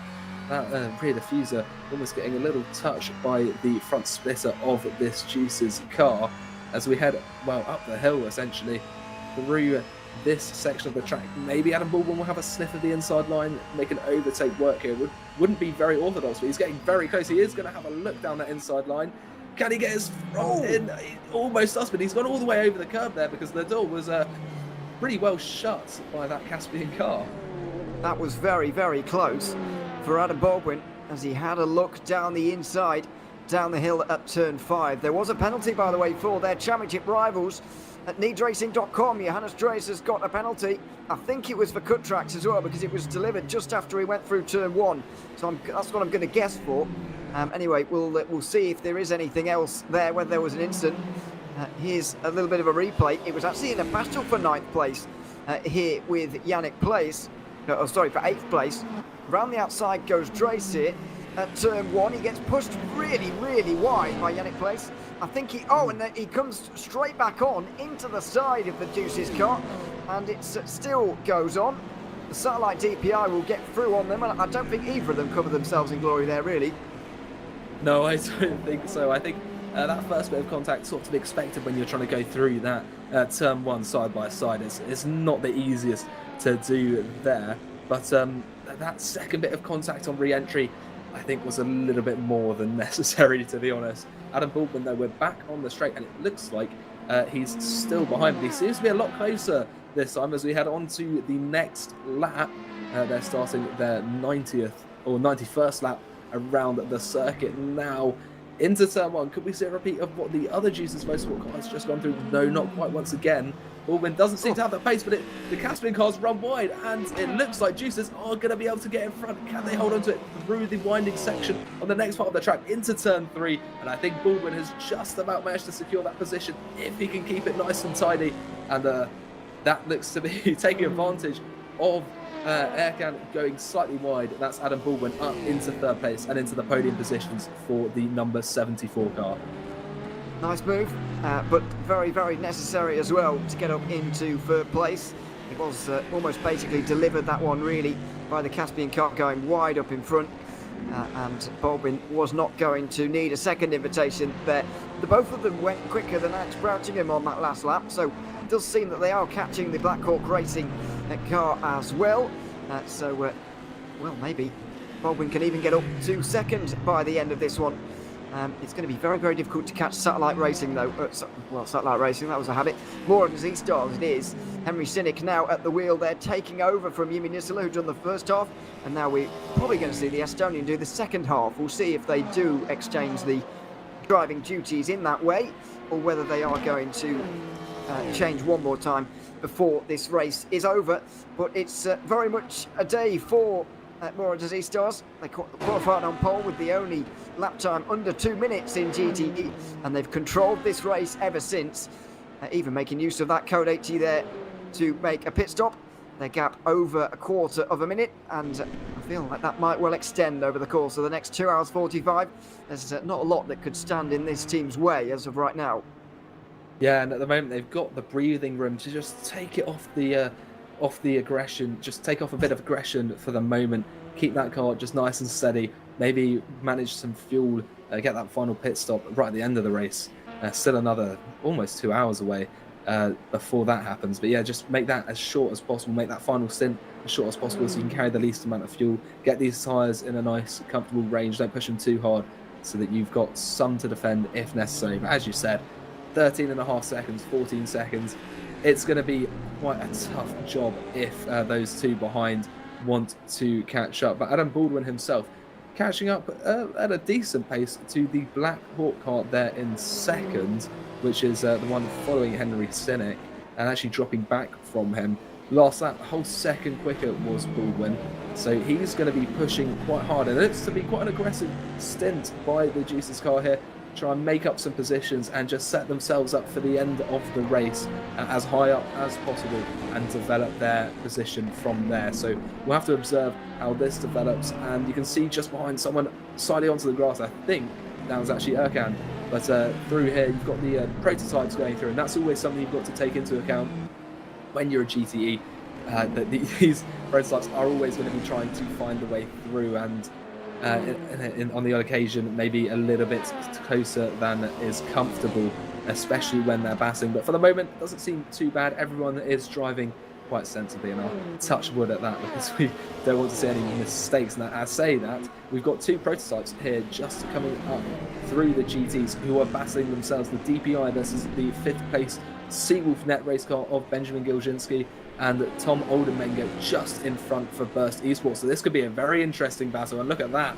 That's a Corvette, I think, moving all the way over to the right, trying to get out of their way, because you really do not want to get caught up in someone else's battle. Yeah, that was Broughtingham actually for Black Hawk Racing, just mining out the way there in GTE. Another LMP2 negotiated, but this is the kind of thing that we do see after a Code 80 period as well. Battles that you otherwise wouldn't see. Benjamin Gilzinski on the back of Burst Esport, who really did benefit from that caution caution period, I should say. Period of caution, whatever. And Gilsinski a little bit further down maybe than Seawolf were before. They do seem to have a little bit of an advantage as things stand right now, though. Down the hill on the brakes here into turn 5. Deep on the brakes too, as they approach 2 hours 40 minutes remaining. And another pit stop upcoming, I would imagine, as well, for those that didn't pit under the code 80, because that was right in the middle of the stint really for the DPIs. Not particularly ideal. It was all right for LMP2 and GTE, although maybe not, maybe a little bit too early to be fully beneficial. Quite a few of the teams and drivers came in, as we've already explained. Through the carousel they go. Gilsinski going to be tucking in through the kink here as we close in on Henry Sinnick. The burst car going to really slow down as a result. Gilsinski doesn't have to, and here he comes. Side-to-side contact up towards Canada corner. That was easy for Benjamin Gilsinski. All he had to do was basically do what he normally does, and the burst e-sport car was slowed up so much by the GT that the pass was basically made for him. Yeah, you could see that. Oh, there could be a strike back here by Olden Manga. Can he just get through? They're going to be side by side, and I already think there's a bit of burst paint on the side of that that Seawolf car. But yeah, you can see there the traffic just did not work in favour. We can see a second move here though into turn 1. Can Gilsinski find a way through? No, he can't. But yeah, you could see the high-speed corners are not where you want to be coming up to a GT, because they move so much slower relative to you, and there's just no way around them. And it was a close move, I think, but very well done there. It was a good move. Side-to-side contact on the run up towards Canada corner. Can't really call it a straight, because it does curve round to the left, of course, but that does make it awkward sometimes. But it's absolutely fine. And Seawolf are through. Seawolf, by the way, third place in the championship standings, only 2 points ahead of Burst, but only 11 points off Simframe in the championship lead right now. Lorenzo Arisi at the wheel of the second place car, chasing down Nick De Silva at the front of this race right now, but it's so close in the DPI championship. 24 points separating the top 5. That's exactly what we want to see, with only 3 rounds remaining after this one. Oh, most certainly, and yeah, that's a good point to mention. That is not just a battle for position on track. Those two are right next to each other in the championship. It's just 2 points apart.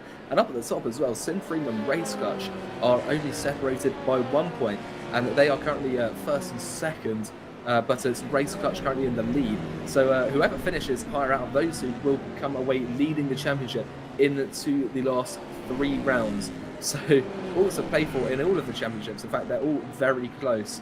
And keeping an eye out on that is always well worth doing as well. Just making an appearance at these races contributes to the most points you can really get because of the benefit. And we've got Lorenzo Arisi here just making his way through some LMP2 traffic and doing it quite safely there as we head through the right-hander. And he's got a 13.5 second gap up to the top. These are the championship leaders, but as things stand, as I was saying, they will drop to second, and Racecutch will move up into the top of the championship with a somewhat of a points advantage. I think it would be 2 points advantage in Racecutch's favour at the end of this race. If, and that is a very big if, it stays the way it's looking. And I say that now, Nick De Silva has gone into the pits, and that's going to hand this Simframe car the lead for the moment. And that's an interesting difference in strategy there. That Racecutch, I can't remember if it pitted under the code 80 or not, but it seems to be off kilter with the rest of the DPI field. Yeah, it is a little bit. Well, I'll say that. I would describe that as on schedule because they didn't pit under the code 80, and so I would describe that as what you'd normally see from a DPI. I do think that the caution period did help them a little bit in terms of fuel saving, and same for DX Droids as well, who were in. Neither of those benefited from the code 80. However, it does look like some of the others did pit. I think Simframe were in, although I can't fully remember. Simframe were off strategy anyway, and so they were pitting a little bit later than everybody else, but making an extra stop and maybe pushing a little bit harder. So it is a little bit off schedule, but that wasn't a very long stop for Racecutch there. Nick De Silva stays at the wheel, and that was another fill up of fuel and then just go. It wasn't a tyre change there, but that has gone from the lead now to nearly a minute back from this car. This is why you've kind of got to stay tuned for the next 2.5 hours, really, because we're just not going to know who is going to win this one. We don't know which strategy is going to prevail at this point. We didn't know before when there were different strategies going on, and now there's all sorts going on as a result of the last half an hour. Yeah, we've got about as many different threads of strategy going on at the moment as there are cars on the field. So we're only going to really see how those are all become entwined right at the end in that final stint. So that's worth keeping an eye on. But it's interesting. It seems only to stop for fuel. I don't think tyres went on there either. So just got to make short pit stops so you can. Maybe try to conserve those tyres, minimise time in the pits, and just try and keep up the on-track speed. Keep it nice and consistent. He's in some clean air at the moment in terms of his own class. Anyway, he's 50 seconds off first place, and he's got another 17 seconds behind him to that Seawolf car. That Seawolf is looking strong. It seems to be the fastest DPI on the field, barring the Monaco down there in 5th. But that being said, the number 1 burst does not seem to be keen on letting Gilzinski get away. There's still only a second between them. And that's obviously going to ebb and flow as we navigate traffic here. Of course, you lose and gain time as you go past. And you can see they're making it through the Iris car, which I think that Iris hasn't had a lot of luck this race. I think about half an hour ago it had a bit of a spin. But Tom Oldenmenger there, you can see that 2.5 seconds now the gap, simply because of traffic. So that's going to ebb and flow, but it's very much still smouldering away, that battle. And Tom Oldenmenger, well, I say that, the Monaco there going into the pits, and that's going to give Gilzinski a bit of space behind him, because now he only has to worry about this first car. And even then, that gap, for the moment, is safe, but once again closing down.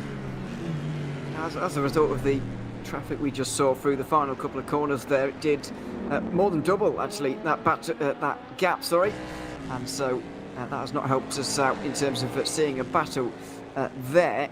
There was a brief yellow flag in the final sector there, but don't think anyone was off really, so certainly nobody in trouble now. So that's all fine. Everybody's still going. Valley Esports have come out not far behind. Carlos Fernandez here. Juan Carlos Fernandez in the DX Droids, dropping down to 5th place is that team here in this one. With Valley Esports trying to chase them down, but not looking able to do that right now. This will slide into turn 5 as well. But the gap at the front of LMP2 is coming down. Martin Mergley has benefited from a bit of pit strategy, of course, and maybe those 3 GTEs would explain some of that gap closing in. But Remy Delorme in the Go Team Racing LMP2 is chasing them down and looking to try and jam past them here in this one. Looking for a second race win so far this season. Yeah, you can see they're pretty much equal pace at the moment. That's going to change the gap 6 seconds if that Go Team Racing car can try and get some nice clean laps down. You can see when there's traffic benefiting, the gap can really come crashing down. But at the moment, 6 seconds, 7 seconds, going up quite rapidly actually. Blue flags for the Go Team car. That's why having to let some of those DPIs through. But as you were saying, yeah, there could be a battle unfurling for first place in the LMP2 category. Of course, Mergley is going to have to deal with the same traffic coming through as Delorme has. And, well, we'll have to watch this sort of unfold. It's going to be a bit of a long run. But the different strategies mean how important is it going to be to fight on-track position at this stage in the race for both the teams and the drivers. Of course, it's never nice to let an opponent through too easily, but at the same time, there is a risk versus reward, and you don't want to be losing time in the overall scheme of things if that battle there is not going to have much impact on your overall position come the checkered flag. Well, Michael Ayres is catching Juan Carlos Fernandez, and there is the fight going through on Martin Mergley, rather fittingly. Valley Esports versus DX Droids may well commence here in the midst of all of this traffic. A little bit more here down towards the left-hander at the bottom of the hill. This is turn 8. Oh, and a big dive, a bit of contact side to side. And a short flash of the lights as well from that LMP2 that wasn't pleased to be dived, and you can absolutely see why as well. Ez doesn't really matter though, he's trying to put everyone in his rearview mirror right now. He was trying to close through the carousel, just got on the power slightly too early, dipped a wheel onto the grass and slowed down a bit as a result. A hint of a flash of the lights too. He tries to apply the pressure to DX Droids just up in front towards Canada corner and towards the front straight where he's going to get a benefit of a slipstream. But I don't think he's really close enough to be able to get through here. He's under half a second back, but that is often too far back, unless there's a mistake. And it did look like Fernandez got a slightly poor run over the line here onto the front straight. Yeah, it seems that that's going to sort of hinder any potential move here. We say that though, look at how quickly he seems to be closing up. He's going to move to the inside into turn one. No, he had a little sniff, but just didn't see the room to go through. He's going to have to stick behind for the moment. Maybe up into turn three, navigating past the Corvette C8R there. So want to get tangled up in that. We've already seen a bit of contact with the Dallas LMP2 earlier. Of course, that's never benefiting anyone. But here we go, Michael Ayres with a decent slipstream here. Once again, moving to the left-hand side, but just not seeing any room for the time being to go forward. But getting incredibly close through that left-hander, up the hill, under the Corvette bridge, into turn 6, past the sausage curve. You don't want to take too much of that. That's not going to be very kind on your car. Through turns 9 and 10 of the carousel, going down the hill then rather, into this left-hander. You can see up there, there's a GTE going rather wide. That's not always what you want to be seeing because, of course, a car off track is not going to have the same amount of grip as it normally would and can be slightly more volatile than a car going on. Otherwise, you can see down there at the bottom the onboard of Michael Ayres' car as they run along the straight under yet another bridge here in Wisconsin, where this track is, where the track is rather in the north of the USA, into the left-hander then. And you can see just how close they are. I mean, you can probably smell that DX Droid's car from inside the cockpit, and that's almost contact there. Really pushing and back onto the main straight then. Not the greatest exit again for Michael Ayres, but if he can get the slipstream by following this closely, he could just about close up. But it seems that DX Droid has a lot of straight line speed, and that's helping them defend for the time being. Still in front. Slipstream just not powerful enough to get a move going there as we hit the end of another half hour. Over the curve, over the grass and into the outside of the grass as well, unfortunately for Michael Ayres there, and so he's going to drop back. He won't be able to make a move down in towards turn 5. Here it is, the braking zone, half a second between them. Valley Esports still applying all of that pressure but not able to get through, and now Fernandez is going to be able to put the Black Hawk Aston Martin in between himself and those behind, as Alex Broughtingham is being caught now. The gap only just over 3 seconds, but Fernandez has given himself a bit of breathing room, at least for this lap. I can't imagine it's going to last too long. No, well, he's putting up a good fight at the moment anyway, just trying to maintain his position. I think that the DX Droid's car must be running slightly lower downforce setup. Because it is in the corners that Michael Ayres is gaining, but as you said, yeah, using the traffic to his advantage, try and keep the gap up as great as possible. But of course, you don't want to battle too hard, you don't want to ruin your tyres. There's still a long way yet to go in this race. If something's inevitable, how worth is it fighting fighting too aggressively for that position? Because it does seem, as you're saying, at some point Ayres will get through. It just depends on how difficult Carlos Fernandez wants to make his life. But that gap, yeah, up to about half a second as we go back onto the main straight once again. And you can really see how hilly this circuit is, especially a massive rise up to the start-finish line around here. As we go back on to the next lap, the 119th circuit so far this race. It seems that 6th place is going to be the position for Valley at the moment. Of course, 5th in the championship in DPI category, 11 points behind Burst. And if they want to challenge Burst in that position, they are going to have to find a way past DX Droids, which they seem to be struggling to do at the moment. They are, but then again, there is a long way between the next car in front, which is Burst Esport, the fight in the current 4th place, and the car behind as well, Wanako. But let's not forget that Valley Esports is on a different strategy to DX Droids, and Wanako a different strategy to both of them. So that's all to work out when we get towards the end of this one. in probably about 2 hours' time. The race leaders, Simfreen, are into the pit lane right now, and they'll drop back a little bit as a result of that. Lorenzo Arisi still at the wheel there, and I think will remain so as well. But we'll have to wait and see on that one. I think that's the end of his second stint here, so there will be one more. And Burst Esport also into the pit lane after benefiting from the Code 80. Michael Ayres gets very close to the DX Droids car, and now he's going, looking down the inside. Couldn't make it work into Canada corner, but that pressure is only mounting more and more now. Yeah, as we trundle down Thunder Valley, or up rather. Oh, and off the track there goes the DX Droids car of Fernandez, and that's going to hand Michael Ayres the position. I think that was sort of a result of just the constant pressure that DX Droids car was being put under as they now move along the straight. You're going to see on the bottom there, that car is going to come out just ahead of them. But yes, once again, the pressure on Fernandez seems to have been a little bit too much. Made a mistake, went off track, and there you go. Up into 4th place is the Val Esports car. Well, that's a change up there in 4th place then, as Tom Oldemanga gets going again, or will get going again in 6th, maybe 7th place for Burst Esport. Benjamin Gilsinski is catching Nick De Silva in the race lead here. He got 1.5 seconds over him on the last lap. And so the gap now down below 7 seconds for the first time in quite a long while. Deal with Net Race making their way towards and through the final corner now. Gilsinski will go on to the front straight, but needs a pit stop here. That's where you get the difference between Nick De Silva in the Race Clutch car and the rest of them. The fact that he did not go in under Code 80. He stayed out, and well, that'll mean he's got quite a big lead at this stage.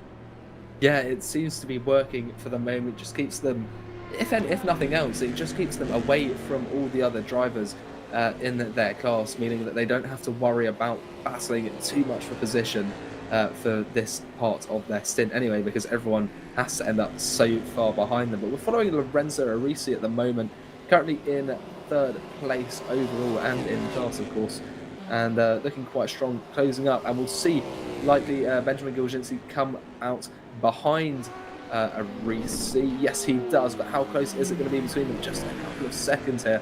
So this battle, Gilsinski looking for that position. No, in fact, he's going to drop back as well. Let's see, we've got still in the pits. It's been in there for a little while now. We've got Luca D'Amelio, though, on screen. That's the Rookie Monsters car, number 8. Getting blue flags to let other drivers through. And there goes Lorenzo Arisi once again. So a 42-second gap to Nick De Silva really shows the significance of the different timings of the pit stops of these teams up at the top there. That will mean that we only have 6 cars on the lead lap now at this stage, which is the exact amount that we have. Sorry, we only had 5 at the end of 8 hours at Road America last time we were here last season. So that is quite a few not on the lead lap any longer here in this race this afternoon. But Lorenzo Arisi is up to 2nd. We've got a bit of word through, by the way, on the Visceral Esports LMP2 here. This is Darius Andre currently plugging away at 6th place. Serge Bakker has just gotten out of the car and is able to inform us a little bit on what's been going on for them today. They got a drive-through penalty for weaving earlier on, and of course had a crash with Daniel Visner as well. We saw that down at turn 5 earlier on today. Excuse me. That messed up the balance quite a bit with a little bit of damage, and so after the repairs it's now up to Darius Andre to gain back some time. That's what endurance racing is all about. Stay in it, get back going again and get back to where you were before, but that's going to be very difficult for them. They were fighting for the lead, now they are down in 6th place. Yeah, and you can see there the car does not look very stable, particularly under braking. The rear seems to be squirming around a bit. Maybe into the next braking zone you'll be able to see as we go through here. Not too bad at the medium speed, but it seems to be at the slow speed doesn't have too much grip, or there's definitely something wrong with it. It's sparking away all of the time, but I think that might just be the ride height they've selected. But yeah, it does seem to be a little bit more twitchy than perhaps some of the other drivers, but doing well, definitely, as you're saying, in the spirit of endurance racing to get back out there. They're in 6th place. That's not too bad, and there is definitely room for them to make up positions lost only 10 seconds ahead to Andrea Martino, and that gap is going down all the time. Martino last lap invalidated, I think. So things could start looking up quite quickly for this Bristol car, even if there's been a couple of low points in the race so far. With 2 hours 20 minutes to go, there's anything can really happen. It is endurance racing after all. Yep, that's why we love it. 6 hours of racing, but it could well come down to the very end. We'll wait and see on that, of course. Closest battles out there on the circuit involve the GTEs for the most part. It's very close, down from second all the way to, well, 12th really. There's not very many big gaps at all. All of those gaps below 10 seconds, but the closest of them and the most... what I'm trying to say here, the one that's closing most quickly is this one for second place now. Alex Broughtingham being caught by Adam Baldwin by more than half a tenth on this previous lap. Sorry, more than half a second on this previous lap, and that is only going to get more, and it's only continuing on now. He's been on this chase for 25-30 minutes now as Baldwin, but now he's finally going to get his chance to make an overtake, quite possibly. 1.8 seconds is the gap, and once you can see and almost reach out and touch the car in front of you, that gap seems to come down all the more quickly. When you're in the zone, you're in the rhythm, you're enjoying yourself, as I'm sure Baldwin is right now, it does all seem to fall into place. Yeah, Baldwin has had a particularly strong stint over the last, as you were saying, half an hour, 40 minutes, closing up quite quickly here, and it's going to be a little bit demoralising for Baldwin to see that Juice's Ferrari in his rear-view mirrors, because initially that goal was about 6 seconds away, so now just down to 1.5 seconds. It's going to be not easy for Baldwin to get through, but I can hardly see him failing to take that second position over the next few laps if he can just close up this last little leg between them and get into a position to threaten. And if you want to access the live timings, of course, they are linked in the pinned comments as well, so you can follow the whole race as we are now seeing all of the different aspects of this race unfold. Now, there is traffic beginning to come through here, and that could have a slight impact on the gap between the two. You can see there it's up to almost 1.8 seconds there as a result of those prototypes making their way through as we come up towards the end of the lap, I think. Yes, back onto the main straight. And we'll be able to see their difference over the last lap as they come up to the start-finish line. Broughtingham did a 2:03.3 last lap, and it's a 2:03.2 for Baldwin. So it's slightly quicker, but it's going to have to be a bigger margin if he wants to close up and start threatening that second position. It probably is, but then again, time is on his side here. There is plenty of time remaining in this one. And of those who are on this strategy, Baldwin is certainly the one who's up there the most. And let's not forget about the championship situation here.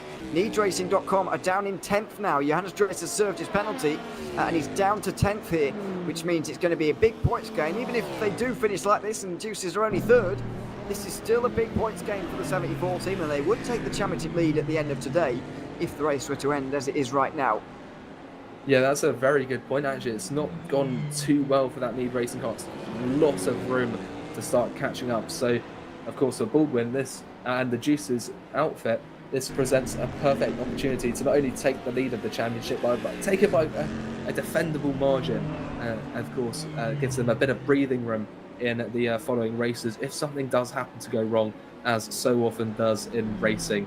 But at the moment, that gap once again goes down. As you said, he has got time on his side. He's on that alternate strategy, and he just needs to close up. And you can see in clean air that Juice's car is definitely quicker than the Black Hawk up there in second. And I don't think that that number 81 Black Hawk is in fourth place in the championship. So 15 points behind the Juice's car that we're following at the moment. And I'm sure they would like to increase that gap even further. So this is a significant battle, and not only for the overall championship, but for their relative positions as well. It really has been a good day so far for Warren Disease Stars in the lead of this race as well, by the way, for GTE. In the lead of LMP2, we've got Remy Delorme for Co-Team Racing, as I mentioned earlier, searching for their second ever VEC win after finally grabbing their first back at the first American round of the season, which was round 3. And the track escapes me right now. I don't know why. We had Daytona to reach the halfway stage. We're at Road America now. Where were we? Seeker, I think.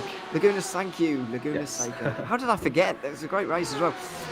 But Laguna Seca, the very much tight and twisty and very difficult race in terms of multi-class traffic, but they were able to negotiate that and get their first VEC win finally. And well, they've got the opportunity for another one here because Talome has got over 20 seconds of a lead. But don't be fooled by that. We are in the middle of a pit stop cycle here in LMP2, which is certainly changing this around. And we'll see if the order looks any different in a few moments' time. We'll see if Pescarolo Esports shoots back up to the front again after this cycle is complete. Yeah, Pescarolo at the moment about 55 seconds or so behind this car. And well, it depends on how they go about their pit stop, what aspects of the car, whether they just refuel or refuel and tyres, depends, will significantly affect the length of their next stop. So always worth keeping an eye on. But as you're saying, yeah, the last race at Laguna Seca working well for Go Team. It seems to be that America is bringing them some luck because at the moment this is a very strong position for them. 20 seconds clear of Sinfreem as well. That number 34 is not actually in the top 5 of the championship, I don't think. So it seems that the alternate outfits for Sinfreem are doing very well at the moment. That number 36, currently sat in 4th place, is the championship leader.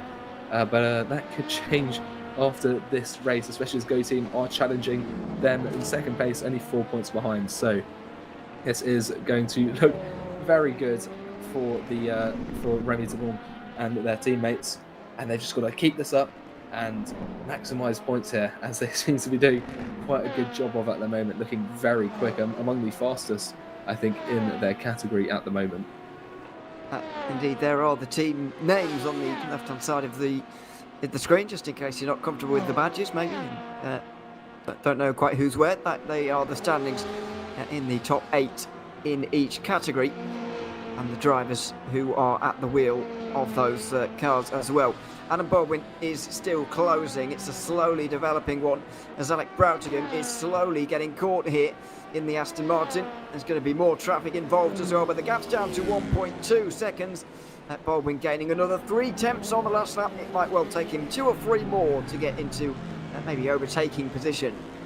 Yeah, Baldwin is definitely steadily chipping away at that gap, but it is definitely coming down.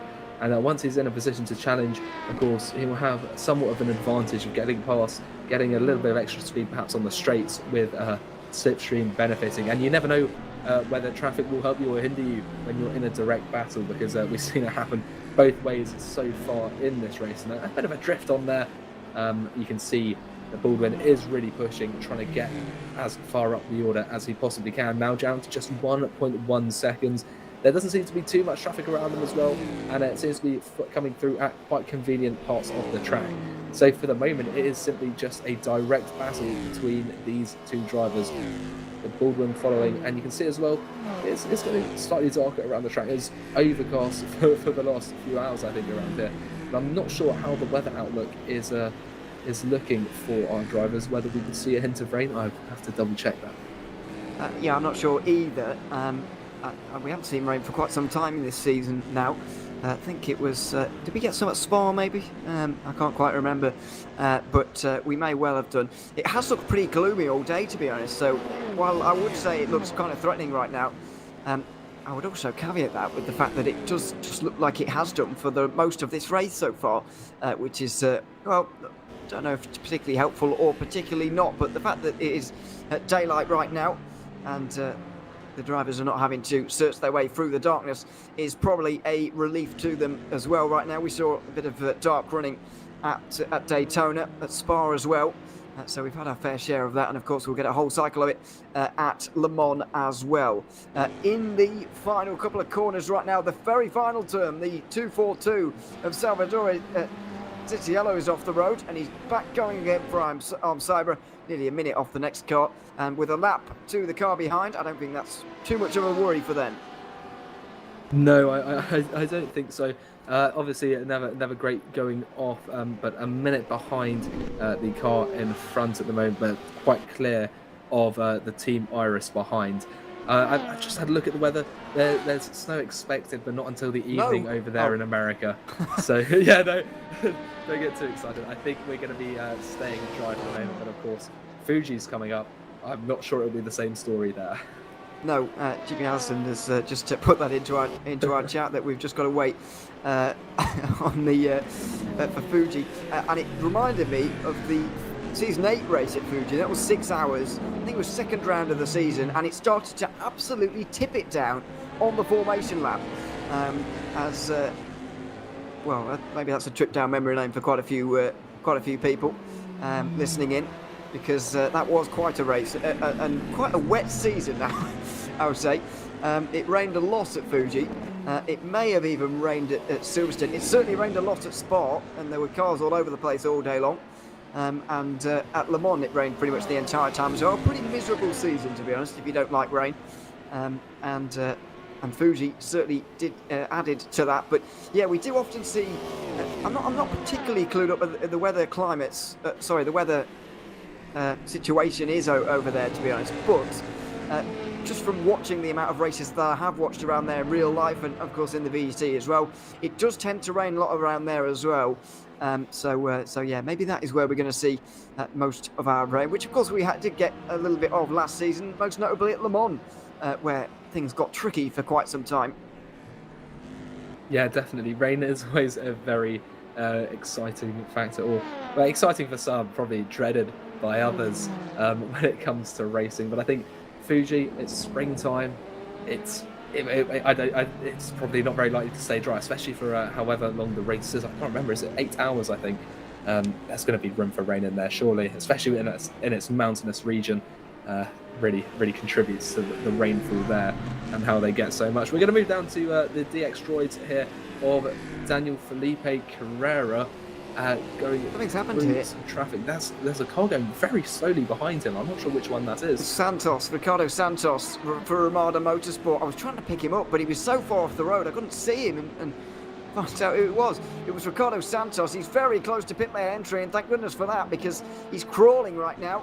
And unfortunately, there is definitely damage down there at Canada Corner. The number 60 Secret Team Porsche was not too far away there. I don't know if it was involved, but it was certainly in the area, and I think there was a DPI as well, quite possibly. One of the satellite racing DPIs might have been involved there as well, in the area. Paulie Ahonen at the wheel of that one, not accusing anyone of anything just yet. In fact, that DPI is nowhere near, but Herman Stocky certainly is. We can't quite see. Here we are. The side-to-side contact into the wall for Santos, and way off into the gravel, and had a little bit of trouble getting turned back round again as well, by the looks of it. Yeah, that's a pretty big impact on the rear. I think it actually hit the wall on the right-hand side of the track there. That's really not good for them. At least they did manage to get back to pits. Doesn't seem to have hindered anyone too much. And we did see earlier that there was some interesting attempts at rejoining the circuit after incidents. But we're going to move back up to Adam Baldwin. GTE doesn't let us relax, does it? Because this gap now down to just under half a second, and Baldwin is now going to start piling the pressure onto that Black Hawk Aston Martin. The gap there just 2.5 seconds now, as through goes some prototype traffic. That's not really going to work in Baldwin's favour. You can see there goes a DPI, and that is one of the LMP2s just sitting patiently behind the arms Cyber. I think that's how you pronounce that anyway. Sitting behind, just trying not to get tangled up in anything that it doesn't need to. And you can see there that's going to hinder Baldwin again. It's taking each of them one at a time, and that gap now up to 0.7 of a second as a result of that DPI going through. But once again, under brakes, closing up is that Juice's car, very, very much still present in the rearview mirrors of that Aston Martin. But this is going to be a very close battle, because although Baldwin is quicker, he's not massively quicker, and that's going to present a challenge for trying to get through and then defend that position as well. Absolutely. Through the kink they go, and towards Canada Corner, big braking zone, and Adam Baldwin is not close enough to use it really in terms of making an overtake, but he's going to try and force Brad to go into a mistake. And you've got to remember that after pitting under the code 80, we're going to see just how close to the hour he can get as well, because He will need to have saved a little bit of fuel here in this stint. Maybe he's going to use Broughtingham for a little bit of that in the slipstream here.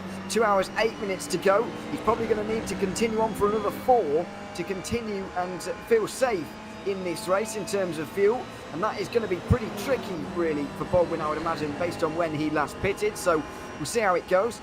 But it does look like he doesn't want to sit behind and fuel save. Instead, he wants to make a move. Yeah, definitely. There goes a prototype. Quite audacious, I think, with that move down the inside there. I think, was that the Val Esports car going through there? Yeah, Valley Esports just diving down the inside, and Satellite Racing just come out the pit lane as well behind these two. That could have been very interesting. Fortunately, I think Baldwin very aware of his surroundings, as you have to be, especially if you're in the slowest class, because you've got people coming from behind constantly passing you, so you've got to be looking backwards as well as forwards. Made it especially difficult when you're in a closely fought battle. But as you were saying, it doesn't seem that Baldwin is too keen on conserving fuel at the moment. He's more intent on getting past, perhaps thinking thinking at the Juices team being they get past, and then once they're through, they can start fuel saving, and they'll be able to defend more easily than they would than they might have to attack. Thinking that it's better to be fuel saving in front of a car than behind it, maybe conserving or preserving their time or the point where they need to fuel save until a later stint when they've secured this second position. But I'm not in charge of their strategy. It's up to them, I guess, to decide what they want to do. Certainly is. And we'll see if Baldwin has to pit at the end of this one, or whether he can continue on for one more. The pressure seems to be easing on Broughtingham, just ever so slightly in the last few moments, but certainly not gone away. And Baldwin is not going to until he's through, or until he has to make a pit stop, whichever one is going to come first. Into the final turn they go. One of the more important ones around this circuit, because it sets you up for that run on the front straight. Baldwin's going to continue on. He's got another lap in the tank at least. And with that exit off of the final corner, there might be a chance. But there's still a few car lengths between them as they run over the line. Broughtingham still in front, and is going to remain so as well. Baldwin has caught, relatively quickly throughout this stint, and relatively convincingly as well. We did think that it would happen before the end here. However, the gap between the two in terms of pace doesn't seem to be huge, and that's really what you need to make an overtake. It's another good exit from Baldwin. Maybe there's a chance down into turn 5.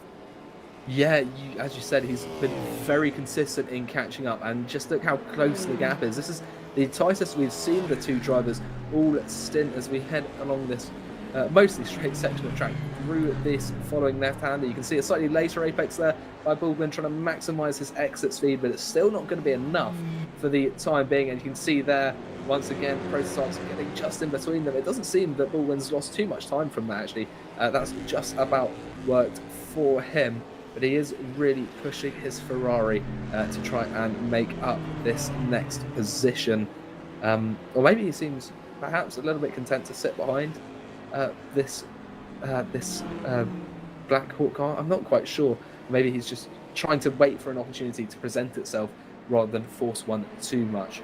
That way, not slowing himself down too much by battling vigorously, but at the same time, still being able to seize any opportunity that comes. You can see slightly onto the grass there. Big puff of dust, but it's still going to be a small enough gap between the two of them. It is relatively small right now. Through Canada corner they go towards the end of the lap. Just an update on LMP2, by the way, as the gap has closed to under 5 seconds for the first time in a while. Pescarolo are being caught by Go Team Racing despite an apparent advantage they have on strategy. The gap is still closing. Baldwin very close now. It's actually going to be Broughtingham who's in first. So these two are indeed on the same strategy right now. And the Black Hawk car does come in, so they must have come in under the code 80. But once again, 3.5 minutes before the hour, that does have to be a little bit of a concern in terms of making it on only 5 stops today. Yeah, that's not brilliant for them. They're going to have to work to try and make up that deficit. There's only going to be, they hope at least one more pit stop before the end of this race for them after the current one at this 2-hour mark. But I think it was quite a tactical move there by Black Hawk. Make the pit stop when it was pretty clear that Baldwin was going to get through anyway, and then not lose any time by battling on track get straight into the pits, and maybe stick out a very quick lap. As soon as they get back out, come out ahead of Baldwin whenever he makes his stop. So we shall see how that plays out towards, after this Juice's car has pitted. But we are approaching the 2-hour mark as the next set of pit stops begins in earnest, as there are a lot of Grand Tourers now in the pits. Absolutely, it is very much GTE pit stop time, and it's very much time for me to leave as well. I've been Ewan O'Leary. It's been great to be here for the last couple of hours. I'm going to be handing over now to Vidir Healy to join Hugo for the remaining 2 hours of this one. And Vidir, it's looking pretty good right now. We're enjoying this one. Even 4 hours into this one, we've still got fights going on as well. So it's been an enjoyable one so far, and I'm sure there's a good run to the flag coming up. Indeed, Road America is a fantastic track to race at. And you said you've been Ewan O'Leary. You still are. You're just not going to be in the broadcast anymore. But yes, an absolutely fantastic race we've had so far, particularly in this GT field, because, well, as we saw just before this pit stop phase began, you had, second through fifth covered by about 10 seconds or so. Everything still to play for there in the GT field. We're having a look at Adam Baldwin in this Juice Motorsport Club. Is he going to come stage right? No, he isn't. One more lap for that Juice's car. And of course, at this point, Hugo, every lap you go further means less fuel needed for your final stop.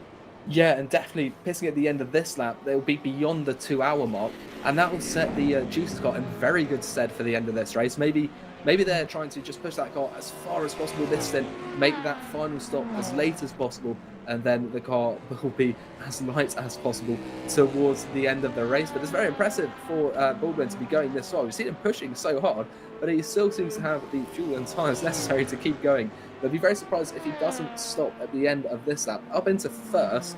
But we'll see whether, he won't be holding on to that, but we'll see where he comes out in relation to that Black Hawk car, now being driven by Kamal Nawi instead. So a driver change there could change the dynamic of this battle, and I wouldn't be surprised if Baldwin hops out at the end of this stint and is replaced as well. So by perhaps Wojtek Pelezny. I'm not quite sure who his teammate is this afternoon. Yeah, so I imagine for that Black Hawk car, that will be it to the end of the race. It will be Kamal Nawi taking that car to the end, a final 2-hour blast towards the checkered flag. And of course, will actually this Black Hawk car be able to do a little bit of an undercut, if you'd like, and try and extend that gap a little bit, because it will have two laps at least. We've got to see if Baldwin comes in at the end of this one on slightly fresher tyres. That obviously improves the lap time, so we've got to see if that gap actually changes once Baldwin comes into the pits as well. Yeah, it's going to be very interesting, a dynamic. And there you can see we are now just into the last third of the race this afternoon. A lot has happened so far. There is a lot yet to watch unfold, as of course that final stint, those last 30 or 40 minutes, will be where we see all of these different strategies, all of these different threads finally come together, and we'll have a clear picture of what's going on. But there you go, into the pits goes Adam Baldwin. Likely to take on fresh tyres, maybe tyres to take them to the end of the race, and perhaps a new driver getting in there as well. So we'll keep an eye on this to see where this car comes out in relation to that Black Hawk it was battling just a few laps ago, and whether the undercut strategy has worked for Black Hawk to defend their position. And it's a shame we didn't get to see that battle unfold in the last stint, but it could still very well continue. And it doesn't seem like tyres are going on to that Ferrari. Maybe they're saving tyres for the very last stint to get back out there. We shall see. And you can see on the left there which drivers or which cars are running which tyres. Yeah, I thought I saw the car go up in the jacks, but that could have just been me. Here's Adam Zagivia in the Irish Competition taking the net lead of the GT class once more. And there's Johannes Drees in the NeedRacing.com car taking second place. So down to third for the time being is this Jesus car, and I imagine it will be one more position lost to that to be relegated down to fourth, and eventually will fall in behind that Maradnas E-Stars car. Henry Sinek currently at the wheel of that one. Indeed, here it comes, that number 64 car out of the final corner. The question is, where is that number 81? 81 is just coming through that final left-handed kink before the final corner. Yes, it's going to be very close watching this. There goes the Maradness E-Stars car, as you were saying, Henry Sinick passing through. Wojtek Polesny, getting into the Juice's car. It's going to be very close to see where they come out in relation to Camel Nawi, as I think that Black Hawk might have lost the position. It looks like, yes, that's going to be 4th place for Juice's Motorsport and 5th for Camel Nawi. So the attempt at an undercut just wasn't there, and I think that might simply be down to the sheer pace of Baldwin at the end of that last stint. What is important to mention there as well is Need Racing back up into 2nd place. They had dropped down a little bit earlier. They are the direct competition of this Juice's car that we're following at the moment. They are just 7 points between them and this Black Hawk car in 4th place in the GT Championship on 246 points. And you can see here, they are still very close. These two teams seem to be very evenly matched from what we've seen over the last half hour and into the start of this next stint. So I think we could be setting ourselves up for a very interesting battle between these two cars for the next hour or so. Of course, Polesny will have slightly colder tyres. Of course, these cold tyres means they are slower. Well, if you watched IndyCar last weekend, you can see what happens sometimes if a car has hot tyres and a car has cold tyres. But yes, I think probably at this point, as you come around the carousel, I think those tyres have probably came up to temperature. And I think this, 1 second gap, less than that actually, 0.6 of a second, is probably going to stabilise at this point, unless the Black Hawk car can make some ground up on the Juice's car. And of course, coming through here, through the kick towards Canada Corner, it's very easy because it is so fast, and of course that slipstream has a massive effect. Yes, definitely, and on that really long final straight that we're coming up to in just a minute as we head up through these S's into that final right-hander, slipstream can be extremely powerful, just dragging you if you're behind, almost pulling you towards the car that you're following, and we'll see the effect of that here. Just keep an eye out on that gap in the at the bottom of the screen. You can see Wojtek Polesny there in 4th at the moment, and behind him it's just half a second, so it's stabilizing that gap, stabilizing rather, but you never know what could happen. Some traffic could have an impact. As you can see there, that's an LMP2 right on the edge of grip. These GTs at the start of a stint as well, they're much heavier, a lot less nimble, so the traffic has to be extra careful around each other, and through they go. But yeah, that gap, if anything, it's getting smaller yet, just 0.4 of a second, so we will keep an eye on this, and it is, I think, the closest of any on the field at the moment. Yeah, the one Aqua car came in from the DPI class from 3rd. You can see that in the timing column on the left-hand side. But yes, just 0.8 of a second now, just because of this prototype traffic having to make their way through. And of course, the gap ebbs and flows depending on exactly where these GT cars catch this prototype traffic. Yeah, definitely. And it seems to be quite a dense section of traffic as well. And you were talking about the Monaco. That's only half a second behind Collins Sport there in the race clutch. Race clutch not having the greatest race, considering they are contending for the title of the overall championship. They're only 1 point behind Sinfreem at the lead. And you can see Sinfreem have quite a commanding position, but I do think they're on an alternate strategy for the moment. But Wojtek Polesny, they're moving slightly ahead. That Aston Martin is following, but it's dropping back a little bit actually. So it does seem that Juice's car has got back up to temperature and is in a position once again to stop its seemingly unstoppable move or unstoppable grind to the front of the GTE field. With now 55 minutes to go, we'll see how far up they can climb. Yeah, long distance though, there's still 12 seconds up to that 2nd place car. I say that as the Arnage Competition car comes in from the lead, so this will promote the GT Motorsport Club and the Black Hawk car to 2nd and 3rd respectively. Have a look at this gap for what is currently 6th in the GT class as well, only half a second, less than that, 0.4 of a second now. Yeah, that's Arjan Veltens there with Scuderia Leone pushing up towards the go team of Christian Pellenson. You can see just how close they are as we move towards turn 1. A little look down the inside there by Veltens, but just doesn't seem to be any room to try and squeeze past at the start of that lap. You're going to have to follow through and just try and get as much of a slingshot out you can onto some of these straights. Well, I say straights, there's only really one truly straight section of track but there are elements where you are going flat out. You just got to be careful through the S's. And there into the pits is the Arnage competition in GTE, and so are DX Droids, not the one we're following at all, but that's a very interesting shift in the overall standing, leaving Wojtek Polesny just 11 seconds off the lead. But just look how close these guys are. Veltons is really pushing, getting a real good taste of that rear diffuser just in front of him. As we move up through this right-hander, is there going to be room to get past? It doesn't quite seem like it, but at the same time, we're getting towards the end of this lap, and that main straight is always a very nice place to go for an overtake. At least when we came to them on the start-finish straight, that Scuderia Leone car seemed to have a big overspeed when compared to the Go Team car. Indeed, look, coming through the carousel, this gap is closing, so it appears that Scuderia Leone car actually has quite a bit of speed in it. Coming through the kink now, flat out through here, and at this point you might be and a little bit too close to the rear wing. Couldn't see the apex. Going on the grass on the outside is Veltens, and that the only car, but moving to the inside now towards Canada corner, going for a move. No, just showing the nose a little bit, making sure the Go Team car knows that they are there. Yes, definitely.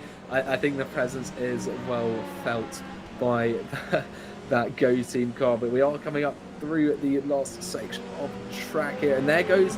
Oh, that is not ideal for Veltens. A bit of a momentum loss there as one of the LMP2s goes through. But we'll see if that's going to account for much, because as you were saying, there's a lot of speed in that Scuderia Leone car. But I think it seems that they've got maybe perhaps a bit more grip than that car in front, because along the straights, the gap doesn't seem, or the difference doesn't seem to be clearly as stated.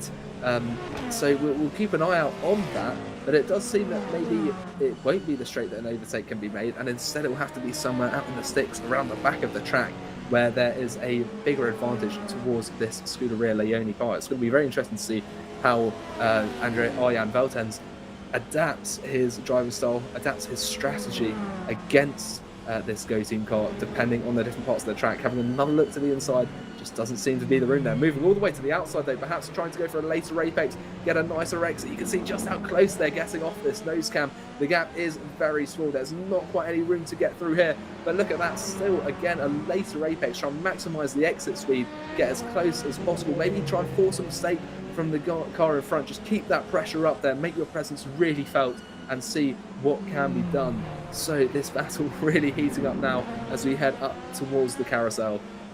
You're coming through the carousel now. I've just actually noticed the one Acro DPI is DNF for some reason, don't know why. But Arjan Veltens here, Scuderia Leone closing, coming through the carousel, now coming through the kink, which we saw they were very close last time round. The Veltens actually went on the grass on the outside. Is that going to happen again? No, keeping a hold on to it, keeping it on the black tarmac this time round. Coming down towards Canada corner, a tenth of a second separating the two of them, braking hard, but no, Veltens actually just let the throttle a little bit earlier, I think. Yeah, it looks like it just keeping behind. So we're going to head through the Thunder Valley and the Bill Mitchell Bend here towards the final turn. Once again, it doesn't seem that there's any prototypes to disrupt the flow of Veltens this time round as we head up onto the main straight once again, using all of that curb and a little bit more than perhaps he should. You want to be careful of getting those track limit penalties because they will really scupper your race. There's a few pit stops occurring up at the top there. Burst Eastward and Sim Freen, the race leader there, pulling in. So it'll be interesting to see where he comes out in relation. You can see that's the Burst just coming out on the left of our shot. But once again, Veltens doesn't seem to be able to find a way through. And perhaps he's either trying to pile on pressure or maybe wait for a mistake rather than having to fight for it directly. And this way, just get himself pulled along, manage a bit of fuel and manage a bit of their tyres as well.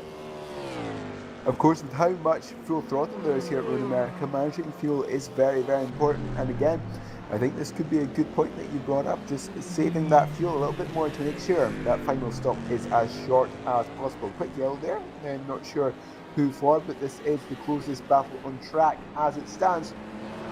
As there's more DPI traffic coming up behind.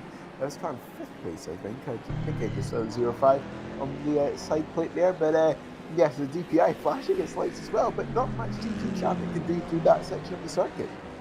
No, I'm not entirely sure what that's all about from the DPI, but I'm getting word from Wanako that seems to have been some sort of glitch that has led to them being returned to the pits, and that is just frustrating.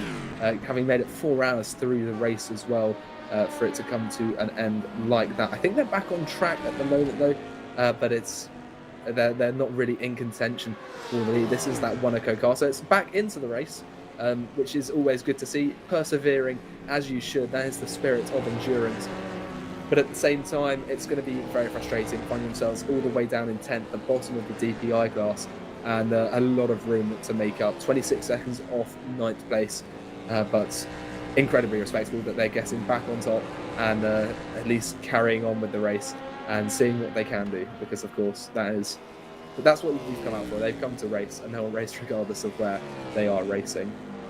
And of course, here in the VEC, every single point counts. You don't know what the cars ahead of you are going to go through in the final 1 hour 47 minutes in this case, and there could still be the opportunity to gain a couple of positions and gain a few points, which could of course be very important towards the end of the season as the race leader comes in. Well, race leader, net race leader, who knows? At this point, we only really know the strategy when it comes to the final 28 minutes or so. So it is indeed that the Seawolf net race number 6 car stationary in the pit lane, and exiting the pit lane now. I think that could have actually been a fairly quick stop, or are they actually towards the end? No, sorry, they're towards the end of the pit lane. So they'll be taking their next service, and that gap at Skinner Leone has just fallen back a little bit. It's now down to 8 tenths of a second, or out to 8 tenths of a second in the gap, I should say, rather.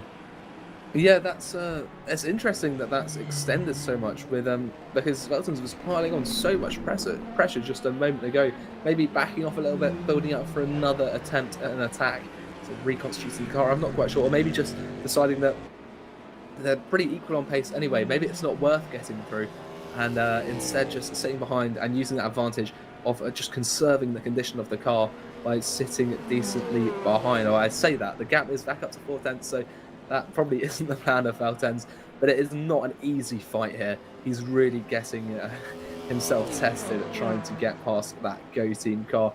But as you're saying, that Seagull car came out of the pits quite quickly, actually.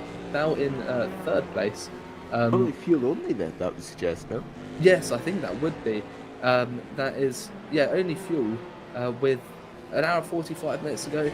I'm not sure how long that DPI lasts around this circuit, but there's still a couple of stops to go. One set of tyres, perhaps for the last hour, maybe, could be the strategy. Try and just absolutely send it in at those last couple of stints and get as much pace and as many overtakes in as possible. But I'm not entirely sure. That's why you've got to stick around, see how this all plays out right at the end. Here comes the Scuderia Leone car down to 2 tenths of a second at some point during the start-finish straight, but back out to 4 tenths under the braking zone. So it appears the Go Team car perhaps has, well, I would say a little bit more downforce, but that wouldn't quite make sense considering where we've seen the Scuderia Leone car a little bit stronger. But at least the Go Team car appears to be a little bit stronger on the brakes, because that gap definitely does extend in these big braking zones. You see that again coming down towards turn 5 perhaps, and moving towards the left, showing the move, perhaps not making a move this time is Valtens coming down towards turn 5, and hitting the apex nicely and really through here up towards the carousel. There really isn't that much of an overtaking opportunity. No, it doesn't seem like it. I think perhaps that Valtens has got higher cornering speed, but the straight line speed of the Go Team just means that can't really be taken advantage of, because yes, he can follow, but there just isn't the overspeed to try and find a way through. So I think that's why the Scuderia Leone is getting so close to the corners. And look at that, right outside of the carousel. That's very brave there by the DPI. Makes it work though. But yeah, as I was saying, I think the cornering speed of Veltons seems to be a little bit greater, but that's at the expense of whatever straight line speed there is for that car, as it just doesn't have that speed to find a way through. And again, in the braking zone, it's interesting that if Veltons has got more downforce, doesn't seem to have as much braking, but that might be a result of the tyre condition of the two cars. I'm not entirely sure.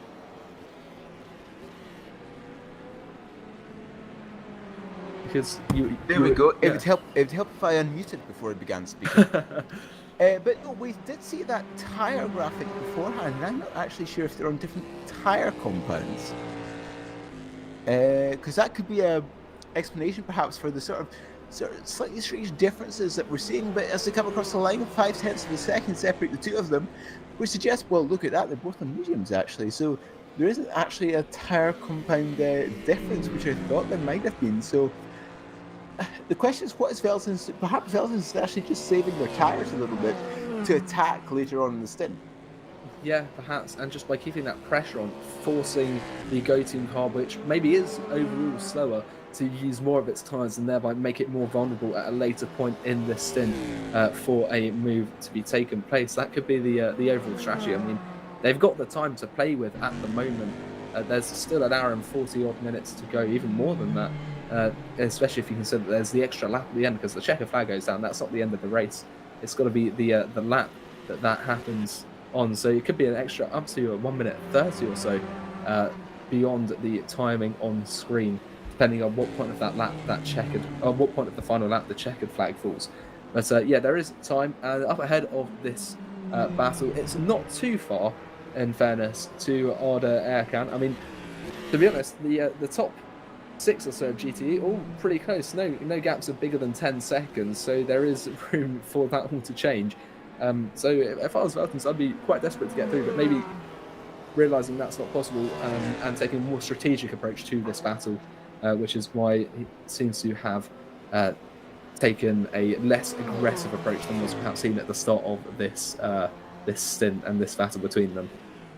Yeah, especially at this point in the race, you don't want to really throw away your car and throw away your race by essentially driving at 100% and driving over that limit, if you like. You always want to drive a little bit more 95% maximum in an endurance race, just to make sure that you don't essentially throw away your race. So perhaps this is just what Veltons is doing, is just holding back a little bit and hoping the long game comes to them. Perhaps they're actually fairly secure in their strategy, and they think their strategy is going to help them towards the end of this race.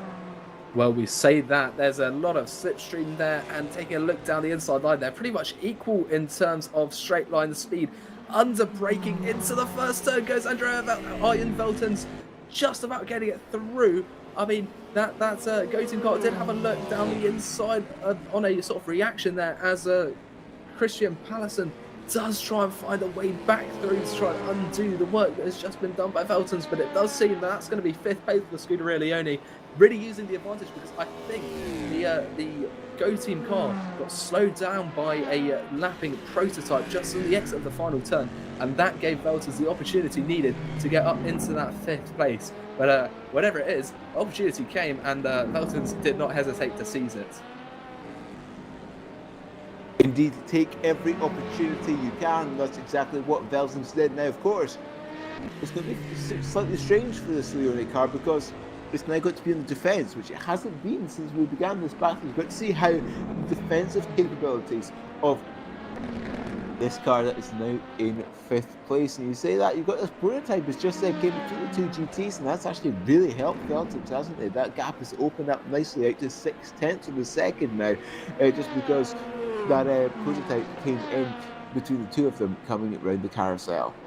Yeah, the traffic gods seem to have graced Veltons at the moment, giving him some just working out perfectly, really, giving him the opportunity to get past, and now giving him some breathing room to the car he's just overtaken as well. It'll be interesting to watch the reaction by Go Team to having lost this position. Veltons has got a bit of a way up to Erkan. That's 5.7 seconds of the gap at the moment. But we'll see how much quicker they are against each other as well, coming up towards the end of the lap now. But I think Erkan's most recent lap has been deleted, so we'll keep an eye on this next lap, as they both are coming up towards the line now. But no, I think Erkan's lap deleted most recently, so we won't be able to see a comparative time. But Pallison lost about a second on that lap, and I think traffic has had a big impact on the way that battle has evolved. But that is the nature of endurance racing, and it will work some days, and sometimes it will just work against you. And we've seen that in crystal clarity just now. Another battle to perhaps look at is a battle for 4th position in the DPIs. It's the Varsity Sports number 1 versus GX Droids number 2. It is Daniel Scaron and Juan Carlos Fernandez. 1.7 seconds separate those two DPIs. That could be very important towards the end of this championship. But Yes, Belson's just losing a little bit of time there again because of this LMP2 traffic coming through. So this gap really is ebbing and flowing, and really, I think perhaps Leone just has the upper hand at this point in terms of pace. I think they are, yeah, ever so slightly quicker, as you say, and that's going to really work into their favour. Just keeping a breathable gap, because it gives a little bit of leeway, but obviously not enough to get away with any major mistakes. So I think at the moment for Leone, it's just going to be about making sure they can keep nice and consistent and just avoid presenting an opportunity for the Go Team car to take advantage of and find a way back through, because we saw how difficult it was for Veltons to get past Pallison the first time round. I'm sure they don't want to be repeating that, but what is significant is Veltons is closing up quite quickly to the Caspian Motorsport car up the road a little bit. That was a 5.8 second gap earlier. It's already down to just 5 seconds, so that is going to be an interesting development. And given the fact that Pallison is following very closely to Veltons, he could be having a go at the at taking that position as well. So this is going to be quite an interesting stint for Veltons, and probably quite a good one for this Scuderia Leone outfit. They're looking to take up a few more positions over the course of this. So it's worth keeping an eye on these GTEs, as always, presenting a lot of action for us. Yeah, and I was just actually going to bring that up. That gap to the Caspian Motorsport car is reducing really, really quickly. So, and of course, you can see the Go Team car isn't actually falling back. So the Go Team car is being dragged along, if you like, to this battle for that final podium position. So, sorry, it's for the 4th position. I can't quite see it with my glasses at work. But yes, for this 4th position. So it's going to be very interesting to see what is going to happen when these three cars come together, because it looks like that will happen soon, just with the pace that Leone is closing down Caspian Motorsports. Yes, so I think it's going to be worth keeping an eye on this battle for the time being. Following Ian Veltons at the moment, and this is going to give us an interesting perspective on the overall race, as that is that 5th place car still driving around at quite a rapid pace for the time being. And Dean, here's this battle that I was talking about beforehand between Scoffer and the Bush Esports car and Fernandez in the DX Droids number 2, just coming down towards turn 1, and well, I think that was a little bit over the white line at the exit of turn 1, wasn't it? I was afraid I was looking away, so I didn't quite miss that. But if it was, you want to be avoiding that as much as possible. That's going to, well, it will add up if you're repeatedly taking off tracks, because at the end of the day, you might end up with in a position where you have a penalty, and you can see we've seen already multiple times the pretty drastic impact penalties can have on these drivers. I think something just happened to that Go Team car, because that's now down in 8th place. Oh, you might be right, yeah. And it's lost a good, that 22, 23 seconds to the Scuderia Leone car. Yeah, that's interesting. It's now behind the second of the two Juice's Motorsports cars here, 1.5 seconds back. In danger of actually losing out to the Arnage competition Porsche just behind it as well. So not entirely sure what's happened to them, but whatever it is, it's really not good news. But we'll move up to the DPIs for the moment, because we've got Juan Carlos Fernandez for DX Droids, who we've seen a decent bit of over the last hour and a half or so. Once again, putting pressure on another driver. This time it's going to be the Burst Esport number 1 car. That's in 4th in the championship, being driven by Damien Scoron. These guys won at Laguna Seca earlier this season. That was round 3. Currently in 4th place and looking to defend it, but Juan Carlos Fernandez is a quick driver, and that last lap was 0.8 of a second quicker. So we'll see what he can do to try and make up another position for DX Droids. Yeah, very, very fast as his number 2 car as it stands, coming down through turn 3 and then underneath the bridge and down towards one of the biggest braking zones on the circuit, turn 5. This number 2 car going to be using as much of the slipstream as possible from that number 1 before they come down to that big braking zone, moving to the left, showing the nose perhaps, but no move this time around, perhaps just a little bit too far back at half a second. Yeah, so I think we might find ourselves in a sort of similar situation here where it's going to be a bit of a slow burning battle between the two of these. As you can see that Porsche not really working for either of them, slowing them both down, really cutting down the room on track. They had to make a decent exit there, but Juan Carlos Fernandez once again following very closely indeed, and really again keeping that pressure. As we head through the carousel, you can see the impact of following closely behind. You get a bit of dirty air, you can't quite follow at the same speed because you haven't got the same grip, and they are really flinging these cars around about the circuit though, aren't they? Yeah, it's going to be very, very interesting to see what happens to this DX Droids car. Well, how much of a battle, well, I was going to say how much of a battle with the Burst Esports car put on, that's perhaps the wrong words to use, but it's going to be interesting to see how robust Scotland defends at this point, because as you said, there was the win last time out, and of course in Racer's help we do have more races this year, so you are allowed to have one bad result if you like. Just pretty much every car will have one bad result, but it just depends where that comes and how bad that result is. Yeah, you get a certain amount of leeway with the extra races, but then at the same time extra races mean that you can have gain even more points over the course of the season. You have more opportunities to do so. What is interesting there is that number 97 Go-Team car, Christian Patterson, we're following earlier, is now in the pits, and it's dropped all the way down to 11th, and it seems to be, it will probably stay there. So there must have been some sort of impact with that. I'm not entirely sure what's gone wrong with it, but it seems to have stopped at some point near the end of the circuit and then got going again and pulled into the pits. So it stopped at turn 7.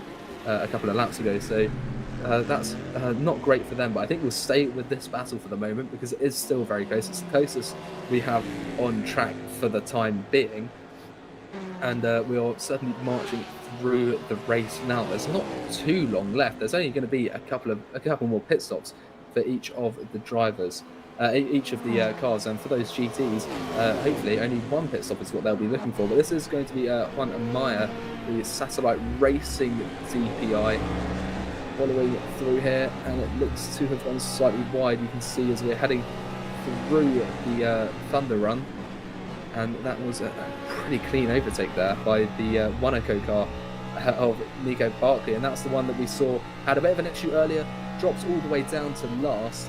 Good to see that they've got going again, and they've managed to drag themselves back up into the race. There's a lot of pace in that vehicle at the moment, and at a minute 11 seconds to James Juva in 8th place, but it's very possible that that position can be made up. So we'll have to see what Nico Barkley can do, and Monaco work to recover their race after quite a disaster. Yeah, every point counts, as I was saying before, and that's exactly what that one ACO car is doing and what they are appearing to do, because they just don't know how the end of the season is going to turn out in terms of these standings. So, the DX Droids here, they appear to be fast. They actually caught up to the back of this Burst Esports car relatively quickly. It's almost exactly the same as we saw in the GT battle, where actually making that move is an entirely different story. And Fernandez appears to be struggling with that at the moment. Coming through the carousel, one of the fastest corners in the circuit, is always fun to drive this because you can't go flat out through it, and it's always picking your acceleration point when you go back to full throttle through there. Yeah, it's very difficult. It's very much a timing based corner there. You've really got to manage it yourself. But I'm perhaps thinking that Juan Carlos Fernandez, because we had that code 80 about the 3-hour mark just before that, sort of threw everyone's strategy off kilter for those that pitted. Maybe trying to extend as much as possible this stint, just using that bit of slipstream along the straights to limit how much fuel he's using. Maybe try and undercut towards the end of the stint, or an overcut later, or maybe they're on completely different strategies and looking towards the grand scheme of things and the overall end of the race, which is coming at an alarming rate, to be honest. This whole race seems to be going very quickly indeed, so lots to look out for, and this variation of strategy has made it very hard to judge what's going on, and at the same time work out what style drivers or what approaches drivers are taking to the racing at the moment. So all to pay for at the moment, but for now, Juan Carlos Fernandez seems to be relatively happy just sitting behind this Burst Esport car, at least for the moment. Indeed, for the moment, and well, that GT traffic looking through this is in yellow in section 2 for whom, let's see if we can actually pick the correct tab. Who is station 53 car on the exit of the carousel. Interesting. That's the DX Droids car there. 33rd overall, 13th in GT. That's Ivan Avanoa. So I'm not sure what's happened there for him. But he seems to have got going again. But yeah, again, not brilliant. That Porsche maybe having a bit of an off. It's very easy to go off at the carousel because you're right on the edge there. But we'd have to keep an eye out for what's really happened for him. And yeah, not great. I'm not sure how much time he lost before that. I'm not sure where he was before. But we're going to go to Leandro Vela here, the Arnage competition Porsche, up in 8th place, looking to take 7th away from Yannick Price in that Juices Motorsport number 73. That Juices car actually running 3rd in the championship, and Arnage are not in the top 5, so this could be quite an interesting battle. It's got a very odd dynamic. These two are very far away from each other in the overall standings. Yeah, with the two Juices GT cars, it's always about to actually remember which one's higher in the standings. But here is that DX Race GT car coming through carousel. It's got almost like got on the back side of the car, but just hooked the inside tires on the back side of the car, and that just rotated it. Yeah, I mean, it goes to show that these cars are not always the most stable, especially at high speeds, I don't think. It doesn't take much to send one round. And of course, the car is incredibly low as coming around the carousel because it is such a fast corner. All of that weight is on the left-hand side, and as you add the accelerators on the rear left tyre of the car is where most of that weight is, and you could just easily lose traction there. But this is our Nash competition car, which we're looking at now. Leandro Verles, 6/10 of a second to make up on that second use car, as you said, in order to gain that 7th position in class. Yes, so he's going to have to move relatively quickly, and the Arnage team have been interesting. We've seen bits of them here and there. They haven't been a constant presence, but they definitely have been, whenever we've seen them, they tend to be moving up the order rather than down it. And at the moment, that gap is just 0.4 of a second. Last lap, in fact, these two cars got exactly the same lap time. Oh no, yes, they did, yes. Both getting a 2 minute 4 seconds, 0.049.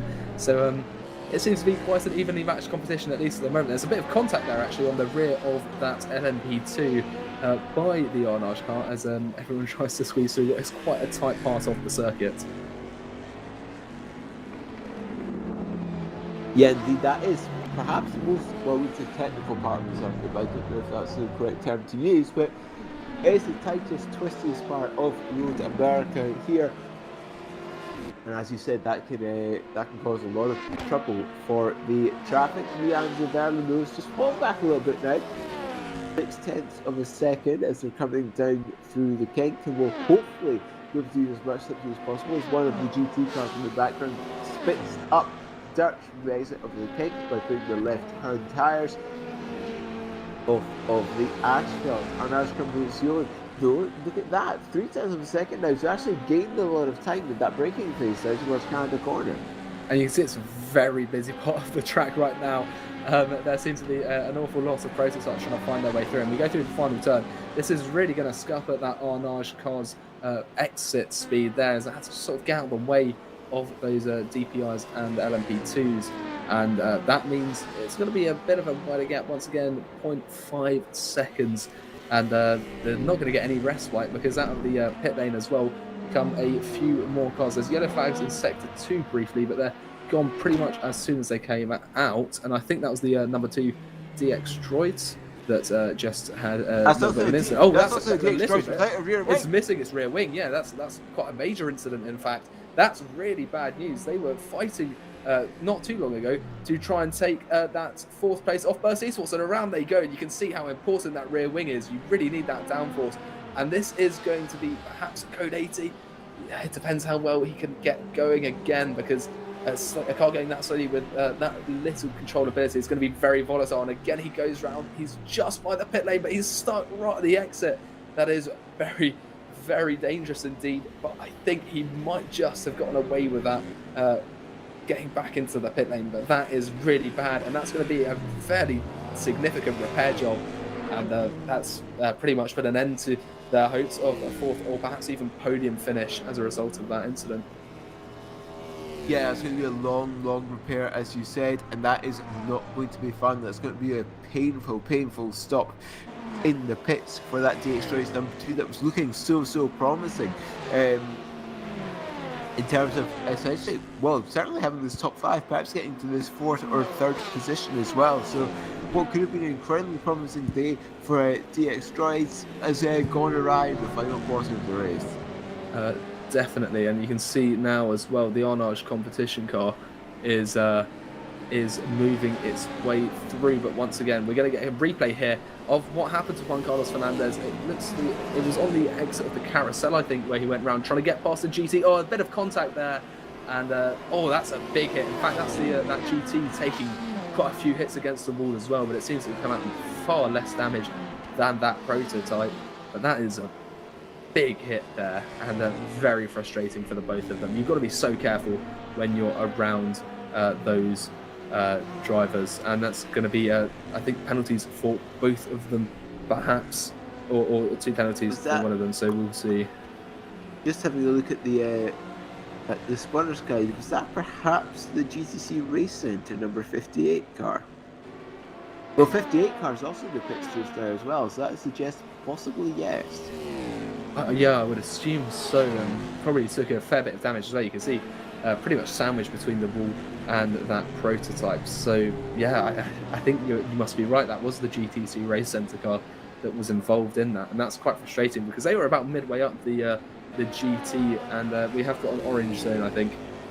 So we'll see how this has all had an impact on the race. We're going to get a second replay. This is the onboard of Yao Asensio. So yeah, you're right, the GTC Race Centre just moving in, and not much he could have really done there. I think he did leave enough room, but it's obviously a very tight margin, and that's going to be that's left-hand down a bit, isn't it?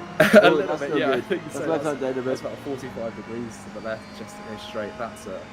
That's pretty rough for the whole team there. Wow. This battle for 7th position in the GT class is still heating up. Indeed, all these 3 GT cars are battling for that 7th place. The GC73, the Arnage Composite CO2 93, and the NeedRacing.com at number 91. Just there in the background, there's sort of like red to black fading car. So yeah, that's a very nice livery on that car, isn't it? This NeedRacing.com. But coming out of the final corner, oh look at that, just Motorsport car giving a little bit of jandle coming out of the final corner, getting that rear end out a little bit. Yeah, that's not going to be great for exit speed if you're trying to defend the position.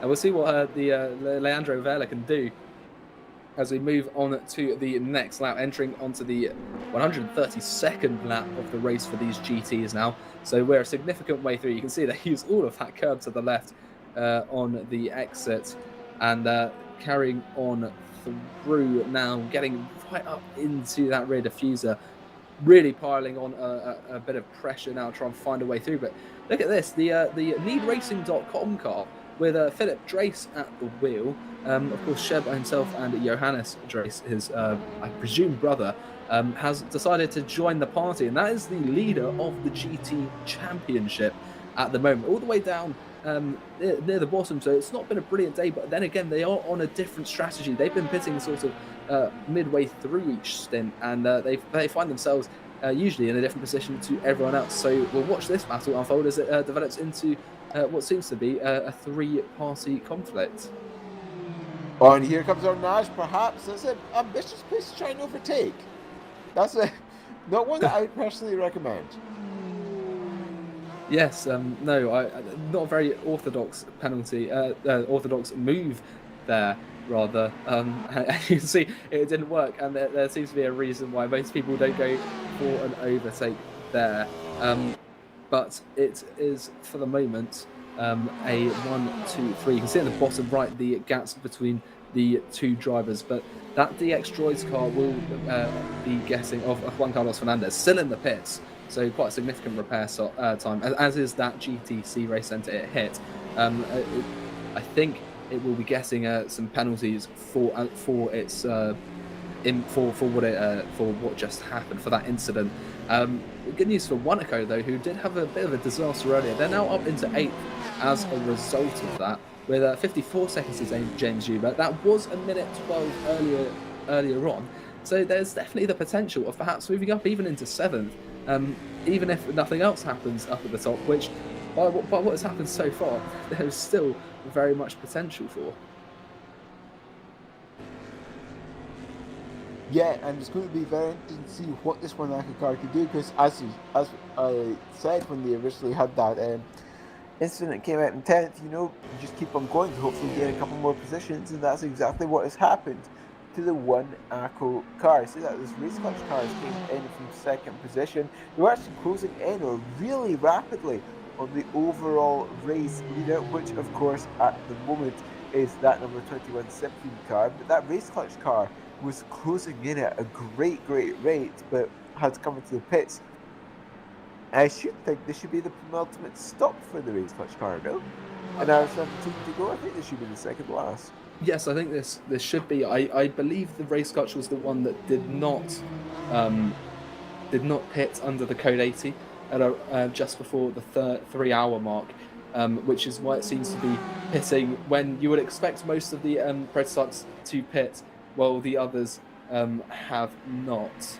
So yeah, that's interesting. We're going to have to see when we come to the end of this, won't we, with what the overall standings are like, because race clutch, of course, they are fighting for the championship lead. They're just 1 point off it at the moment, and that lead car in the race, that Simframe, is currently batting for it. But look at this Arnage trying to make a move through, but it could actually be the needracing.com. Look how close these guys are, heading through the Thunder Run towards the end of the lap here. Just a few tenths between all of them through this right-hander. Arnage just behind the Juices Club car, and it's going to be a big slipstream. It's going to be a double slipstream as well for the needracing.com. So this could go quite badly for the Juices car, driven by Voice of Pellegrini at the moment, as Luigi Russo the Arnage is the Juices is driven by Yannick Price. My mistake.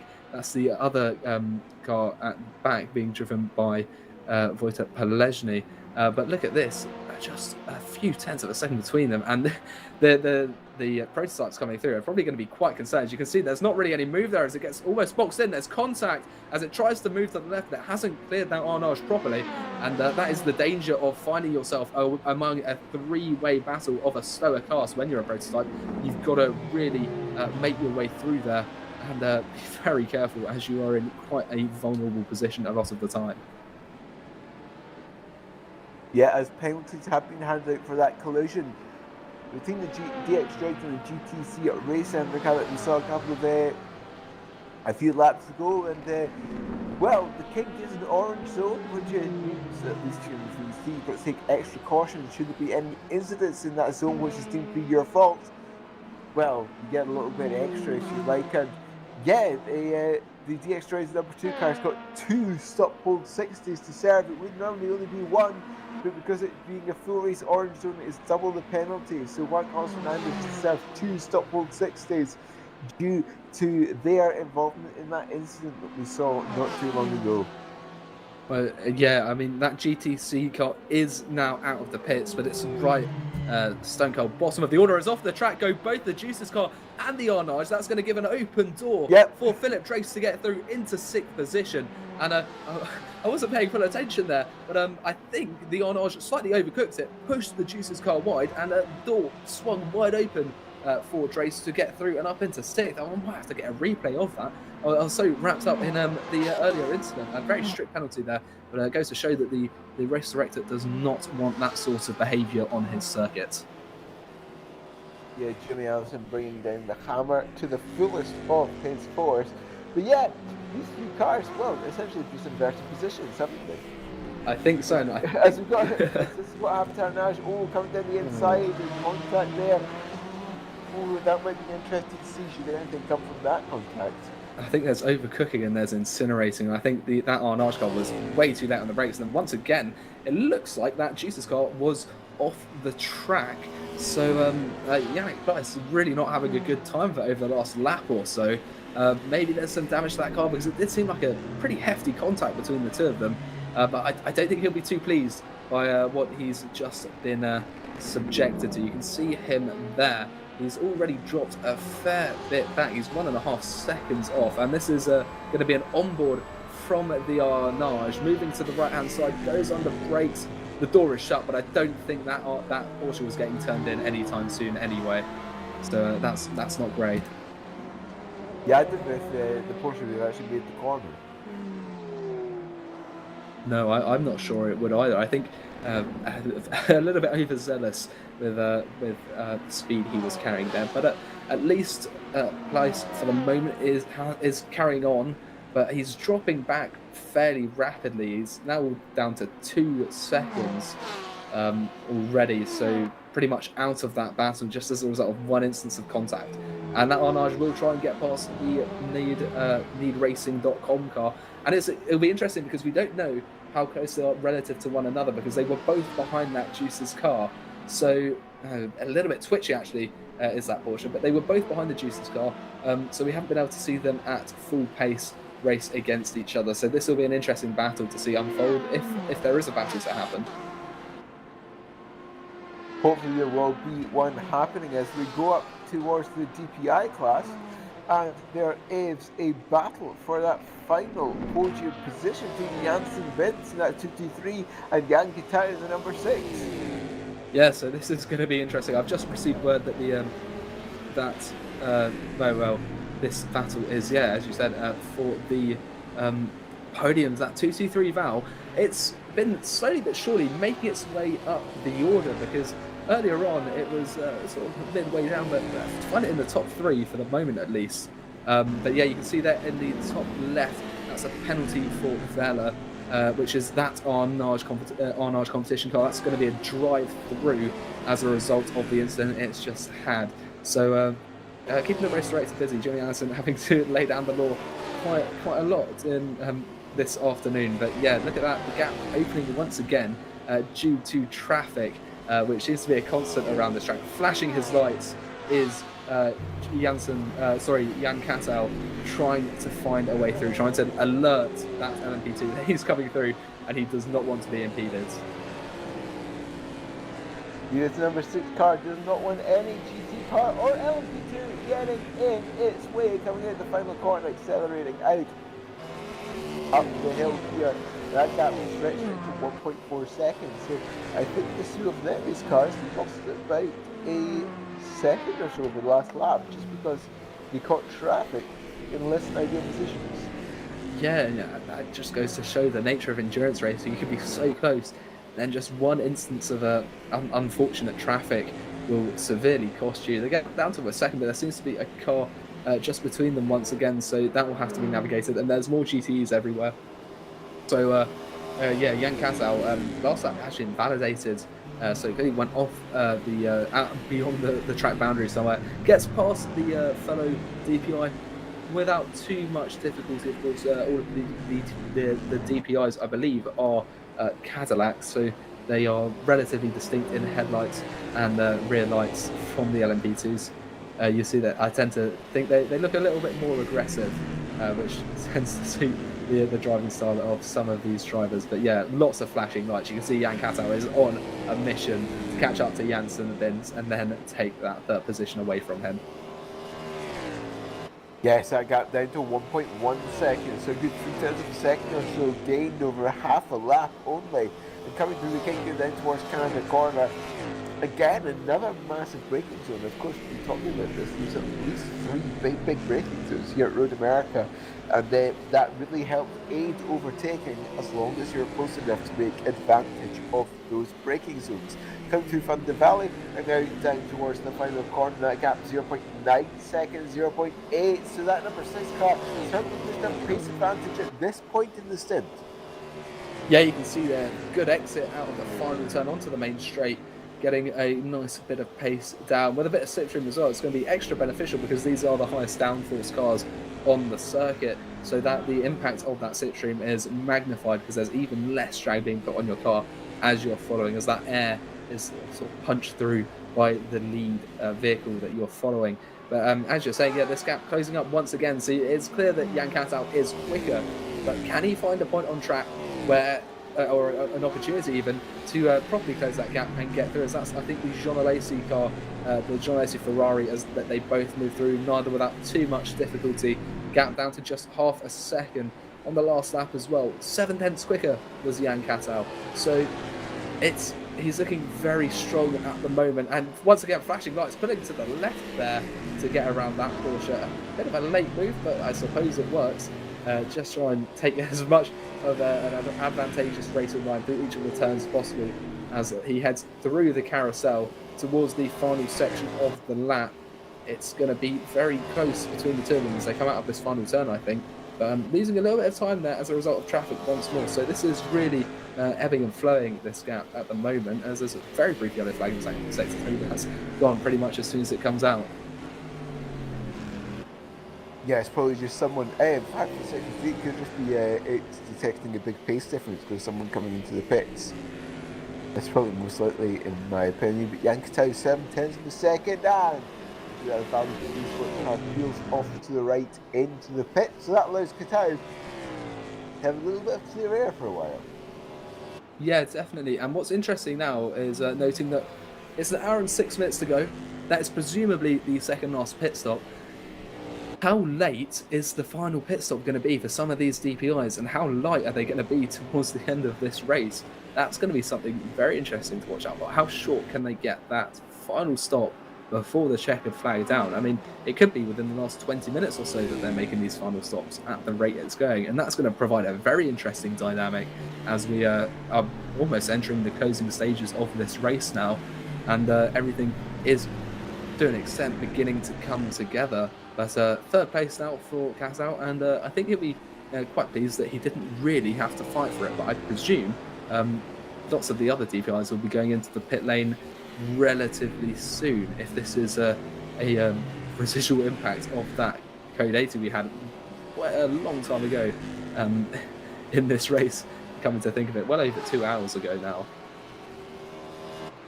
Yeah, so just to sort of like an example, say that each of these cars can do, say, 45 minutes on the tank.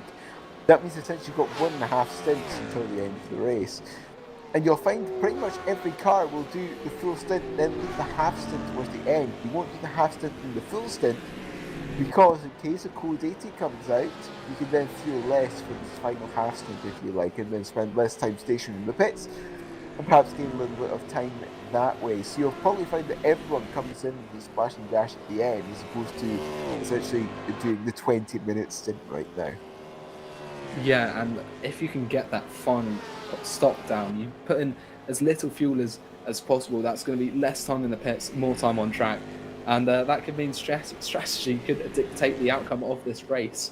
And it's going to have been a lot of thinking on behalf of the teams to try and get this all calculated and get it down in time for that end. So this is going to be very exciting to watch, I think, at the conclusion.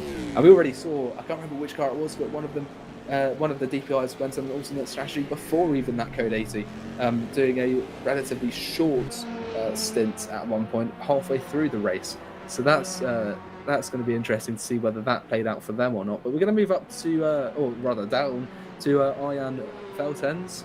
Currently 1 second away from that Castrian Motorsport car. We did mention this earlier when he got past that Go Team car, the Juices car rather, I think it was, that he might be able to close up on these podium positions. It looks like he's managed to do so now, and he seems to be closing up at quite a rapid pace. That gap already down to under a second. Arda Erkan's going to be looking in his mirrors and probably a little bit concerned at the speed at which this Scuderia Leone Corvette has closed up to him. Indeed, I said Corvette is moving closer and closer in the rearview mirror with every lap. As you said, that's going to be fairly disturbing for Erkan, fairly scary for Erkan. But This Escalade car appears to have a lot of speed. A second now the gap as they're coming racing down towards turn 5, braking hard, using as much of the track as possible without getting picked for track limits. And Velton's looking for that podium position, that possible podium position. Now, of course, these GT cars can do just about an hour and a full tank, which means their next stop for each of these cars will be their final one, and how much fuel they're going to be putting in, and how much fuel they manage to save through the second last stint, so they are getting stationary for less time in the pit lane, because it is far easier to gain time by essentially not being stopped as long as your rivals when compared to actually trying to pass them out on track. Oh yeah, most certainly. It means you haven't got a big old object to try and navigate, as well as the track itself, if you're able to get past them simply while they're in the pit lane. So as we approach this hour mark, watching when these GTs pit could have quite an impact on the race, and maybe trying some overcut strategies in the final stint. It could be a possibility. We'll have to wait and see.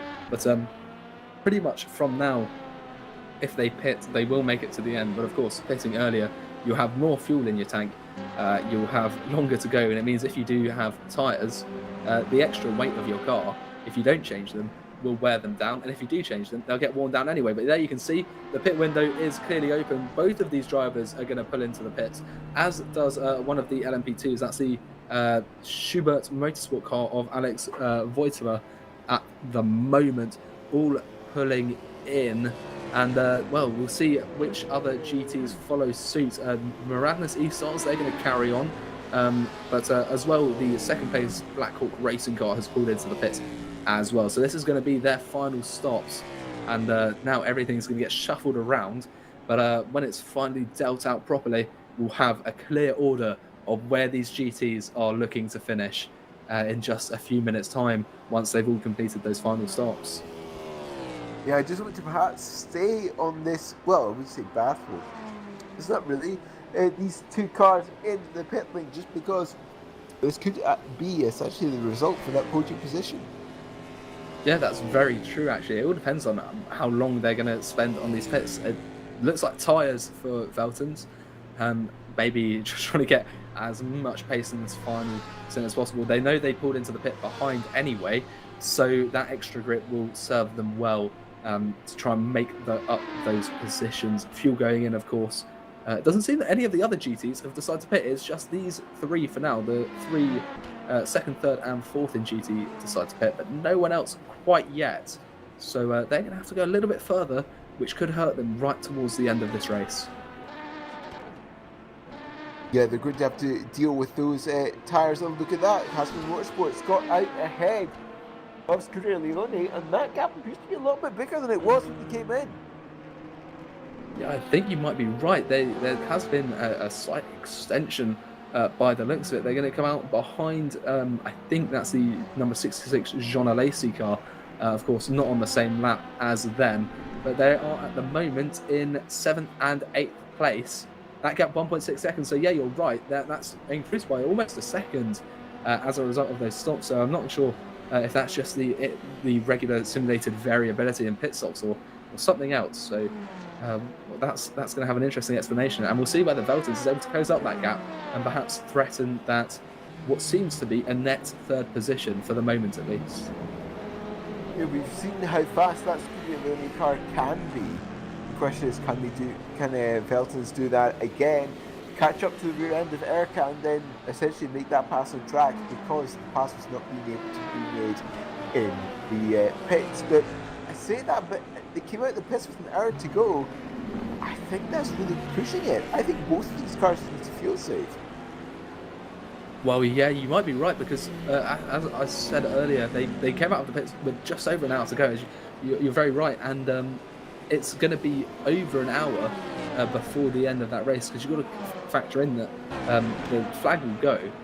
If the DPI, the lead DPI, has just crossed the line before the flag goes down, that means it's going to be an extra minute and a half, and that's going to be perhaps quite difficult for these guys to make it. So we'll have to see how this all plays out. But as you're saying, it's not going to be easy to make it to the end on these stops, and that could really hurt them, given that the other cars are only pitting now. So we've got the Sim Racing for Holland car and the number 73 Jesus car in the pits. But Miraculous and Lead Racing still going on strong, as is Arnage. But at Arnage, I'm not sure if they've served their drive-through penalty yet. So that might take them out of the picture once they do that. I think it should have by now, because I think it's 5 laps, isn't it? Oh, yeah, well, they are 20 seconds behind, so I think they must have done, Yeah, so they should have done by now, yeah. But that's a significant drop back that they will have had. So it'll be interesting to see where they come out in the grand scheme of things. As the lead of GTE, Henry Sinek, pulls into the pit lane for his final stop, we're going to have a look at David Scowron for the fourth place, number 1 burst car, just half a second behind Jan Katau at the moment. The lead lap is lap 170. There's not too long to go now, and these positions are going to be ever more crucial as the countdown to that checkered flag being waved is progressing and gets lower and lower. Yeah, so just 0.2 of a second now. These cars essentially nose to tail, coming through the more technical part of the circuit. Again, perhaps letting the traffic do its job for him, while Scotland not able to take advantage of that LMP2 car this time around. Now they're going to go around the outside of this LMP2 car, around the carousel. 3 wide coming to the kick. This could end badly. We know this is an orange zone. We've seen how this can end, but Scotland comes out with throttle to essentially prevent an airplane incident. Yeah, that could have been very disastrous, but they did just about manage to get through there. Scotland has had to sacrifice time, but time for safety, I think, is a fair trade. It's better to stay in the race in 4th than risk being out of the picture altogether in the pursuit of just 1 position. And we're going to move up to Christian Malguera now. This is for the lead of the race overall. Just 0.8 of a second between himself and Colin Sport, the Sim 3 Esports car and the Race Clutch car. Not only are these rivals on track at the moment, they are championship rivals as well. There's just 1 point between them in the standings, and that second place car at the moment, Sim 3, is at the top. As things stand though, they could be dropping to second place. We've got a lot beginning to unfold as we've started the final hour with quite a lot of drama occurring at the moment, and I think this is going to be the most interesting battle for the time being. That's Damien Scotland with Burst Esport looking to make up a position. You can see headlights are beginning to be put on as it's been overcast all day. We're approaching midday, I think, local time. But yeah, this is going to be a very fascinating battle at the moment. Yeah, Scotland coming through turn 7 now down towards turn 8 now. These 2 DPI cars now coming to the carousel. GT traffic ahead. This is not what they want to see. Especially this part of the track as well. GT car drifting out a little bit there actually at the apex.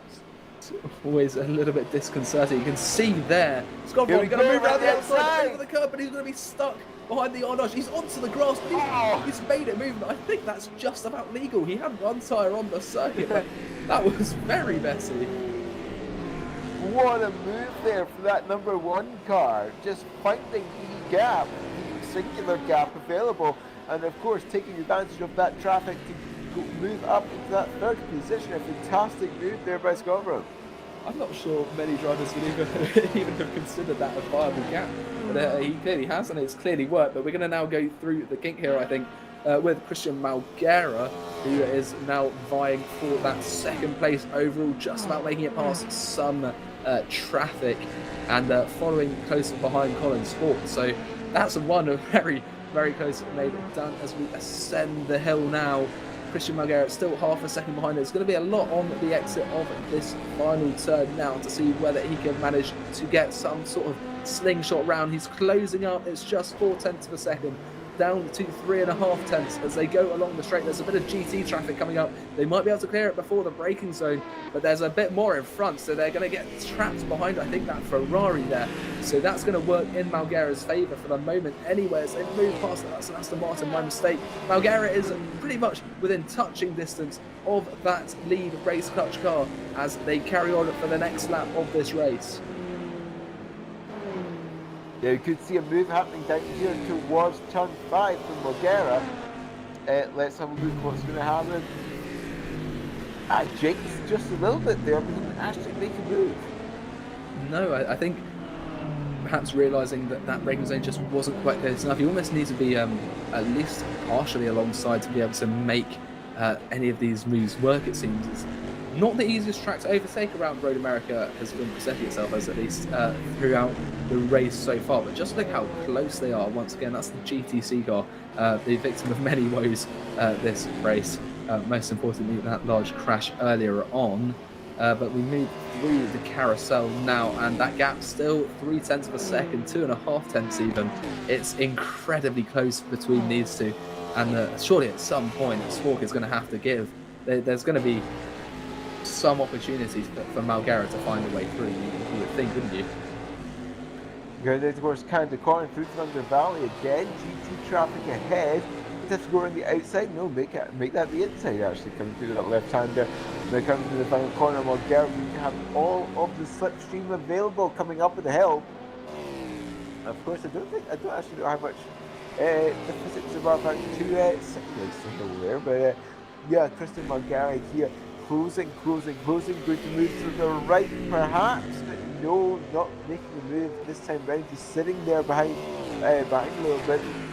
But again, perhaps going for this strategy where that final stop needs to be as short as possible, just saving fuel a little bit perhaps in Symphony car.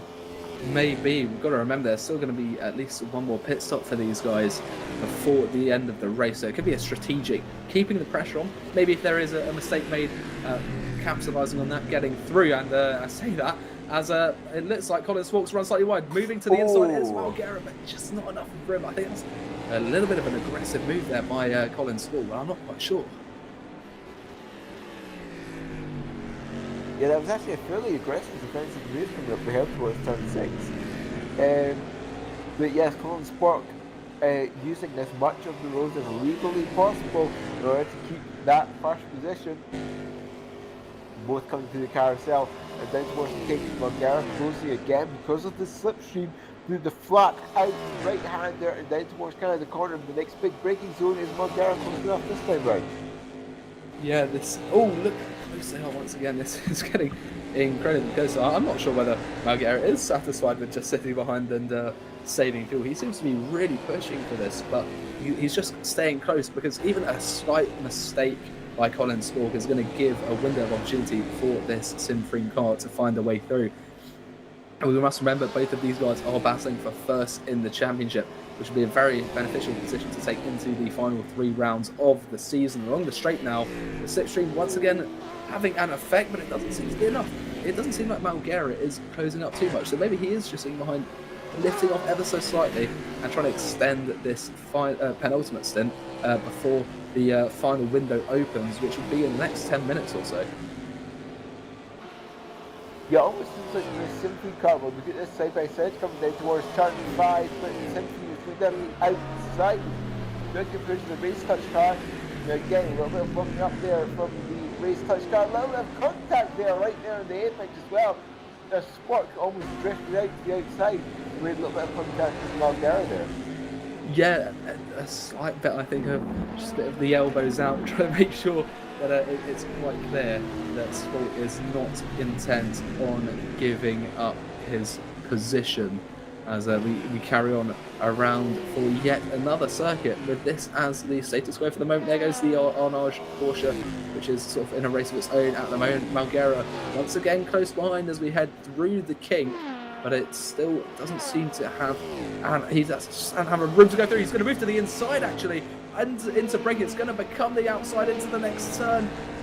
Once again, just doesn't have the move. Spork is placing his car perfectly for these defensive turns, defensive lines to prevent any window to come through. This is incredibly close stuff as we head through the final turn back onto the main straight. Now just look how close Christian Malgara is, 0.2 of a second between them as they go along the straight. There's a fair bit of traffic they're going to have to navigate, and you can see there it's going to be very close as moving to the inside. Malgara has a little look, and look at that, Spork is flashing. He needs to get past this prototype traffic because otherwise he's going to be held up and he's going to lose this position. Look at that, there's hardly a hair between the two of them now. There's still 2 more prototypes to get past as we head up the hill here, and this is incredibly close stuff. Yeah, that was a very, very aggressive defensive move there from Colin Spork.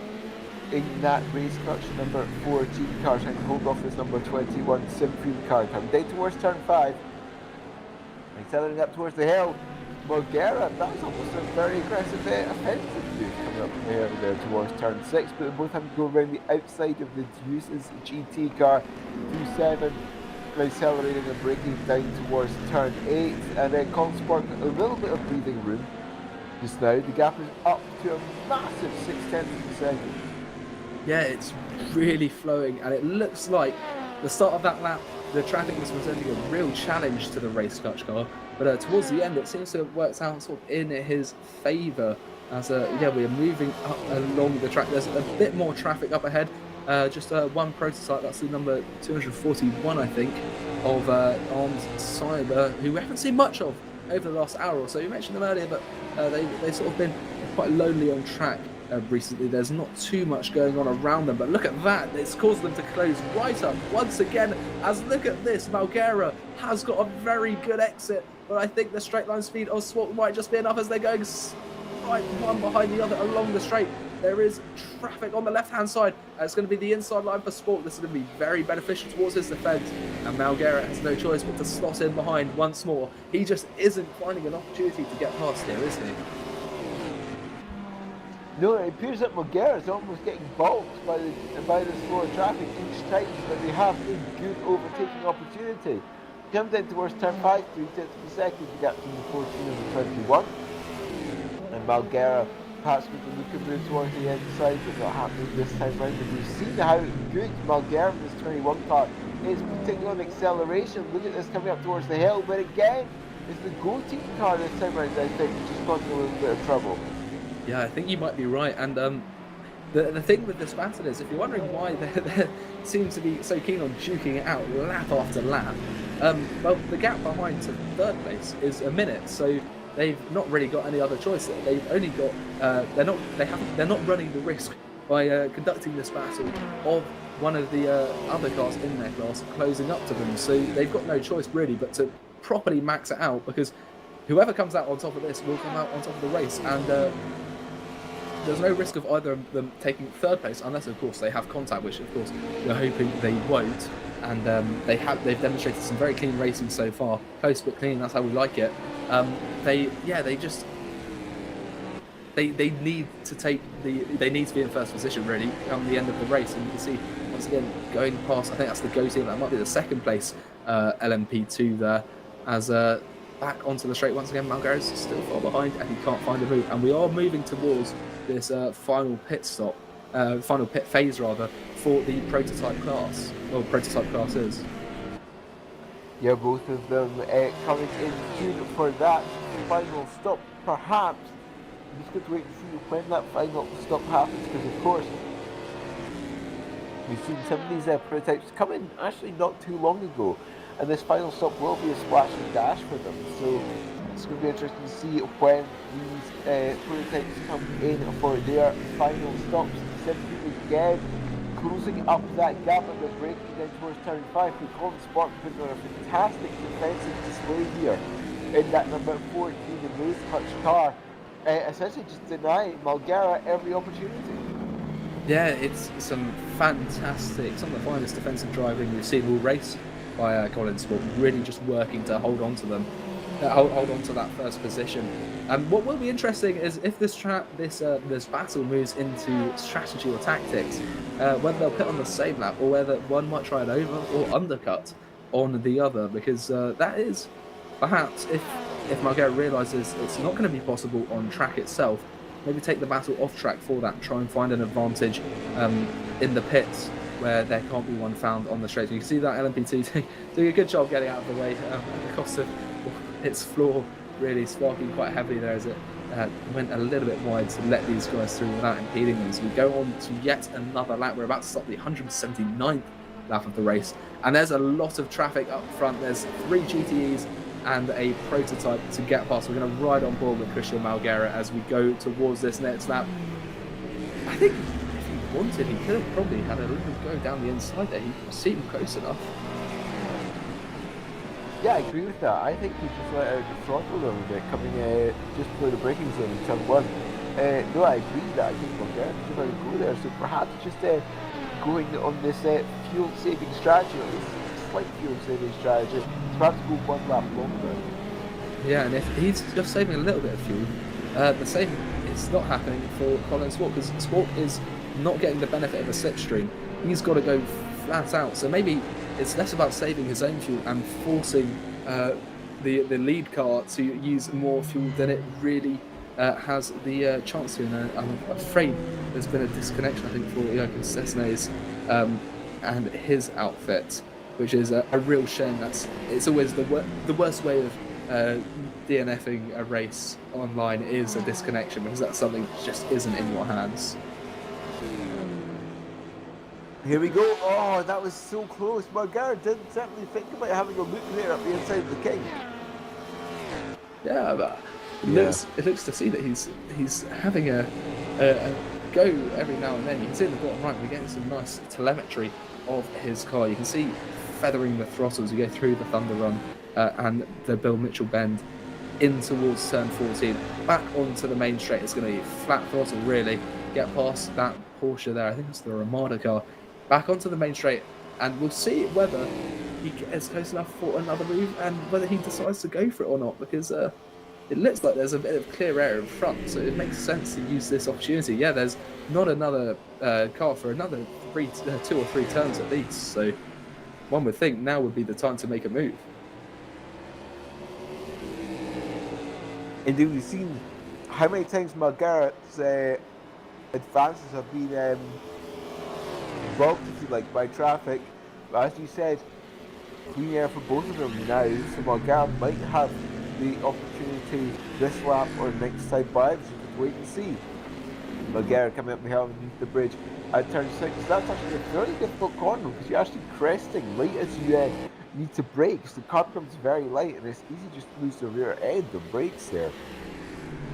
Coming down towards turn 8, left-hander now through turn 9, and certainly the dirty air does not help coming from the carousel, because it is such a fast corner, because it is so long as well. Yeah, you have to think maybe the fuel benefit of following so closely is having a cost on his tyres, because that lack of downforce through the carousel is going to mean those tyres are slipping even more, getting worn down even more than necessary, and causing perhaps a few problems there. But that's really not brilliant for the follower. So maybe more confident on his tyres as Christian Malguera. Maybe, well, I don't really know. I guess we won't find out until the end of the race what the strategy is. Whether Malguera is choosing to stay behind, or whether he has no choice but to be behind at the moment. There's 3 tenths of a second, the gap is coming across the start-finish line down towards a quarter of a second now. Malguera will just put the throttle a little bit again before turn 1, so essentially that seems to be Malguera's modus operandi. Yeah. Particularly when coming down towards turn 1. Yeah, he seems to be quite happy just to sit behind for the moment, and I think, to be honest, the opportunities he takes, whether an overtake presents itself, are only those not that he forces, or that he creates rather, but that are offered to him by something not going quite ideally for the lead car. So maybe it's a sort of a passive attack where he's not directly attacking, but he's just keeping present, and if there is that chance, may as well take it. I think that seems to be the approach he's taken to this battle, at least for the time being. But there's only 40 minutes left. Well, I say only. There's 40 minutes left. At some point, he's going to have to try and make a move work. Or perhaps just waiting and trying to make that move in the pit lane. That could also be very true. That'd be a viable strategy, yeah. That's why, and we are moving towards that time now. Simfreem in LMP2, that number 34, has just gone into the pit, so we are seeing these prototypes perhaps entering the final phase of the race, but we're going through the Thunder Run there. That was very close once again. Yeah, we are entering that strategy phase, so we'll have to see how this all plays out then. So at the moment, all we can really do is wait and see what happens between them. Yes, so coming across the start finish line once again, 39 minutes to go here at Road America. So both these teams, they can stop now and then essentially make it to the end of the race. It's pretty safe at this moment in time. But yes, of course, both these cars will want to short fill. Sorry, trying to make their stop as short as possible when they do make that final stop, accelerating out of turn 3 through turn 4. I know it's called turn 4, it's not a turn. Yes, and coming towards turn 5, Margera again moving to the left hand side just a little bit, showing the nose again, just a little bit, trying to force that number 14 car into mistake. Yeah, I know what you're saying about turn 4. It's very much a flat-out kink, but I suppose that is the way they've chosen to number some of these turns around Road America, which was initially called Elkhart Lake for its first 5 years of existence before it changed to what it is today, and it's been hosting races pretty much since its inception in 1955, and we're now racing on a virtual edition of it, and we've got quite the battle unfolding in front of us here. So it's, I presume, very cold on the track, at least in the game anyway, because the live weather for there is pretty much around freezing, and well, at least in real life they're expecting snow tonight, but we won't be getting that in the game. That won't be till later on anyway. And you can see there on the rear camera is the following Christian Malgara, and this is what has been the sight of the race clutch leader as it goes into the pits, actually. So it's going to be an undercut there from Colin Swalk. Christian Malgara is going to go for another lap, which means his stop will be shorter, but Christian Malgara he's gonna have to go quick. If Colin Swalk can just about keep a decent lap time, maybe able to mitigate the impact of having it a slightly longer stop, we'll have to wait and see. But that is a new development, and perhaps he was sick of the sight of that Sim-free car in his rearview mirror, because I honestly couldn't blame him. It sat there for about 25 minutes. Yeah, I think Spock should come out just ahead of the burst car. I think so. I think Spock and that number 14 car will still have a little bit of free air when this pit stop is over, as well. What's one of the prototypes going straight up there at turn 6, trying to throw themselves out of the way of this number 21 car. But yes, trying to go for the undercut perhaps is Spock, is this race clutch car. Yes, so Colin Swalk, oh well, the burst goes into the stop, into the pits as well, so he won't have to worry about that. But Jan Kattau is not far behind that.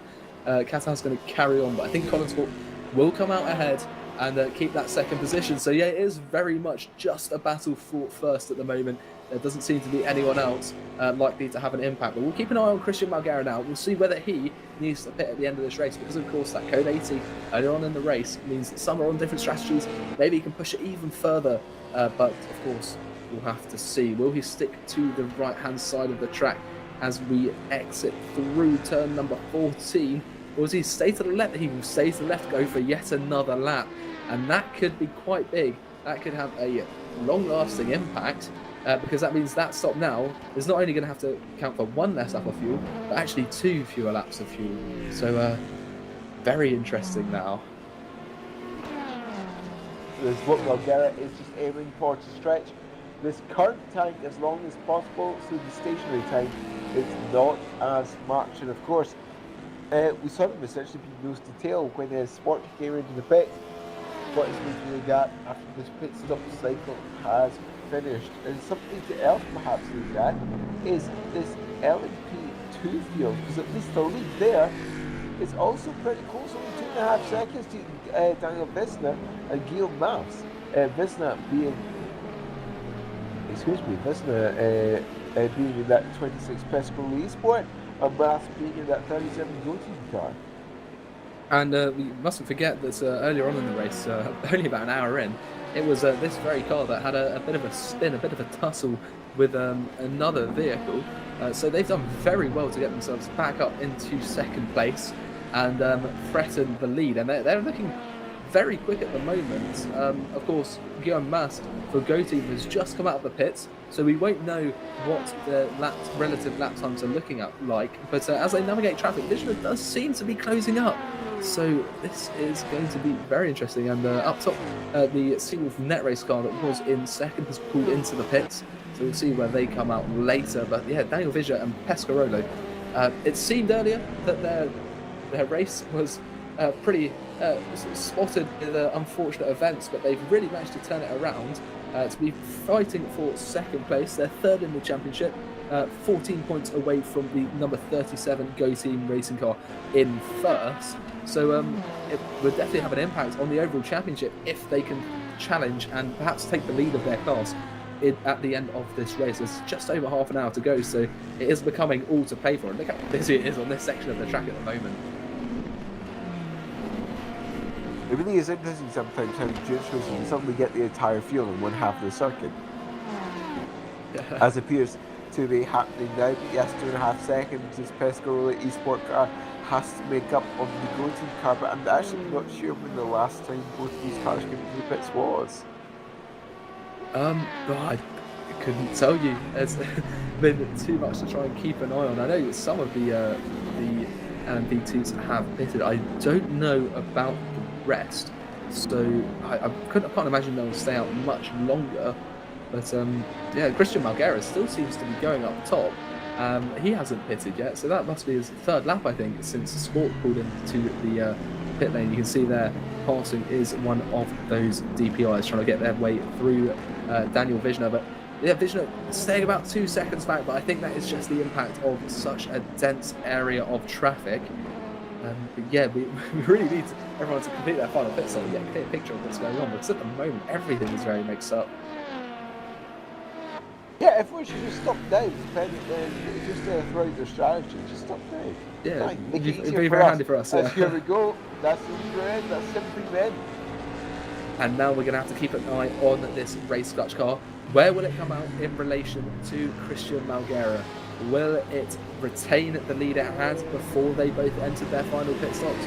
Or has Christian Malguera got such a short stop that he will take that position now? So through the carousel goes Spork, and stationary is Christian Malguera. So we're just going to be following these guys through now. This is going to be a very, very interesting stage of the race. Number 14 now approaching turn 12 and Thunder Valley, which just follows it up here. So is Christian Malguera get moving? Yeah, actually it was 4 laps Malguera went longer. There we go, yeah. Malguera's moving. And he seems to be quite far clear. Yeah, Sport is just about the hill, not even at the start-finish line now. So Malguera, a long, long way ahead. Just going to wait for these gaps to sort out a little bit as Sport comes through turn 1 now. That's about 10 seconds. That goes to show you the impact of fuel saving and really getting that final stint down, that final stop down as short as possible. Because 10 seconds, significant amount, especially with only half an hour to go. Is that going to even be surmountable for the race clutch outfit? I'm not quite sure. Well, 10 seconds from now, and the race clutch is on mediums as well. Oh yeah, as well. Look at that. That's not a very promising sight for race clutch. Although, to be fair, I don't know if there was a tyre change for that Supreme car, because if those are old softs, perhaps they'll sort of have less grip than those mediums towards the end of this stint. I'm not really sure, but it's definitely looking to be in favour of that number 21 at the moment. So just wait for these tyres to essentially come up, they'll at least come up to temperature, but they already are, because I don't actually think Malguera changed tyres judging by the length of that stop. No, I don't imagine he did. I think that would be sensible, but those softs, the end of a second stint, maybe they'll be struggling. So we'll have to see what sort of state that race clutch car is in towards the end. But yeah, it's definitely looking to be in favour of Malguera, and we've already seen that it's not the easiest track to overtake around here. So perhaps they are. Yeah, you can see this is the stop now, and you can see there the time it's showing how long he was stationary for. Doesn't seem to have gone up onto the jacks, so no, those softs are the ones we had on before he stopped, which would have cooled down a little bit in the pits. But yeah, just 28 seconds there for him. Very, very speedy indeed. Yeah, so perhaps your theory about the soft spawning off in the second half of the stint might come true. But of course, this is something we can only see happening in the next half hour. So we're under 30 minutes to go here at Road America. yeah, there's not that long left. So we'll have to see. And at the moment, that gap's staying pretty consistent around 9.5 seconds. In fact, it seems to be getting maybe even slightly bigger. We'll keep an eye on that. But those mediums don't seem to be working very favourably for the race clutch car. Sport seems to be dropping back quite a significant rate, actually. So Malgara really showing his pace. And, well, if Swart does catch up, it's one thing to catch up. It's going to be another thing to overtake. So that's something else you'd have to bear in mind. But I'm looking around the order at the moment. It seems that everyone has sort of been spread out again by this final stop. Perhaps Daniel Vizner, who was 2 seconds back earlier, is now up to 4 seconds back. And Armsober making their final stop there. They're currently fourth. They won't come out in fourth. Valley Sports as well. They're fifth in the championship rather. For DPI, they are making their final stop at the moment, and they might come out in fifth as well because they've got about a minute and 10 seconds behind two Bradley Sellers and the Rookie Monsters car. So we'll see how that all pans out. But at the moment, Colin Sport, his RSAT was invalidated as well, so we can't really get a comparison with him to the race leaders for the time being. But yeah, that gap seems to be getting bigger, and it's not looking promising for them. Yeah, 11.3 seconds now, so that's gone up by about 1.5 since Malgara came out of the pits. And it could be just part of that advantage of having softs, but of course we'll get to see if there's going to be a fall off. But it's got to be quite a big fall off now actually to make up 11 seconds in 27 minutes. Because these DPIs, what sort of times do you actually beat around here? 1 minute 40, so 100 seconds, that means let me just go 3 laps every 5 minutes. I've now 50, so you've probably got 17 laps to go. And with 11.5 second gap, you know, that's got to be a good 7/10 of a second a lap. What needs to be making every lap. And with things looking, that gap's only getting bigger. That's just going to become an even greater task as we progress. So it's Sport, if he wants to win, if Race Clutch want to win, they've got their work cut out for them. It's possible, but it's going to be hard. And looking around as well, Rookie Monsters into the pits. Down in GT, Arjan Velten still in 4th place, about 4 seconds back from Arda Erkan again. So that gap's increased after the pit stops, but he seems to be closing it down, trying to threaten that podium position once more. But this is our race leader at the moment, sitting fairly comfortably in 1st and looking to extend the Sim Freem Esports lead from 1 point, which is a very, at the moment, very not very stable position into something a bit more concrete as we enter the latter half of, well, we're very much in the latter half of the season now, but just the last 3 races. But this is Arjan Veltens, 4.5 seconds back from 3rd place. And looking to close it. In fact, that gap is going down, so it's very possible that this Scuderia Leone car will threaten Caspian Motorsport and perhaps find themselves on the podium at the end of this race. But we'll have to wait and see whether he manages to catch up. And if he's quick enough, it's another 5 seconds up the road to Kamal Nawi and Black Hawk Racing. Perhaps get second, but that would be quite a big ask with just 25 minutes to go. Yeah, that's a big gap. That'd be, what, 10 seconds? Or is it actually 11 seconds up to that 2nd place car? So that is a big gap. As we said, but in fact, Scuderia Leone was almost right on the rear wing of the Caspian car before coming in for the last set of pit stops. And again, Scuderia Leone just appears to be losing a little bit more time in the pit stop phase. Yes, I'm not entirely sure what the cause of that may have been. Maybe less confident on how much fuel they need to take to the end. Maybe overfueling just because they'd rather make it to the end than risk not making it to the end, even if it costs them a position. We'll have to see. I'm not sure where Scuderia Leone stand in the championship, actually, because neither them nor Caspian are in the top 5. So both of them find themselves in very strong positions, actually. As of Maradness, actually. Maradness joined 5th at the moment in the championship. They could be looking to make a very decent gain on Need Racing, who are leading. Need Racing leading the championship for GTE, but they're only in 6th place in their class at the moment, which is not what they want. Juice's Motorsports car neither of their outfits have had a brilliant race either. Their best car is in 7th, and their second car, which is actually which is the one that is second in the championship of the two, is I can't even find it, right at the bottom. So I think there must have been some sort of issue for that number 74, because they are second in the championship, but they're right at the back of the GT field at the moment. And really, it does come back to essentially just one bad race that you're allowed in the championship, because, as you said, we are firmly in the second half of the season. Indeed, we are now on race 5, well, today's race number 5 out of 8.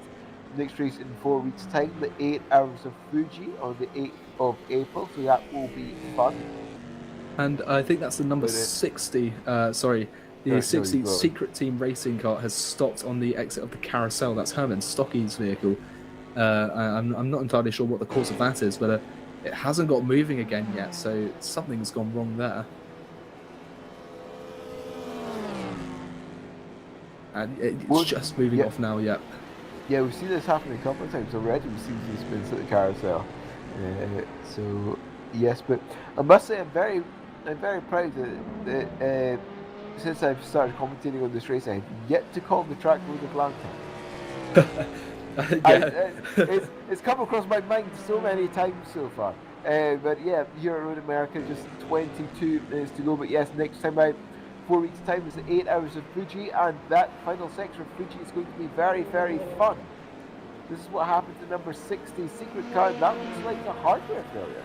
Yeah, that definitely, yeah, because it sort of just froze up and carried on straight forward. So I'm not sure what that is, but it certainly wasn't driver error, that's for sure. So it'd be interesting to get an explanation for what that was, but it didn't seem great. But at the moment, we're back down to iron belt ends.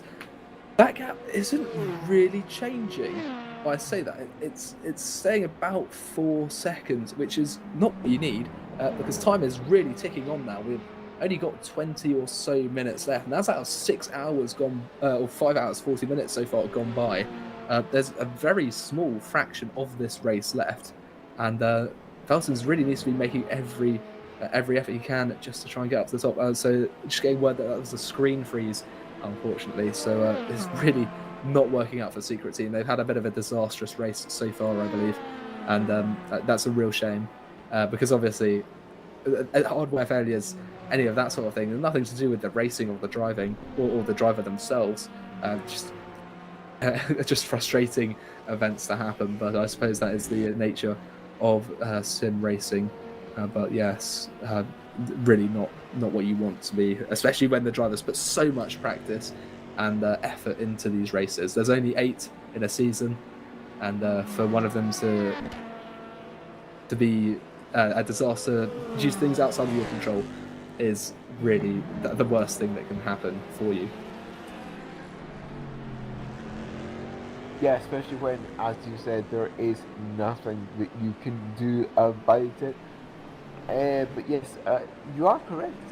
Going back to your previous point about Scuderia and Velt, it's very peculiar this gap isn't coming down. Because I definitely thought that Scuderia was faster. Yeah, no, I thought they were faster as well before the pit stop phase began, but yeah, because they were right on the tail, as you said earlier, of that Caspian car, but for whatever reason, now that just doesn't seem to be the case. So yeah, it's very peculiar what's happened. And I'm looking up at the top. It looks like Christian Margera is just ever increasing his lead. It's now up to 14 seconds over Colin Spork.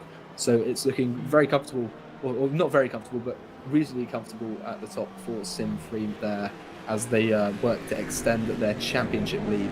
I think slightly off track was Veltons, but this is Christian Margera, who's having to take some evasive action away from a rather loose Aston Martin there.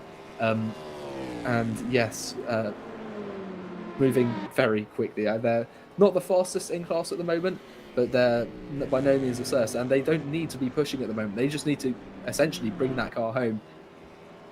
Only 20 minutes to take it, and that's all they really have to focus on. This is Guillaume Merce for Go Team Racing, leading LMP2. That guy behind to Daniel Vizner, who was looking slightly challenging earlier is now up to 9 seconds, so that's not much of a threat anymore for him. However, speaking of Daniel Vizner, we have this man, Zoltan Varkonyi, for Sim3 Esports, the number 34 LMP2. It's in its third, but could well be on its way to take second from the Pescarolo outfit if they can keep up the pace they're going. They were 6/10 quicker on the previous lap, and there is definitely enough 2 time seconds left to for get, them to threaten. Yeah. Yeah, the Pescarolo car could indeed be in danger of it losing that second position. Daniel Vizner's got to defend for what, it'll be about 15 minutes if the Sim3 car maintains this pace. Yes, I think so. If he can get within a second, he'll be in a dangerous position. And 18 minutes driving by yourself isn't very long, but 18 minutes where you're defending is a properly difficult state of affairs. So this is going to be a very interesting battle to watch unfold, especially towards the end when stakes have become so high. They've been driving for, or these guys rather, have been driving for well over 5 hours now. It's so close to the end, and your final position is the culmination of all of that effort and also the weeks of preparation that go into a race. So all is to play for. They are going to want to have that second place, and that's going to go for both of them. So we will see, I think, some very fiercely fought battling between these two once they're in a position to duel for that second place.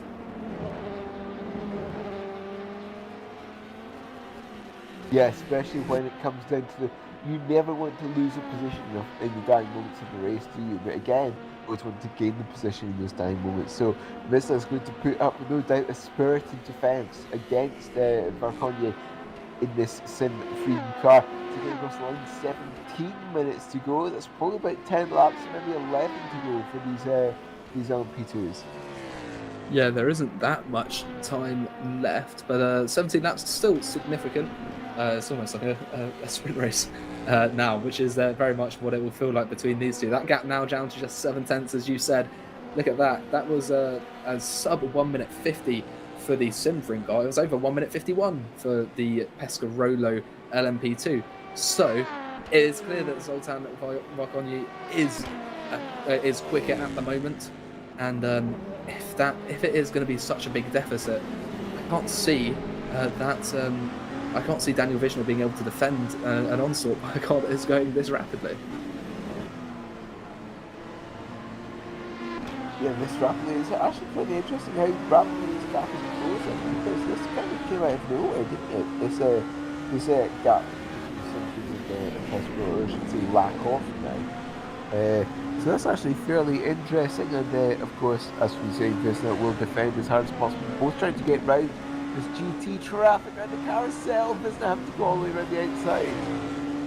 Yeah, this is very close. And what's interesting is we thought Daniel Vizner might challenge for the lead earlier, but now he's at risk of losing his third place. So it's a very interesting change of dynamic in the last few moments here at Road America. So there is not too long left, 15 minutes and 30 seconds. Looks like Christian Marguerite, now that gap is up to 16 seconds, as you can see in the top left hand of your screen. Whereas here, look at this, just 0.2 of a second for second place in the LMP2 category. This is pretty much the only battle that's occurring on the circuit at the moment. And you can see moving along the straight now, there's a bit of slipstream there for the Sim3 car, but it doesn't seem to be doing too much to put them along. But there's a GT just in front of them that they're both going to have to try and get past into turn one. Look how much it's going to close them up. That Corvette really needs to get out of the way. And look at that. Look how close they were. Varkonyi almost boxed in there. Vizner really using that traffic to his advantage as much as he can. Block any route through. But look at that from the nose cone. You can see just how close these two drivers are. It's almost down to under 1/10 of a second. They are going to have to be very careful, as there are faster prototypes making their way through. It's down the inside goes Zoltan Varkonyi for second place in the last 15 minutes of this race, and it looks like he might just have secured it. He's got to defend it though, as up the inside has a look, but I think Vizner is going to have to accept that loss. No, he's not, because that's a big old tank slapper there for Varkonyi. And he's not had a great exit here. Once again, Vizner is threatening. He's going to have a look round the outside. Maybe go for a later apex, try and get his throttle down early. Oh, there's a bit of contact there between the two of them as they head under the bridge. Oh, this is very close. Marconi just about holding on, but Vizsla, as they come up to traffic, he's going to have to stop. He's going to have to slow down. There's a Ferrari in the way, and that could have been, I think that was the Deus Ex Machina there, coming in to save the day for Marconi, because that has finally sealed the deal of that move, but it was not easy at all. Yeah, Marconi using that GT traffic perfectly coming around the carousel to box Vizsla in, but again, not a good exit coming out of Canada corner. The Supreme car doesn't appear to get good exits out of corners. It's good on entry, good to the middle, but when it comes to the exit phase, doesn't appear to be that strong. It feels like there seems to be some decently heavy wear to the rear tyres of that car. Maybe he's struggling to get the power down. Of course, you do have traction control in these vehicles, but look at this. Daniel Vizsla, the deal has not been sealed at all. He's going to move past. He's got very good straight line speed as that other car. And up towards turn one, he's going to get the position done before they even get to the turn-in of the corner. So it looks like that's worked quite well for Marconi. So not for Marconi, rather for Vizsla. So this is a battle far from decided, and the way it's looking could very much last right up until this checkered flag. So we'll have to really keep an eye on that. But Tim Iris, just as a side, have pulled into the pits. A very late stop from that team, and that's going to put them to about 8th place in their class. But again, they're not really got anyone near in front or behind, so they can sort of get away with that. And of course, for every lap these two fight, it allows the Go Team cars to run away a little bit more. That's true. In this Yes. LMP2 class, but here comes Marconi again, and again coming back on the rear wing. So the 17 car does have pace. The Pescarolo car has pace. It just appears that the times that they have pace are opposite to one another. Yeah, it does seem that the Pescarolo is much better in the corners, but the Pescarolo rather are better on the straights at high speed. But that Sim Freem car seems to be very effective in the corners, and that's going to create an interesting dynamic for this battle because they are such their strengths lie in such opposite areas. And that's the reason that perhaps Vizsla is able to defend, because it's much easier to defend when you've got the straight line speed, because you can sort of improvise in turns. When you're driving in a straight line, you've got nothing to fight back with. Yeah, it's always more difficult when you've got a car that is a bit slow in the straight line to defend and to attack. You can make up time in the corners, but kind of hard to make a move in the middle of a corner when it is in the straight, isn't it? Having a look back from the rear of the Pescarolo car now, having a look at the trackside cameras once again. Marconi again, only 0.3 seconds separating the two of them, will have a lot of slipstream actually off the back of the Pescarolo car as they come down towards turn 5 into the left side of the circuit, the inside, as they move past this GT traffic and bringing hard for turn 5. Marconi not able to move this time round, but look at these GT cars ahead. Yeah, this could create an interesting they essentially become an extra chicane. That's the 66 Jean Alesi, I believe, just in front of them, and I think as well the Ramada Motorsport Porsche. I'm not entirely sure, but they've come across them at a relatively fortunate time going into the turn. No, it's fortunate for one, but not for Marconi. He's had to take a slightly wider entrance, not been able to quite get to the apex there as they head through the carousel now. Once again, he's hanging on, but he's just not finding a way through, is he? There just isn't that room that he needs to get past and then try and make it stick. They're clear up ahead for the time being as another DPI finds its way through. But yeah, this is really not working out, it seems. Oh, well, I say that, Marconi is going to take quite an audacious move there down the inside. Push Vizsla wide. Vizsla is just about going to hold on as they head through the Thunder Run towards the last couple of turns, and off the track goes Marconi. He makes it back on, but you can see just how desperate he is trying to get this position. He's trying to seize any move, even if there isn't a move, to try and get past, and he is just not finding the opportunities he's looking for, and he seems to be getting slightly frustrated by that. You're trying every move possible is Marconi. With less than 10 minutes to go, 9.5 minutes in fact to got to start finish line, the Semtrain car appears to come to life in its own within the past couple of laps. Yeah, it's very impressive how that's happening. We're going to go down to Leonardo Vela, who had a drive-through penalty, remember, earlier for causing collision. I think it was with this car actually, it was with one of the juices, is now in 8th position, looking to take 7th, just a 10th of a second or so between them, a snap of oversteer, he's onto the grass, but he's managed to hold on to it. We've got too many things to keep on top of, but we'll go back to the Arnage for the moment, as there goes the Vela DPI, very fortunate, but look how hard Vela is pushing, he's going right to the edge of the track, and even slightly beyond, as a new best lap time there for, I'll actually read that, from the window, Gallagher, I think, who has set something quite rapid, a 1:47, I think. So that's not too bad at all. Yeah, very, very rapid lap there. 0.6 of a second between Verla and the GC Motorsport Company. 0.3 of a second actually, as they're accelerating up the hill to cross the start finish line with 8.25 minutes to go, which makes it about 4 or 5 laps for these GT cars. So not that long for Verla to actually make that move, about 20 miles left for that move to be done. And here comes Raconnier once again, coming through Thunder Run, through Thunder Valley, and then coming through towards the final corner. Is going to be taking a little bit of a wider line to try and the up and under perhaps, try the cut back, but not able to do anything, but right under that rear wing. In fact, so close under that rear wing, might be too close to actually gain any slipstream. I think you might be right, he's incredible because he's going to try... Well, he's going to move to the inside.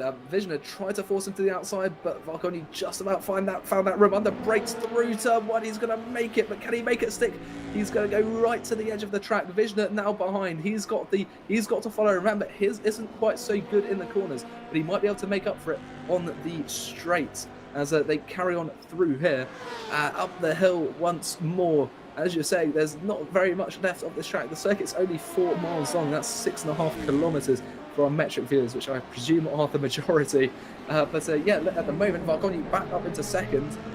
7 minutes to go. He's going to have to work hard to defend this. We've seen that Visioner has the capability to strike back, and I'm sure Visioner actually turns in, I think, to into a DPI that was lapping him. Maybe so distracted by what's going on in front of him and his current focus being on Valconi that he didn't notice that that DPI at the inside. We'll have a replay here of Leandro Vela making a move on that Juice's car. Oh, that's just traffic not working out. It's all this. Oh, look, back across. Oh, in fact, I think that's rather poor driving there actually. Yeah, that might be frowned upon. Yes, no, and given we've seen a very proper enforcement of the rules, I think would be the way to put it.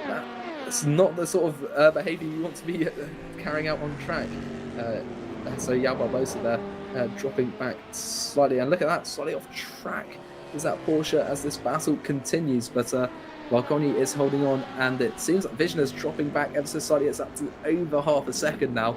That's not ideal. Time is running out, and it's running out quickly. Yeah, the clock is ticking down. Less than 6 minutes to go here at Road America, and I make that for these LMP2s now about 3 laps, depending on where the leader is, depending on where this Simframe cut. Oh, is well, that's a line there from the Pescarolo, isn't it? Yeah, a line indeed. That was going into different zip code momentarily there. Yeah, I think he tried to forge a new path around this circuit, but he's lucky to not pick up a penalty for that, because of course you get away with a certain number of track limit extensions before you receive a penalty. So maybe tactical, maybe it was just an accident, but regardless, he had the leeway to do so. So for the moment, he's still in this battle, but he is dropping back quite badly, and the traffic really hasn't been working in his favour, has it? You can see he keeps finding himself trapped behind GTs. The Valconi seems to just be able to find his way through. Yeah, it's all about this. It's all about using the traffic to the best of your abilities, especially when it comes towards the end of the race. And then look at that, 2.5 seconds or so the gap now. So I think Verconye has this dependent on nothing happening to that car. I mean, look, Scura Leone, this gap is now down to 1.5 seconds in the dying moments of the race. We've got about 2.5 laps, maybe 2.5 laps, I think, probably these 2 GT cars have. Where is the race leader actually? There's number 21 car. Having a look at the track map. Just come across the start finish line now, actually. So that means he's got 3 laps left. 3 laps to go, yeah. So that means I don't think that they're actually going to be able to catch Arcan and Veltons before then. Because I think this is about halfway around the lap. I don't think that number 21 car is going to make the move on these two GTs. in which case I think they also have 3 laps laps, remaining yeah, I then. think Yes, so. so Veltons might just, right at the end of this race, have an opportunity, but he's going to have to work really hard. I think what he might have been doing earlier is sort of conserving his car, getting those tyres just to the end of the race, keeping as much grip in them as possible, and now he's decided to push, because this way, by overtaking right at the end, you don't have to worry about defending as well, so you can use the tyres to their maximum extent from this point onwards and try and take that podium position. So this is going to be the battle we watch unfold for, I think, the final phase of the race. Yeah, it looks like Daniel Mission are dropping back even further, so this is going to be very significant. That number 93 and that number 475, both outside of the top 5 in the championship for GTE. So this is going to be a solid number of points. It's going to boost them up the order, I think, fairly significantly. If they can be the one that finishes in that third place, and fourth is by no means a bad finish either. But of course, a podium is always an extra thing to walk home with. A little bit sweeter, isn't it? Yeah. With 0.6 of a second, now 2 minutes 40 to go. Where is this number 21 car out there on circuit? Is now just going across the start-finish line. And these two on their run, where is Belt? Yeah, so just going across the start-finish line now is race leader. Well, I don't know, it could be close. I've just been getting some word that there is the strategy that Veltons and Scuderia Leone have been taking is saving as much fuel as they've had to save a lot of fuel this stint essentially, and I think in order for them to reach the end, they need the lead car to overtake them before the checkered flag, and I'm not sure that's going to happen. If they're pushing at this rate, they need to overtake and get taken over. It could happen. 21 cars just coming through turn 6, which is just that left-hander just over the crest. And these two are coming down towards turn 8, coming through the carousel. It could happen still. This is going to be very close, of course. Veltons is looking for that position. It's 0.7 of a second. If he can get through, we'll have to wait and see. You might be right, actually. That 21 could make it through because we're on our penultimate lap now. That's certain. Yeah. You might be right. I think that DPI can overtake, which gives Veltons about 1.5 laps to make this move work. He's got 3.5 of a second gap now. It's getting properly low. He's essentially going to have a 1 lap opportunity, 1 lap window to try and make it. Big slide there from Caspian through the corner. Yeah, you're right. That was a bit of a tank slap. That's not what you want to be doing when you're defending. You need to be maximising your exit speed because that is how you defend. Because of course, well, being quicker is the ultimate goal of racing. Regardless, there we go. There's along the straight, and this is going to be a sweet sight for Scuderia Leone, given their strategy. Which means we are now on the final lap of the race. Ian Veltons into turn 1. Then is going to perhaps have a look at doing a move. It's getting a little bit dark here now. You can see those headlights lighting up the circuit, and we're going up now towards turn 3. Still no opportunity for a move. But there is a large part of the lap left. There's different opportunities, and I'm not sure which car is stronger where. We're going to ride on board with Ian Veltons as we run under the bridge as we head towards the next section of the track. But this is going to be a potentially last lap overtake for a podium position in this GT category. So close, coming through turn 5 as the clock is now running out. And there we go, the clock is at 0. So next time 21 car comes across the start finish line will be the end of the race, but look how close Scuderia Leone is to Caspian Motorsport, and Veltons using every single inch of the track possible. And a lock up there from Erkan coming down to 8. This is incredibly close up. You can see the pressure Erkan's on. As you said, he locked up. He's right on the edge of grip as they go through here. Look how close they are. Just a bit of contact can send them both around. They're so highly loaded. Veltons is going to perhaps take this opportunity. No, he's had to drop back a little bit because there just wasn't the space. Canada corner.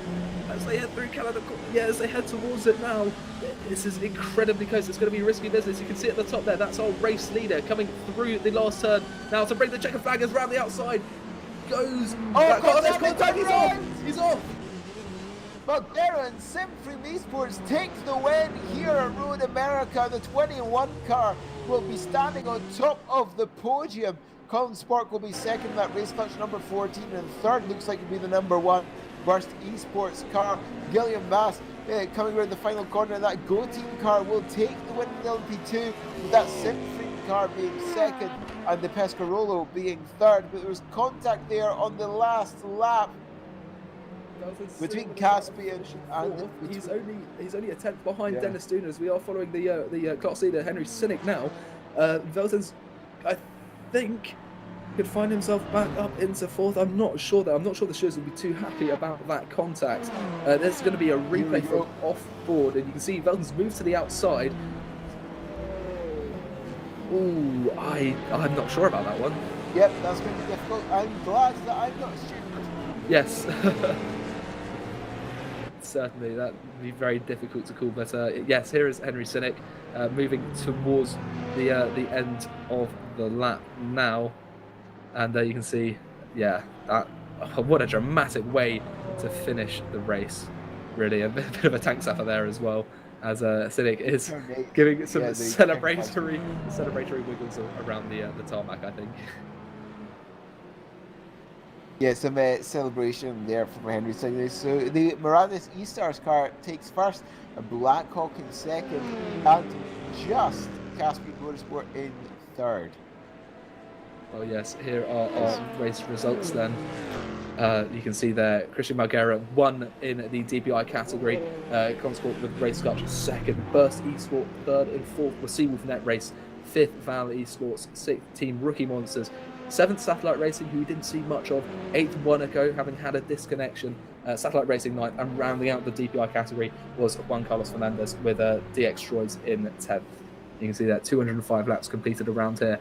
Then moving on to the LMP2 category, Go Team Racing 1, Tim Freem Esports taking second right in the closing stages of that race. Pescarolo third, having had a bit of a dramatic race earlier on in the first half. Simframe Esports 14th and fourth in class. Arms Kilbert behind them. Sixth were Visceral Esports, seventh the second Arms Kilbert outfit.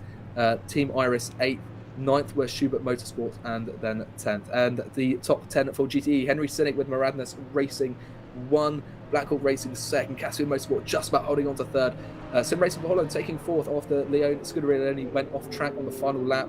NeedRacing.com 6th, that's not great for their championship prospects. Arnage Racing 7th, Juices Motorsports Club 8th, Go Team Racing 9th, and Ramada Motorsport rounding out the top 10.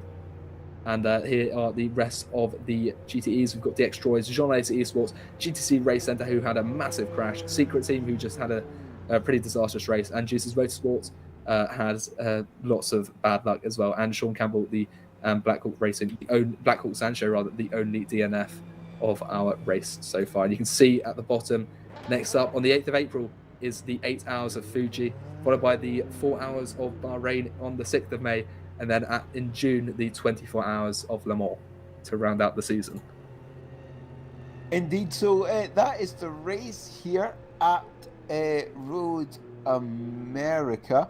And, well, it was an incredible finish to the race. We essentially battles until, well, the timer had already run out. Yeah, I mean, you don't get much more of a dramatic finish than that. And not just in one, but two categories where the top positions decided in the closing stages and throughout as well. Battles everywhere and a lot of drama, but a lot of good racing at the same time. Yeah, so here we are from Road America, and yes, an absolutely fantastic race. Of course, as Hugo was saying, 4 weeks' time will be the Fuji 8 hours with that most wonderful final sector, which I'm very much looking forward to. Yes, and perhaps some adverse weather conditions as well, or I think that they'll be expected anyway. But yes, I think that is going to conclude our coverage of this race. I've been joined by Vadir Heatley, and that was the 6 hours of Road America for the Virtual Endurance Championship.